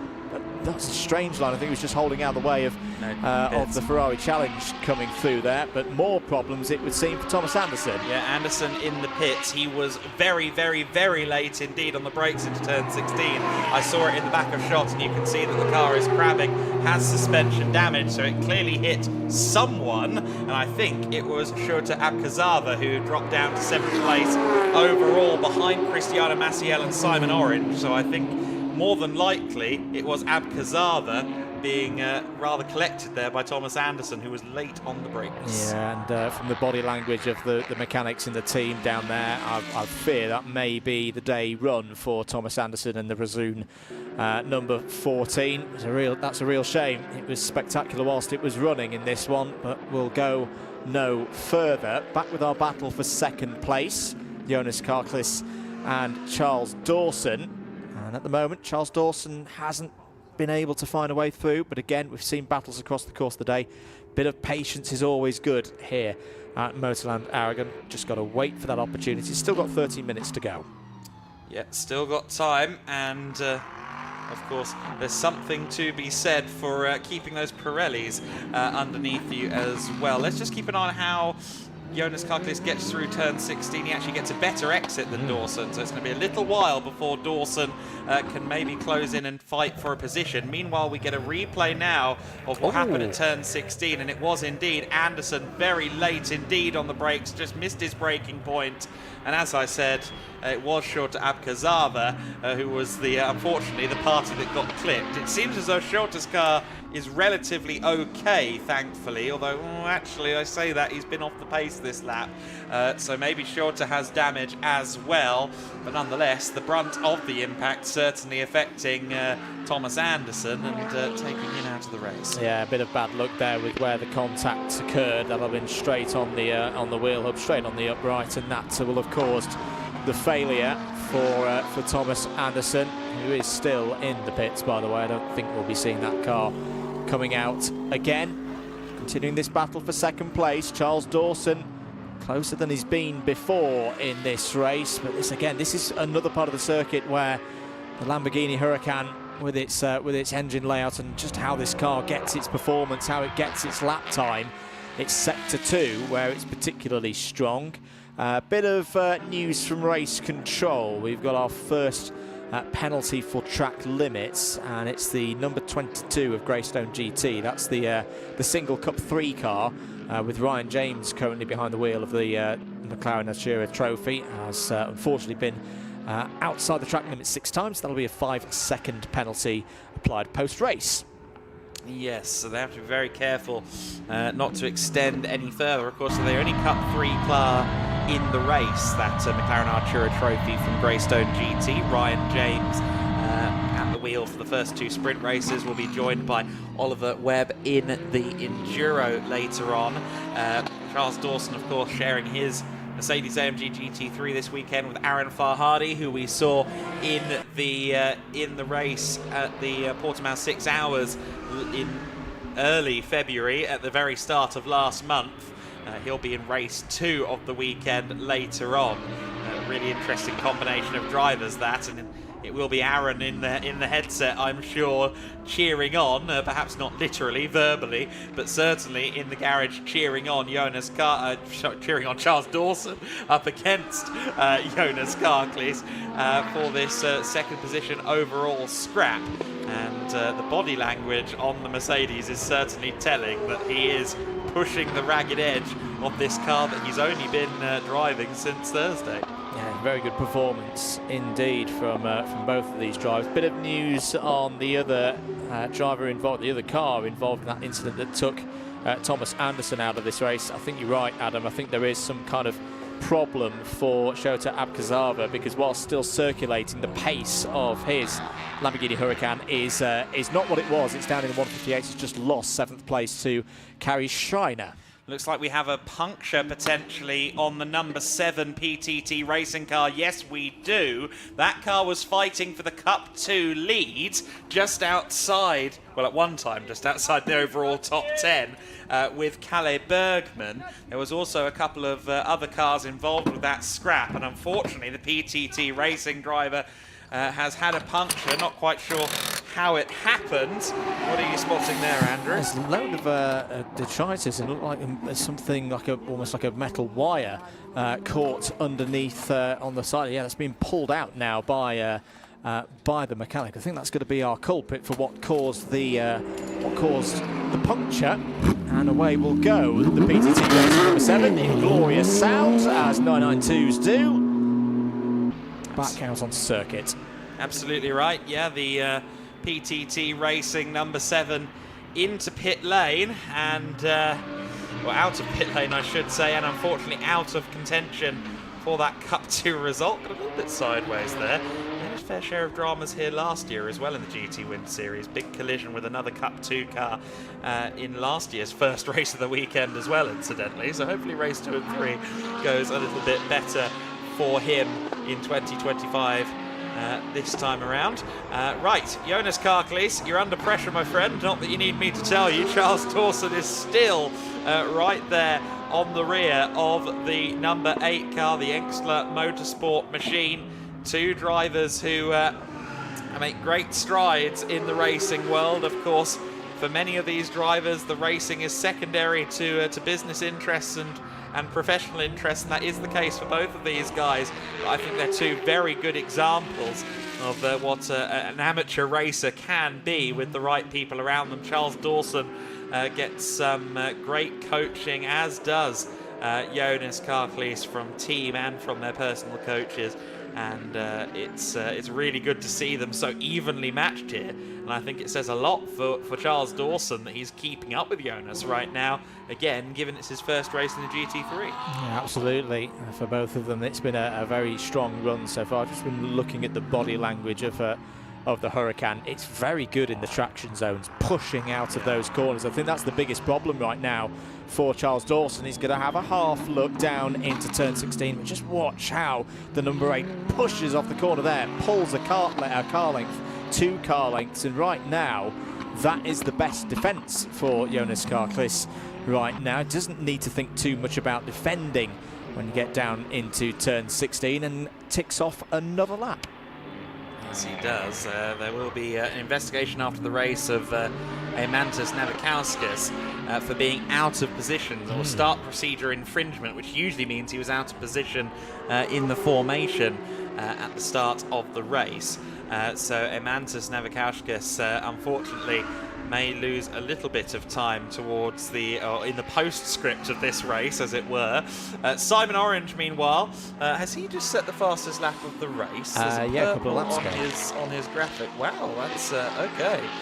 So Simon really pressing on. The fact that he has done that is very impressive. Of course, he's got some clean air for the first time in the race in the last 2 or 3 laps after all of that battling that was going on around him. And yes, Simon Orange hustling on. Yeah, and I don't think they're going to have enough time to close into Karklees and Dawson, but Spinkovic and Orange are the fastest cars out on circuit at the moment. A 155.611 last time around for Spinkovic and the number 25 for Unique Racing. That's a personal best, and as I say, Simon Orange, fastest of anyone in this race, the only driver to drop below the 155s.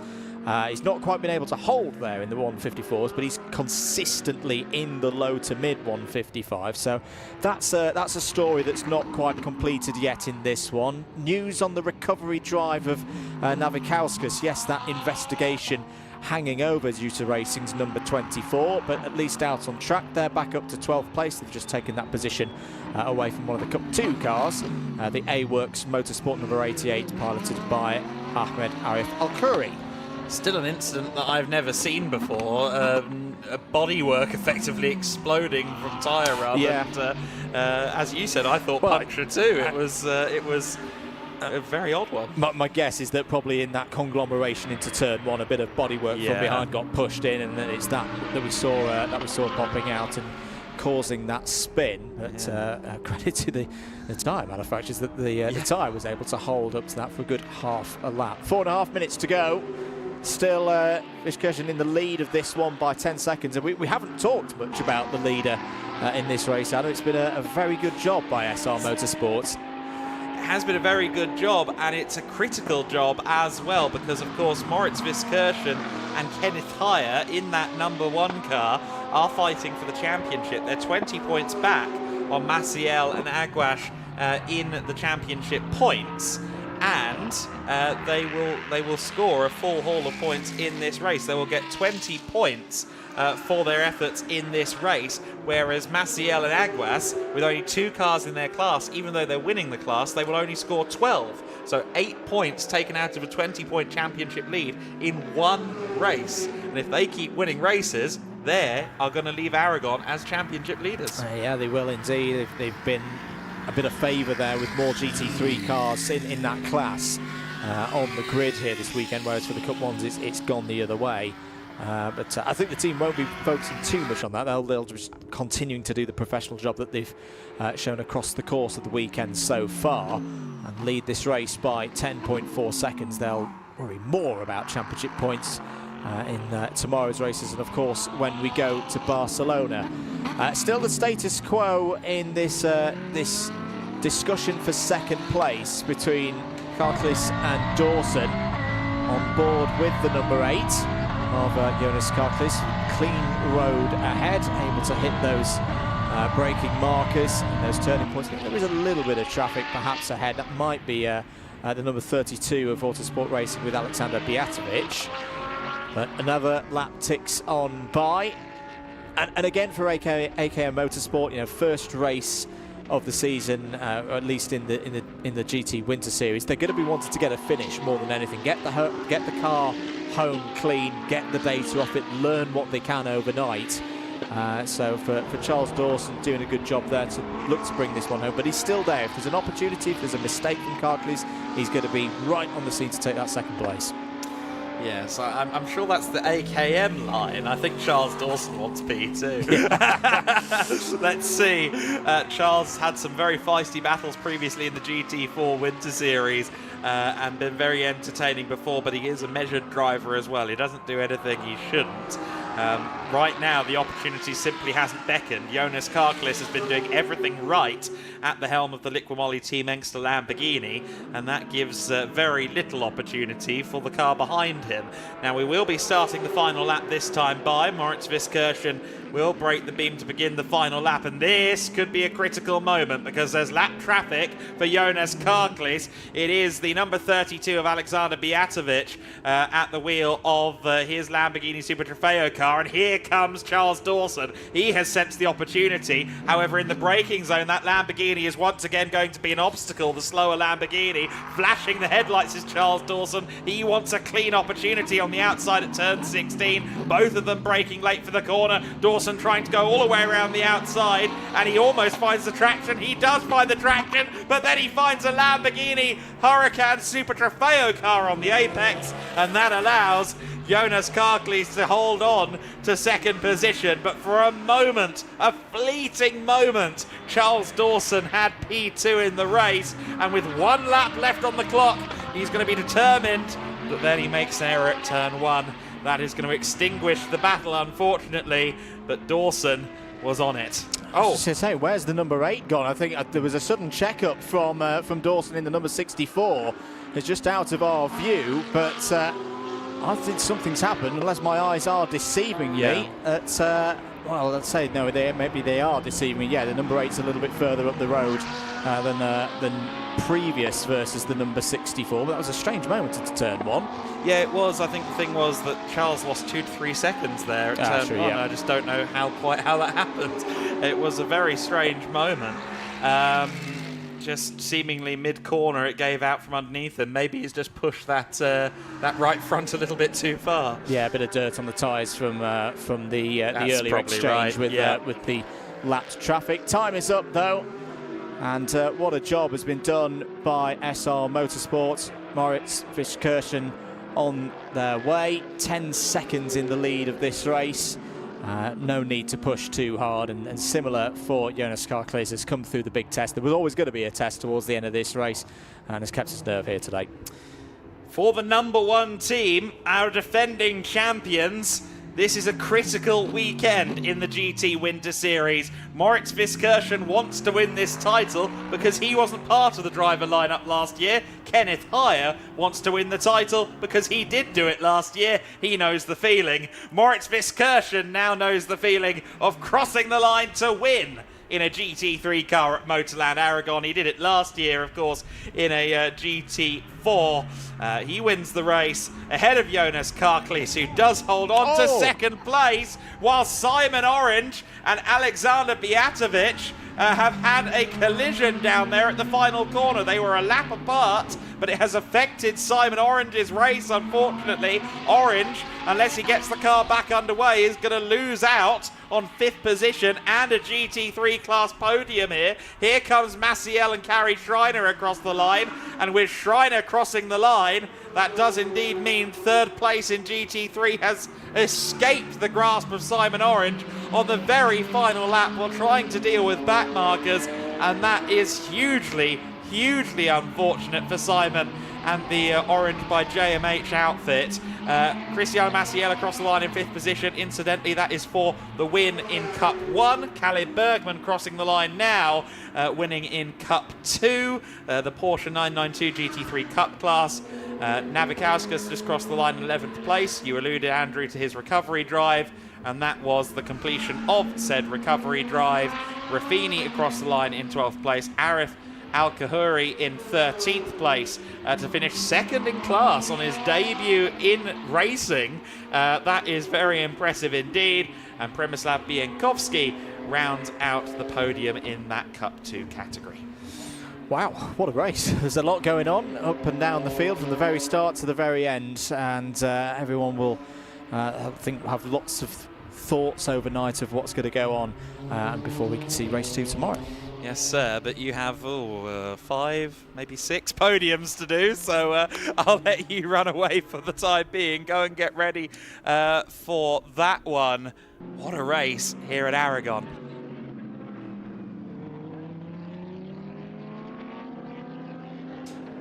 Moritz Viskirchen crossed the line first then in the number 1 car.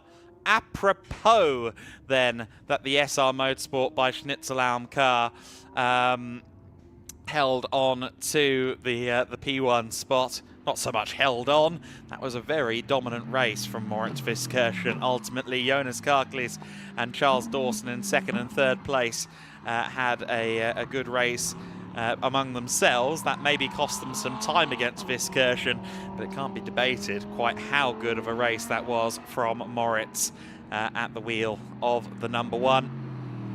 Kenneth Heyer will be very happy with his progress there as well, and he will be down there, I'm sure, first to embrace his co-driver Moritz Viskirchen.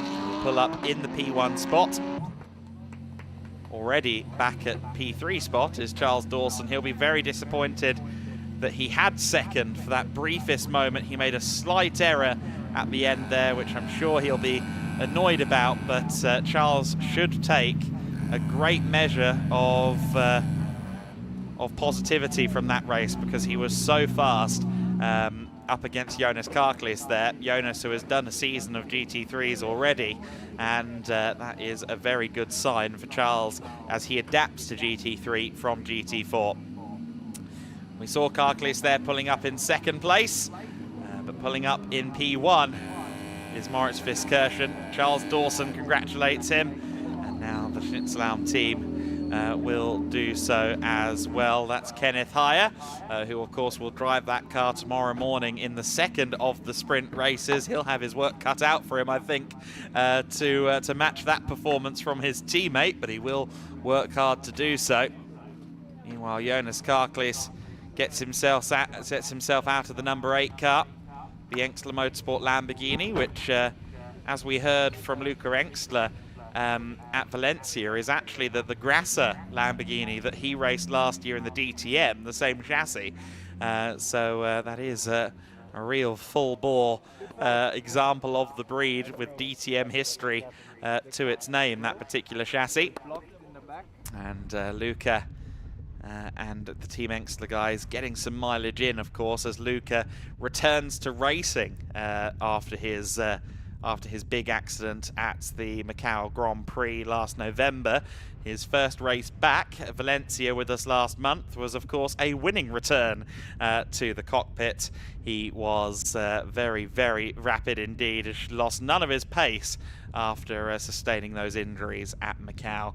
But for Jonas Karklis, a really good effort for P2 as well. Great defensive driving for him. Not even defensive driving, but just driving under pressure.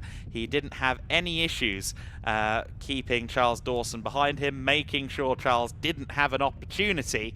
Of course, there was one opportunity that came with that lap traffic down at turn 14, turn 15 in the form of Alexander Bijatovic. But even that, Jonas Karklis managed very well, and eventually he got the better of the situation and finished in second place. Well, that was the second place battle, of course, but out front, almost sight unseen, was Moritz Viskirchen, who dominated the race and now talks to Izzy. He is indeed with me, Moritz. I mean, we didn't actually see that much of your race because you were off into the distance, and with the guys battling behind you, it was just clean and comfortable for you. Yeah, it was. It was quite a lonely race. I also watched the battle in the background in the mirror, and I managed to pull the gap in the beginning. So I, just managed the pace in the end. So yeah, it was pretty relaxed. A lonely race, though, is often a good one as well, because it means you're doing something right. Yeah, true. Also for the championship, as we said in the start, this was now the best position. Yeah, absolutely. As you say, for the championship, very, very good. I think Adam was talking about the points very close now together. So going into tomorrow, Kenneth looking very happy over your shoulder to defend the title. But of course, this would be a first title in the GT Winter Series for you, because of course you weren't in that car with Kenneth last year when he won the championship with JMO. But good for the championship. So how do you feel going into tomorrow? Yeah, really good. Like we still have a lot of strong drivers in the third race, so we have to see how the pace is going there. But yeah, I think we are on a good position now. So sounds like you're quietly confident. Yeah. Perfect. All right, we'll let you get up to the podium. Congratulations, our final winner of the day. Quietly confident indeed, is he? Measured, but optimistic. Brilliant stuff then from the GT Winter Series. As anticipated, that one was always going to be a thriller. Race got underway then with a good start for Moritz Viskirchen. He absolutely nailed the launch off the line, but further back there was some contact. Kari Schreiner getting squeezed between Alessio Ruffini and Eimantas Navikauskas, and unfortunately that would cause a lot of tyre rub on the Utah Racing Audi, but rather weirdly not a puncture, a spin all the same.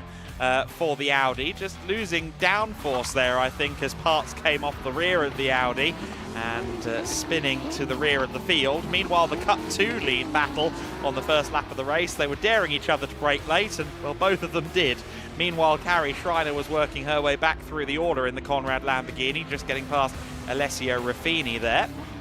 And this was a very exciting battle. Jerzy Spinkovic from 7th position at this point in the race, making his way through the GT3s, getting past Simon Orange with the big straight line speed advantage of that Lamborghini Super Trofeo car. Then Thomas Anderson lunged past Abkazava for 4th place, but rather overdid it coming out of turn 15.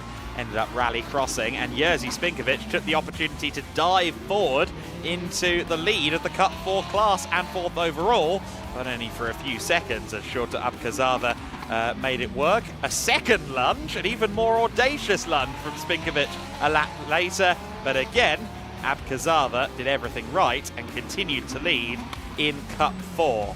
However, further back, another lunge, Thomas Anderson moving past Simon Orange there for 3rd in the GT3 class. Jerzy Spinkovic a couple of corners later at the first turn, making his move for the lead in Cup 4, a lead that he would retain from that point onwards. Charles Dawson was pressuring Jonas Karklis, and unfortunately Thomas Anderson, in his pursuit of further overall positions, seemingly outbraked himself into turn 16, collided with Shota Abkazava. Abkazava did finish the race in 7th and 2nd in Cup 4, where unfortunately there was suspension damage for the Porsche. He did not finish the race. Meanwhile, the wounded Utah Racing Audi continued on in its slightly undressed condition, still wearing the colours of the Lithuanian team in the FIA Motorsport Games as well. He was having a little bit of a scrap with Ahmed Arif Al-Khoury on Ahmed's first appearance in wheel-to-wheel racing, having previously done hill climbs and time attack competition. Alexander Bijatovic ran wide ahead of the race leader as he went a lap down, which allowed Moritz Viskirchen to pass the Lambo without incident. Meanwhile, Hubert Darmetko was pressuring Cristiano Maciel. This was for overall position, as was this. Carrie Schreiner getting past Darmetko. Darmetko, though, of course, would end up in the wars in the pits with a puncture towards the end of the race. Meanwhile, Charles Dawson spent most of the last 20 minutes of the race desperately trying to find a way around Jonas Karklis, and for a moment he had succeeded, only to get slightly tripped up by traffic, and then you see there a big puff of brake smoke as well, just maybe slightly wearing the brakes thin towards the end of the race. All the same, Dawson ultimately finished in third place. Moritz Viskirchen won the race, and at the very end, Alexander Bijatovic spinning. Simon Orange had nowhere to go there, unfortunately. That would drop him off the GT3 class podium, Simon Orange, and Bijatovic having a difficult end to his race. Moritz Viskirchen, though, is our race winner, a race that he controlled from flag to flag. Jonas Karklis with a brilliantly earned second overall, winning the GT3 Pro Class for Engstler along the way. Charles Dawson for AKM Motorsport finishing second in class, third overall for AKM Motorsport, who of course we saw at the 6-hour Portimao at the start of February. In fourth position, the Cup 4 Unique Racing Lamborghini Huracan Super Trofeo car, winning that category, the Cup 4 class. Jerzy Spinkovic winning the category. Cristiano Maciel in fifth position, winning Cup 1, as well as taking fifth overall. Carrie Schreiner in sixth position, recovering nicely after her issues at the start of the race. Shorter Abkhazava in seventh position, of course. I think that car a little bit wounded after the collision with Thomas Anderson earlier on. Simon Orange would have been in fifth overall if it hadn't been for that collision with Alexander Bijatovic at the end of the race. Andreas Sorensen in ninth place, rounding out the overall top 10, the Cup 2 winner, Kalle Bergman, the number 44 car from Vileco Motorsport. Eimantas Navikauskas for Utah Racing in 11th position, ahead of Alessio Ruffini for Autosport Racing in 12th position, the 333 car. Ahmed Arif Al-Khoury in 13th, taking second in Cup 2 on his debut in racing. Przemysław Bienkowski rounding out that Cup 2 podium for PTT Racing in 14th. Ryan James in 15th position, winning in the Cup 1 class, albeit gaining quite a few penalties for track limits. Hubert Darmetko with a puncture during the race, but he still made it back out there to finish 16th. Bijatovic finishing in 17th place. Thomas Anderson for Resoon Northern Racing, unfortunately didn't get to the checkered flag after that collision that we saw down at turn 16. Well, the race is complete. The racing for today is complete across the Winter Series categories. Of course, we've still got the podiums to bring you in just a few moments. And in fact, we can bring you those podiums now. So with no further ado, Andrew Mather, over to you. Thank you very much, Adam. Here at the podium for the last time today, and plenty of drivers to welcome out to receive their trophies for their afternoon's work. We'll start with Cup 4 for the Lamborghini Super Trofeo class. So please welcome, first of all, in third place for Autosport Racing, Alessio Ruffini. In second place for ART Line, please welcome Shota Abkhazava. And your class winner, a brilliant drive for Unique Racing. Please welcome Jerzy Spinkovic.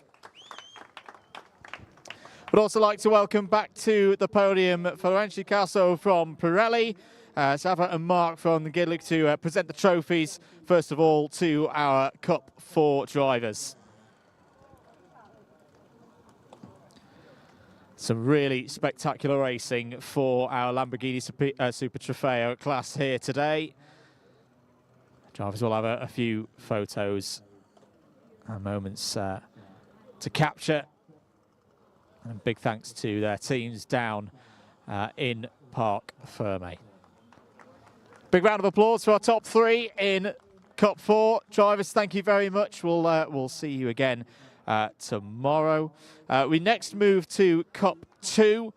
3 drivers to welcome onto the podium, starting first of all with the number 27 of PTT Racing. Please welcome third place, Przemysław Biankowski.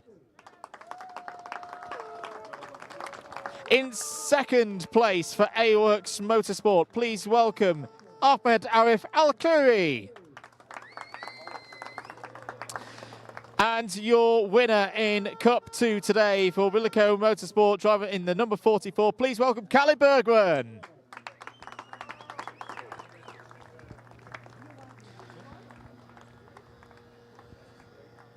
Bring the trophies out once again for our drivers in the Porsche Cup Cup 2 category. Very well deserved. Good spirited race across the course of those laps.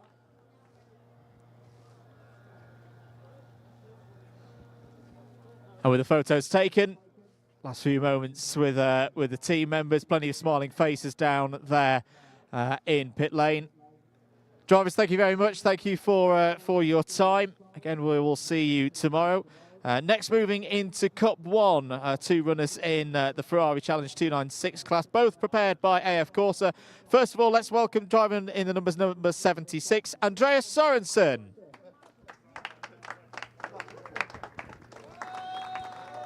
And your winner once again in Cup 1, please welcome in the number 50, Cristiano Maciel.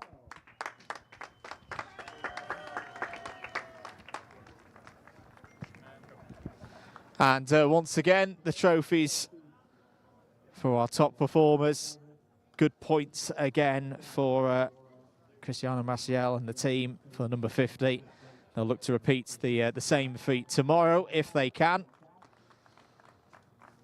All of those races can be watched here on the YouTube broadcast from MotorLand Aragón. Photos done. A quick few moments for the photographers down in pit lane. And with that complete, thank you, drivers. Thank you once again for your efforts today. And again, we will see you tomorrow. 2 classes to go. We pass into the GT3 classes now. First of all, in GT3 Pro, your winner of the category for Liqui Moly Team Engster. Please welcome Jonas Karklis.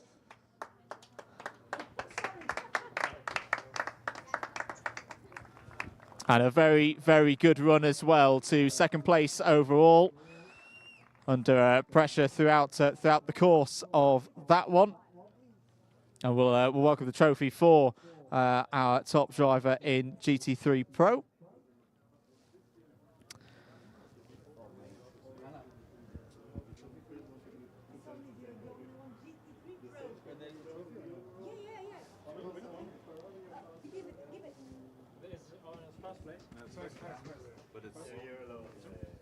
Yeah, here it is, the trophy for Jonas Karklis, top driver in GT3 Pro here today.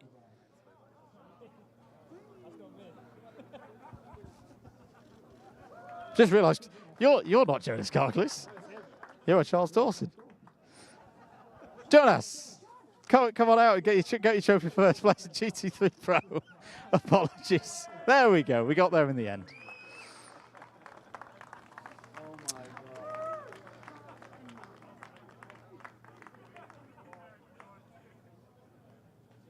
With photos done, I'd say it was a very good drive to second place overall. So much so I think Jonas was fully in conversation there about his race. Well done, Jonas. We'll see you again tomorrow.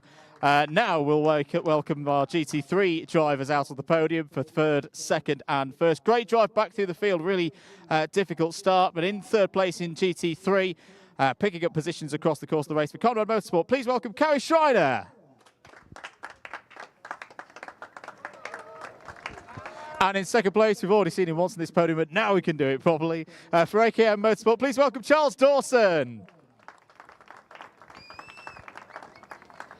And your winner, brilliant drive, won by over 10 seconds for SR Motorsport by Schnitzlam. Please welcome the driver in car number 1, Moritz Fischkirchen.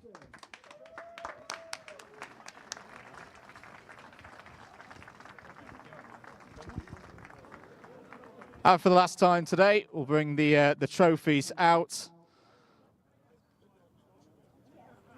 with a really strong run by everybody in the GT3 class.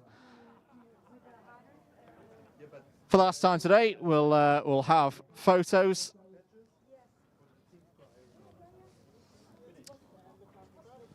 And of course, the camera's down in pit lane.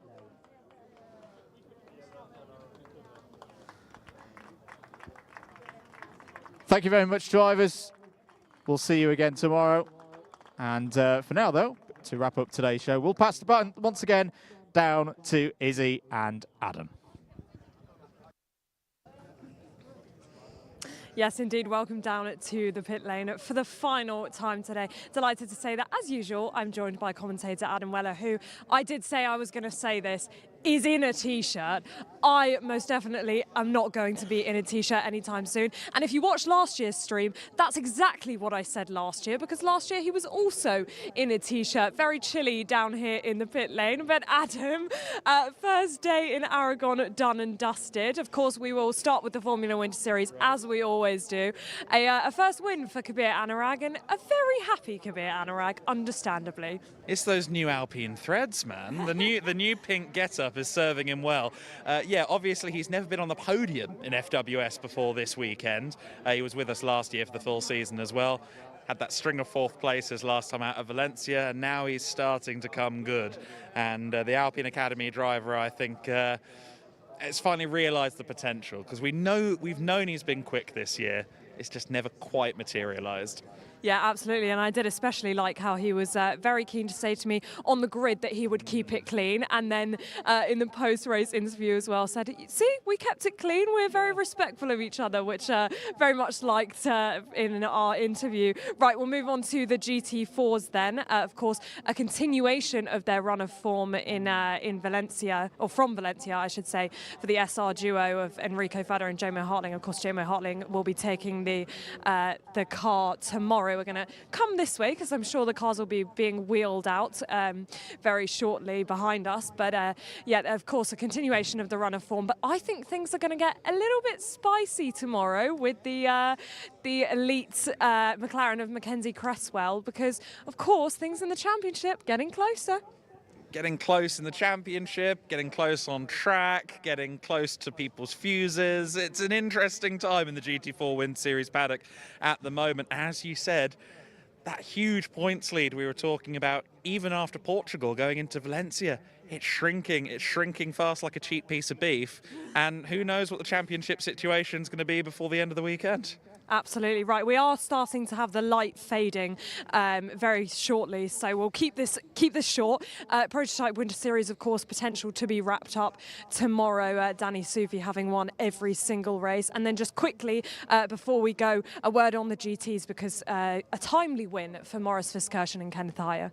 Yeah, this is the weekend. I was talking to Kenneth about this pre-event, you know, how if they get podiums, they'll outscore Maciel and Aguas in the overall standings.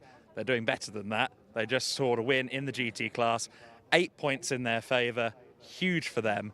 Really excited to see what Sunday is going to bring, not just because of that championship battle, but because of the competitiveness on the grid in the GT3 class. I promise you, Sunday in the GT Win Series is going to be absolutely astounding. Well, we've got all of that to look forward to tomorrow, so it's going to be goodbye for now this evening here in Aragon. Make sure you join us tomorrow morning for lots more racing.